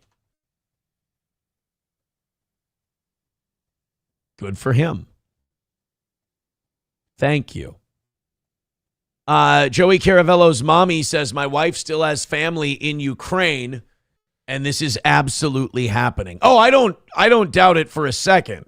Like, if they were saying like, oh, they're just grabbing them up and they're arresting them for something, well, the police would be there and the police would put them in a car, and this is the military dressed in fatigues dragging people out and throwing them in a van. It's 'cause we don't have enough people to refill the ranks. Right. Shit. So no, I don't think that this is fake news or anything like that. 180 away from today, 57 memberships away from 700. All right, let's get to this View clip. That's what people are excited about. That's what you watch us. We're going to be rolling in the dough after we get done with this View clip. Don't you worry. Ana Navarro was talking about the assassination attempt at the White House Correspondents' Dinner over the weekend, and I'll say she came up with a very creative, clever observation on this assassination attempt. She's going to tell us what this is really about and the lesson we can take from this and what we need to take action on as a country because of this event. Any ideas on where Ana Navarro is going to take this? Probably pretty extreme, so I'm guessing impeaching the president? You know, you would think that impeaching the president might help, but Ana Navarro is thinking in broader terms. She wants to help all of us but you know, with her idea. Here she is. The girls on The View, as they always do, after a big news story, the hottest takes, the best takes come from The View. Let's find out what we can learn from the White House Correspondents' Dinner. Gift a membership. Click one of the links. By the way, you guys are doing an amazing job today. Literally, let me do this real quick. No Venmos and $2, 48 cents in PayPal today. So thank you very, very much. Let's keep it going. But you know, now that room was full of some of the most important political leaders in the country right now. Right. Now they know, they've lived it in their own flesh, the fear that our school children go through. Yes. Now they know what it's like to have to jump under a table the way that school children jump under. This bitch is fucking crazy. Look at the producer. They cut to the producer on The View, and he's just like, whoa, wait, what the fuck? This is one of those things where, like, if I'm on the board at ABC, I'm going, hey, can you guys pull up what we pay Ana Navarro in salary every year? Could you just throw me a number of what it's setting us back to have her talk on television? Couple million? Great. Finally, these legislators understand what goes on when there's a school shooting. Yeah, except none of them were hurt. Yeah. One guy was sitting there eating his salad. There's another lady who was stealing champagne bottles. I mean, It wasn't just one lady, as it turns out. Yeah, a lot of them were grabbing anything they could. So. Yeah. So I'm going to have to go ahead and press X to doubt on now these people know what our school children go through. And by the way, come on. School shootings are bad, but they are exceedingly rare, and most kids don't know what it's like to go through that. You gotta admit there are some similarities. Like, think about all the times you saw a school shooting and everybody that was in Phi Ed class ran out stealing kickballs and shit. Yeah, it happens all the time. I mean, this is usually you'll get an analogy that's retarded on one end. This is a double-ended retarded analogy that Ana Navarro is doing. And even the producer is like, yeah, he's looking at all of us in the eyes and going, I'm sorry, guys, I didn't know she was going to go that way. By the way, who dragged these two motherfuckers to a View taping? There's no way these young men are having a good time. Call me biased, but I'm guessing at least one of them, if not both of them, are high as fuck. I just like, how did you wander around New York and end up at a View taping as a child in your late teens to early 20s? Again, I'm just from the way it's paused, I'm saying both Bruce Lee and his friend fucking high as shit. Really? Because I thought this was Asian Nick Shirley. I was wrong. a desk. And we are a country that is vulnerable to this. We have now seen shootings in malls, in churches, in temples, and Walmart. We saw it. Okay, Anna, pause quick and talk about what all those shooters may have in common. You want to talk about that real quick? And also, yeah, keep listing places. We know we've had shootings. Butler, Florida, Charlie Kirk, a political assassination attempt versus a school shooting. The one thing you know what you don't have. Hey, by the way, if we want to take this the school shooting route, I have a great idea, Anna. You know what happened? Do you know why nothing happened at the White House Correspondents' Dinner thing? Because this guy ran in and immediately men with guns stopped him. And he wasn't. So you want to start putting armed guards at the schools?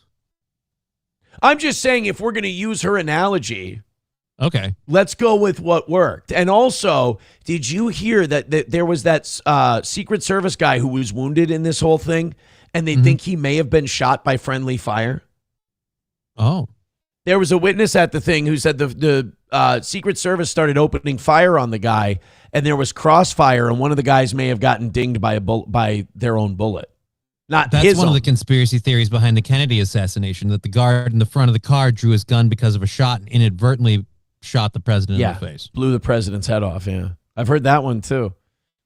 With the Republicans. And so, I still don't understand how Congress took no action after Sandy Hook, after 20 children between the ages of 6 What and the fuck? Is this what menopause does? You can't stay on the topic at hand? What does this have to do with Sandy Hook? I guess she's saying that the first shooting that happened that she can really relevantly remember was the line. And why didn't we've crossed that line? We've had all these shootings since. Why haven't we done anything? I mean, before that, there was Columbine, there was Virginia Tech, there was... right. But her memory only goes as far back as Sandy Hook, so that's all she can do. I guess, but so a guy runs into the White House Correspondents' Dinner, and we could have stopped that from doing something about Sandy Hook? All right, wait. You know what? I agree with the producer when he said the following. Oh, no. I hate when I do that on Twitter. They when froze? I rewind too much and it freezes.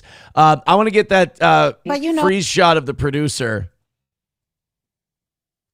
I agree. No, that room was full of leaders in the country right now. Right.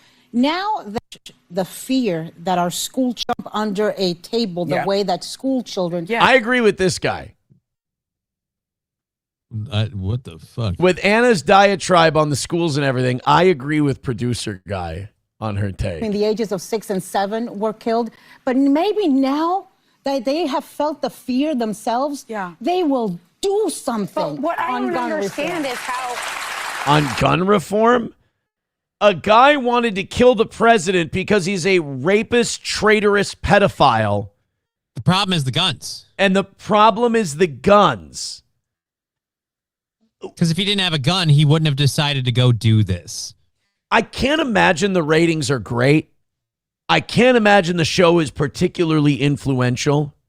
So what is the real reason that The View still exists? Is it just is it for the memes? I think it's for the memes. Or maybe ABC or whatever needs a solid loss thing to kind of throw off some profits they have somewhere else.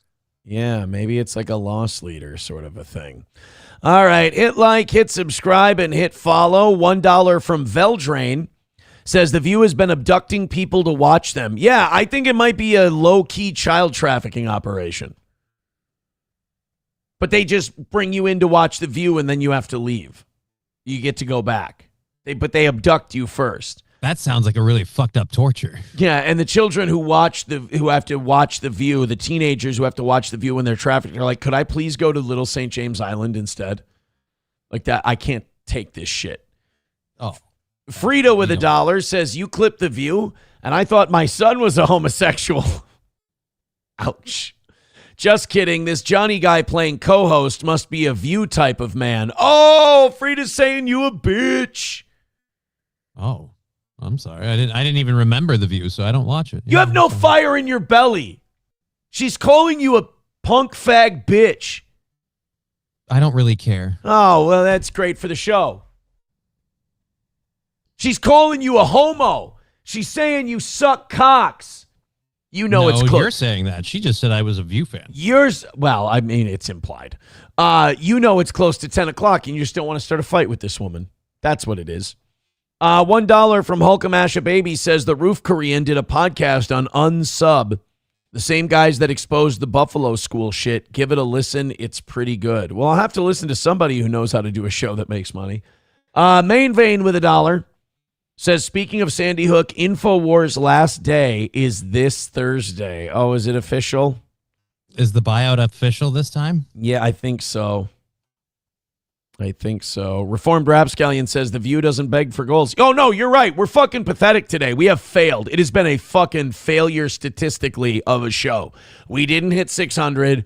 We've barely cracked the $100 mark. We're 175 away. We're going to take a massive L, and we'll have to spend the rest of the week trying to recoup it. There is no sign that there is going to be a show this week where we get just a constant amount of contributions to knock this out. Yeah.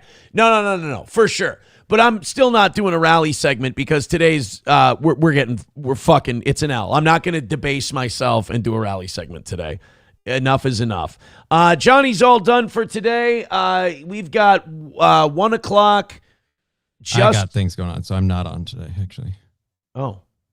I have an appointment I have to go to after this. That's what that phone call was about. Oh, fuck. Okay. Well, then you got tomorrow morning at 6 a.m. then, I suppose. Yes, sir. All right. Take it easy, Johnny. We'll see you tomorrow. Later. I got to hang up first that time, unlike yesterday. Yeah, there was something going on today. That was weird. That was odd. Johnny came in today.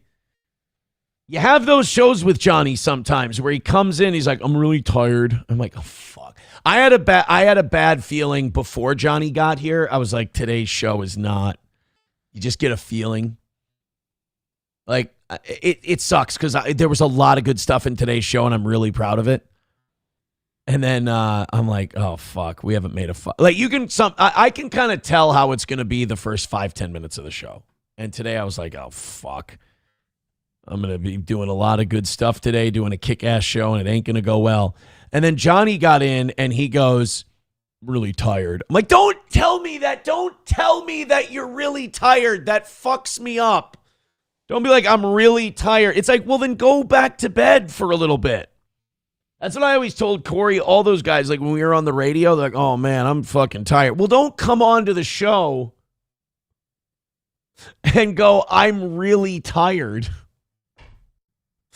Oh, fuck. Oh, and then people in the chat, oh, you're throwing him under the bus. No, I'm not throwing anyone under the bus. I said I sucked at the beginning of the show. Oh, you guys are annoying today, some of you. Trucker 18-wheeler with $1 says the Steel Toe Morning Show has a faggot and a cripple and Johnny. Wait, that's 3. $10 from Trucker 18-wheeler says now that he's gone. No, I really appreciate that. Just make me fucking sweat it out. Not today. I'm not going to sweat it out today. I'm going to not do I have a lot of confidence in this audience to make a perfect week in many different ways. So I'm not going to do... I can't sit and stare at the computer screen for 7 minutes when I know no money's going to come in. So I'm going to take a break from that today. And if we win, we win. But I'm expecting a triple-digit loss today. What are we? 165 away from a win. 57 memberships away from 7 o'clock. Okay. Apparently clavicular went to Epstein Island yesterday. I don't know. I hear shit about this retard all the time. On one hand, you've got by the way, Epstein Island, take a look at this. They kind of look like the women's reproductive system, like your ovaries and shit over here and then down. And then the boats come out of the birth canal there. Anyway, who gives a shit? I'm doing a fucking dog shit show today anyway. I can say retarded shit. Clavicular is going to Epstein Island. This is why I like this guy. This is why I'm entertained by him. He's a doofus. He's a retard. He's wildly autistic. But I have a weird feeling that he's going to end up being some like accidental hero. Like Clavicular is like, I'm going to go to Epstein Island, like not knowing that's incredibly dangerous and you shouldn't do it, but he's just going to fuck around and do it anyway. And like, he's going to, I see Clavicular in a lot the same way you see Forrest Gump, where he just kind of, he like stumbled onto Watergate and all that shit. Or he like walked his way into the desegregation of schools in Alabama while George Wallace stood by the schoolhouse door and Forrest just walked in with the black kids. I just have a feeling that Clavicular is going to autistically stumble his way into like saving the country somehow. And he's not going to have anything to do with it. It's just going to be random chance. It's going to be an accident. But shit, I'm waiting for this retard to just accidentally Mr. Magoo his way into something amazing. This is him going to Epstein Island yesterday. Now, let me give you a spoiler. If you try to go to Epstein Island, Virgin Islands authorities will stop you probably miles away from the island if they catch you, and they'll make your ass turn back. And he's bringing girls with him. So Clav's going to Epstein Island. He's bringing. How you ladies doing back there? Everyone okay? What a great way to like entertain your dates. Like, hey, where'd you girls go on your first date with Clavicular? We went to Rape Island.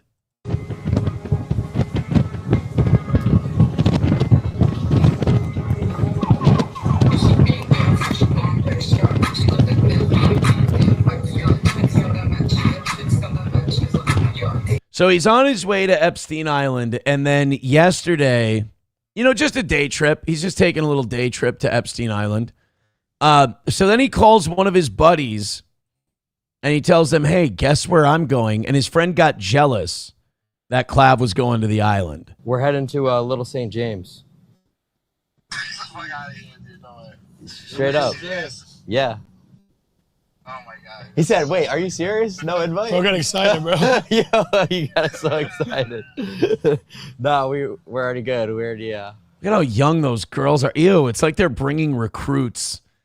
Yuck. I'd be jealous. Like, I get it. I'd be jealous if my friend was trying to go to Epstein Island and didn't invite me. I want to see it. He didn't get anywhere close, though, by the way. There were no more updates yesterday on the Epstein Island thing. I'm pretty sure Clav tried to go, and they just caught his goofy autistic ass, and they went, turn it around. Turn it around. That Tyler Oliveira made it on the island a while ago, and it's amazing that he did. I think they took jet skis, so maybe they were able to kind of fly under the radar a little bit. But usually the authorities will keep you away from that place, and the island is owned by somebody else now, and they have private security on the island, stopping you from going up there. Das Optic Nerve with $1 says, keep insulting me, Chubbs. Why would I insult you, dude? I'm fucking dying today. I'm a failure today. Why would I insult you? I need all of your money. I'm excited. We had a perfect day yesterday, which was great, but like we're gonna be. Like I said, bad vibes from the beginning of the show.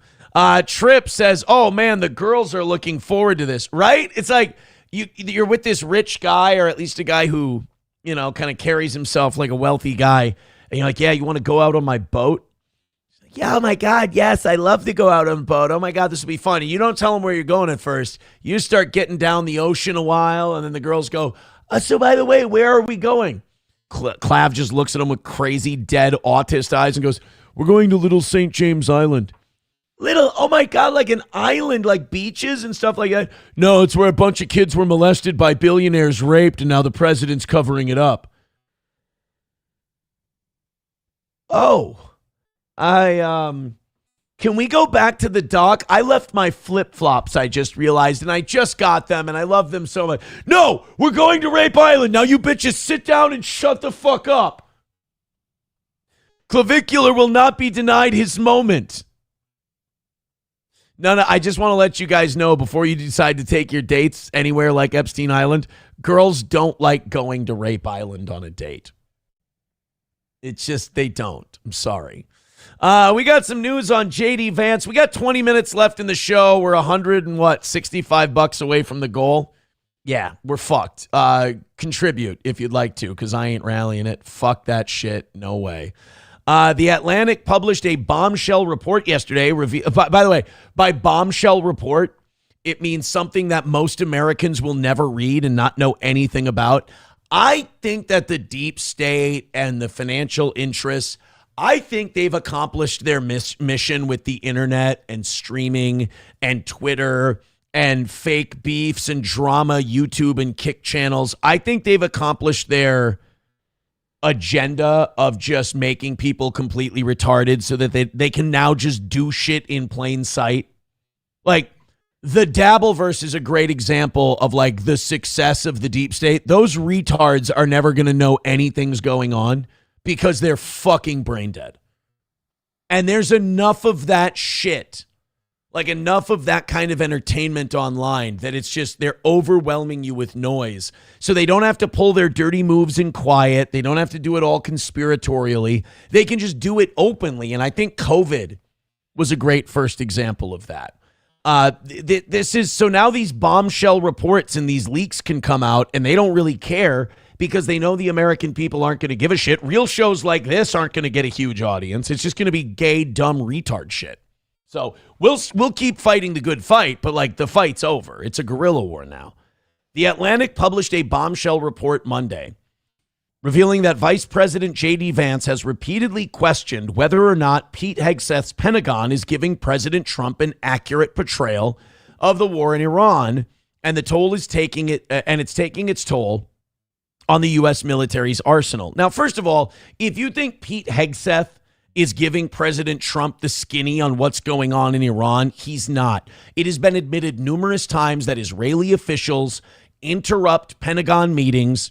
They have IDF assets with offices in the Pentagon, and they regularly attend U.S. military meetings, and they press their agenda very clearly.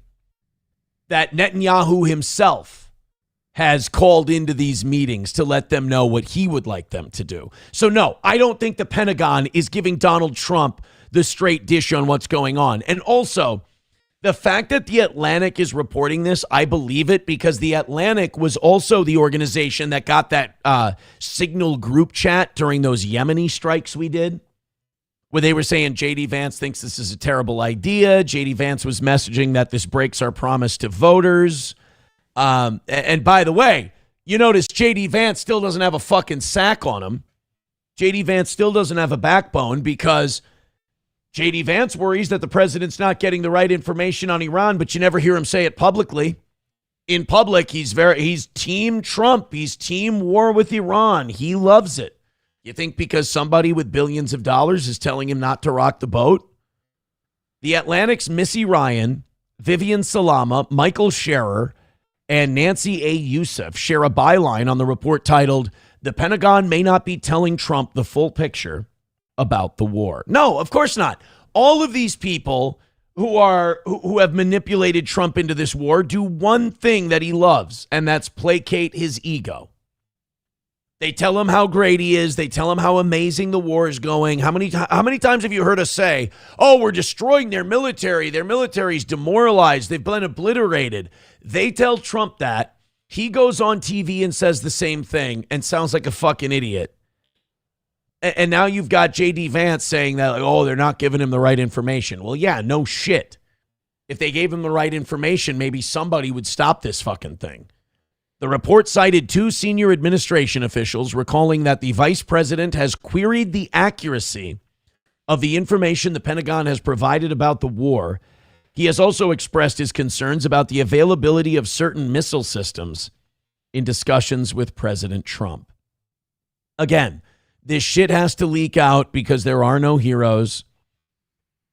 This shit has to leak out because J.D. Vance doesn't have the balls. You know, this guy wants to be president so bad, but he's listening to Peter Thiel and all these retards who are like, stay with the president, you'll be the next in line. Meanwhile, the president's numbers are cratering. His approval rating is absolute dog shit. And all J.D. Vance would have to do is go, I'm taking a stand against this war. I'm leaving the administration like Joe Kent did.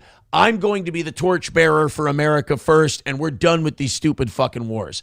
Then all these people who got Trump elected, who have bailed on him now, become J.D. Vance fans.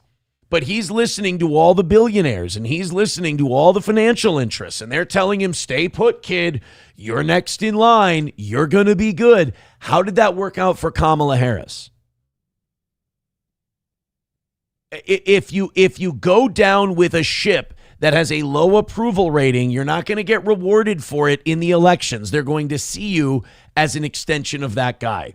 So, great. I love that we have a piece in the Atlantic that says J.D. Vance is trying to stir up shit behind the scenes and say the president's being given the wrong information and the war is unpopular. That's great. I would love to hear that from J.D. Vance and not some article written by a bunch of liberal progressives with ulterior motives. Because even if what they're reporting is correct, and it could be, I know why they're reporting it. It sounds good. It sounds like what they want to hear, so they're going to run with it. I would like to hear it from J.D. Vance himself. That's why I think what Joe Kent did took bravery. Because he just went, you know what? Fuck it. I'm leaving, and I'm going to tell the truth. That's what I need from J.D. Vance, not some like backroom whisper campaign to the Atlantic bullshit.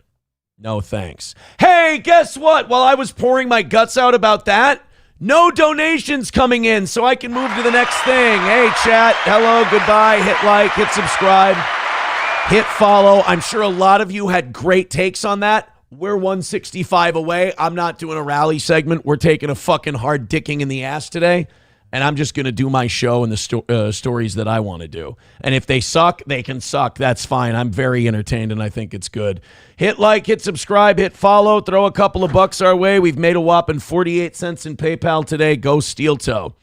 Minnesota lawmakers are preparing for a key vote on a major loan program aimed at helping businesses hit hard by Operation Metro Surge. This is interesting because when ICE came in and started rounding people up, all these businesses started shutting down. You had restaurants that had obviously illegals that were working at their restaurant. They were worried that they were going to be rounded up, so they would shut down. Well, that cost their business money.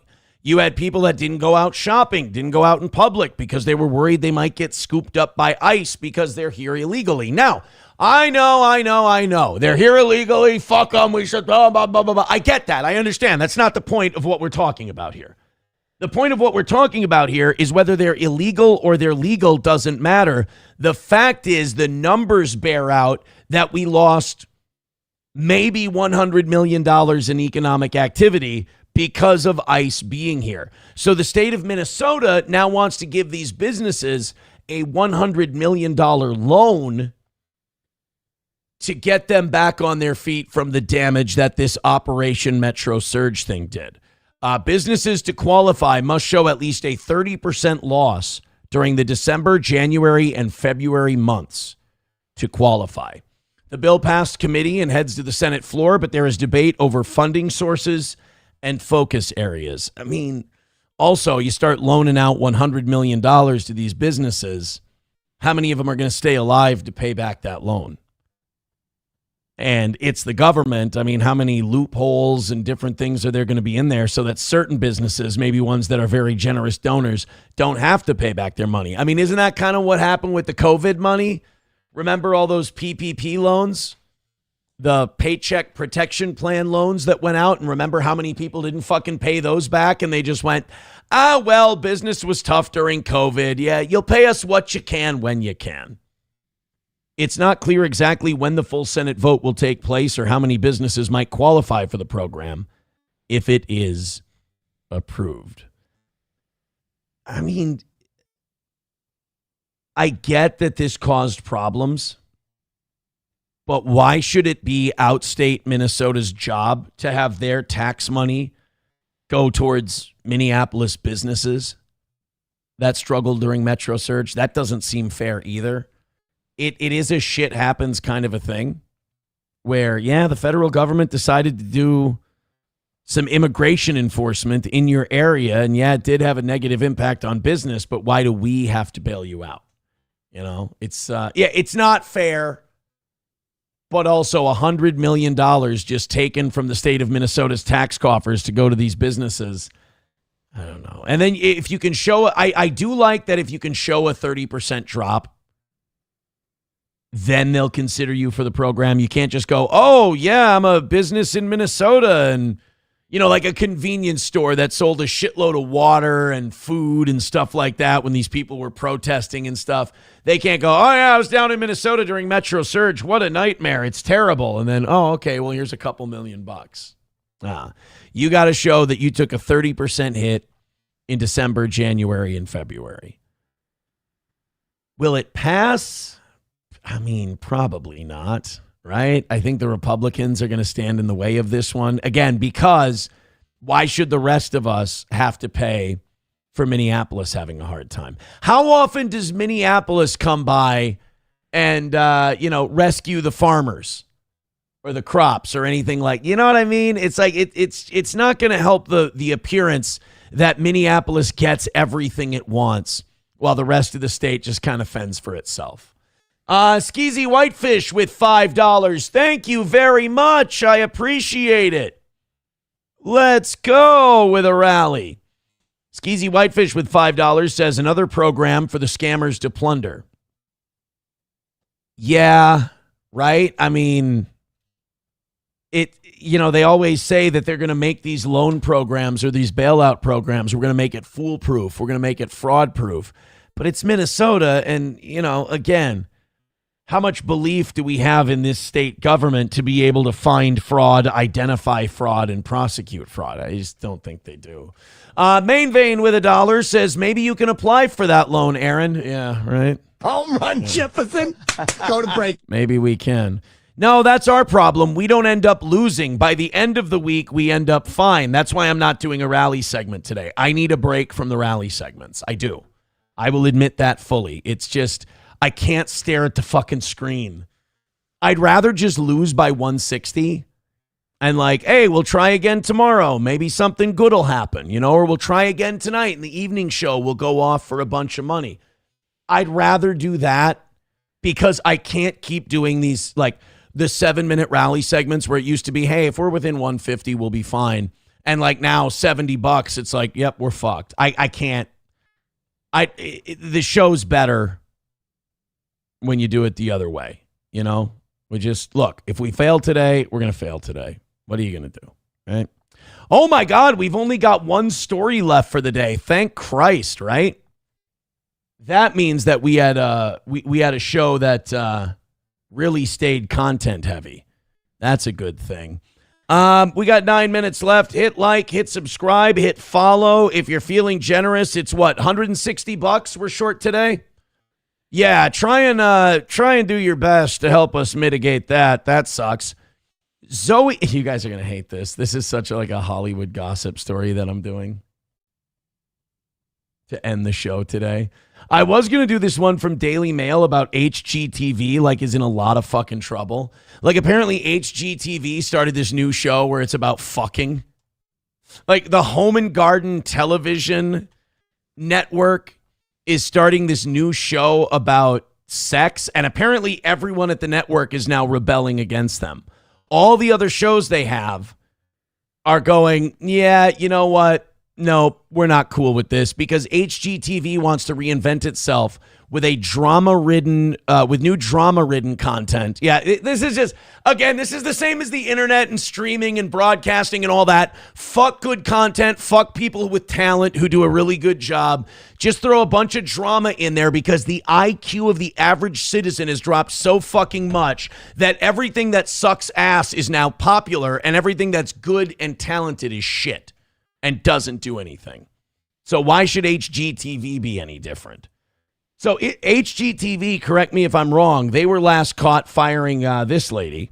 Oh, fart nigger. Because she was doing a home improvement show, which is what Home and Garden TV is supposed to be all about. Well, now they want to do all this drama-ridden stuff so they can bring in viewers, and it's just more goy slop so that people stay more retarded. It's damaging, it's destructive, it's fucking terrible. Versus stuff like, here's how you can fix up your house. Here's how you can have a nice garden. Here's how you can build a 3-season porch and do it mostly on your own. Nope. Fuck that. They got shows like a seductive new series called Tropic Like It's Hot. Ew. Which, by the way, leads me to believe that the whole firing this lady. Oh, fart nigger. I don't think it had anything to do with the N-word. I think they wanted to get rid of high-priced talent who does shows that actually do something and have quality, and they wanted to replace it with dumb fucking OnlyFans whores sitting on guys' faces on TV because the American public has become too fucking retarded for anything good. So they didn't, this idea, and I told you this at the time when they fired that lady. I never believe these fucking networks when they say like, we're firing her for moral reasons. They never are. There's a reason behind it, and that reason always comes out. And now it makes sense. Because remember, they had this audio. Oh, fart nigger. Years ago. That was a flub. That was a mistake from years ago, and somebody kept it, and then they brought it out just recently, and then she got fired. Right around the same time, they decided to take on shows like Tropic Like It's Hot, and Home and Garden TV is now going to move towards drama content, which fucking great. I mean, and the network doing it is whatever. It's the people who watch it that really deserve to be thrown off a fucking cliff. Like America doesn't have the clientele and the citizenry anymore to stay afloat. We just don't have it. We're too dumb. We like dumb shit. Our standards are in the fucking toilet. And you might as well enjoy the ride at this point. I mean, one source at the network said the whole Chip and Joanna Gaines days are gone. You're never going to see that again. I mean, they're not going to die with dignity or fade away with grace. Like this show, we're going to stick to our guns. They're going to go, why don't we try to be a cheap fucking OnlyFans slutted up drama network?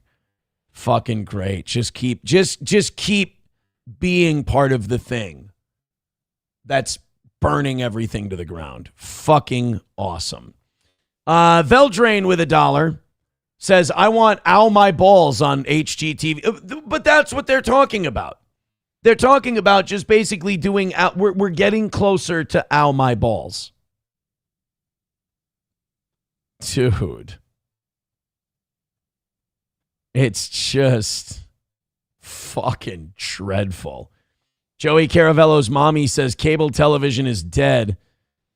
I canceled cable 10 years ago. It's garbage. Like, really, when it comes to live TV, for me, it's football. It's sports. That's about it. All right, guys, we got 4 minutes left, and then I'm going to get the fuck out of here today. We're not doing a rally segment. 160 away. If you liked today's show or if you thought it was good in any way, support the show. Otherwise, let's take our $160 fucking dick in the ass and try again tonight. Streamlabs, PayPal, Venmo, Super Chats, Rumble Rants. It's been dog shit today. Please and thank you. If we do get under 100, which I kind of hope we don't, because it just shows that it's fucking pity, I'll rearm and try to do better tonight. It is true. Federal agents are conducting raids tied to investigations into alleged welfare fraud in Minnesota. Oh, man, just when we were going to give them $100 million to build their businesses back up, they're here again. Federal law enforcement agencies are conducting a series of raids connected to the investigation into alleged welfare fraud in Minnesota this morning. The raids are not part of an immigration enforcement operation. This is legal. This is different. Today, the FBI with federal, state, and local law enforcement is involved in court-authorized law enforcement activity as part of an ongoing fraud investigation. See, like, once again, this is just embarrassing for Minnesota. Because while Tim Walz and the legislature are going, oh, we're going to take care of fraud. We're going to do something about fraud. We're really on it. The federal government is like, send in the fucking troops and go get these fucking inbred retards that are stealing from us. If we wait for Minnesota, we're going to die. If we wait for Minnesota, they're going to rob Medicaid blind before anything ever fucking happens. So we're sending, the feds have to come in and do Minnesota's job for them because Minnesota is a fucking DFL state that's just totally sold out to immigrants because they have no message that benefits regular, hardworking Americans. So instead of going, why don't we change our opinion? Why don't we change our approach? Why don't we meet these people where they are? No, just bring in a bunch of fucking 70 IQ retards and just trick them into voting for us. Good. I'm glad the federal government is finally doing something about it because they've realized that the state of Minnesota can't be trusted and they're fucking compromised. Arrest them and put them in prison for a little longer than a year. And then, of course, some female liberal Minnesota judge is going to go, it's mean to the Somalis to throw them in jail, overturn their convictions. Oh, fuck. This state is finished. Hopefully these federal agents arrest a shitload of people. Hopefully they uncover a fuckload of fraud. And hopefully someone finally does something about this. Hey, Redbird, thanks for the $1. He says every 6 to 9 months you should try to slip some drama in on us. So we have to remind you we have a zero tolerance policy. I didn't do any fucking drama today and we made dicks. So please spare me. Thank you guys very much. We're not going to do a rally segment today. Hit like, hit subscribe, hit follow. Let's call it a $160 loss this morning, and I'll see you tonight.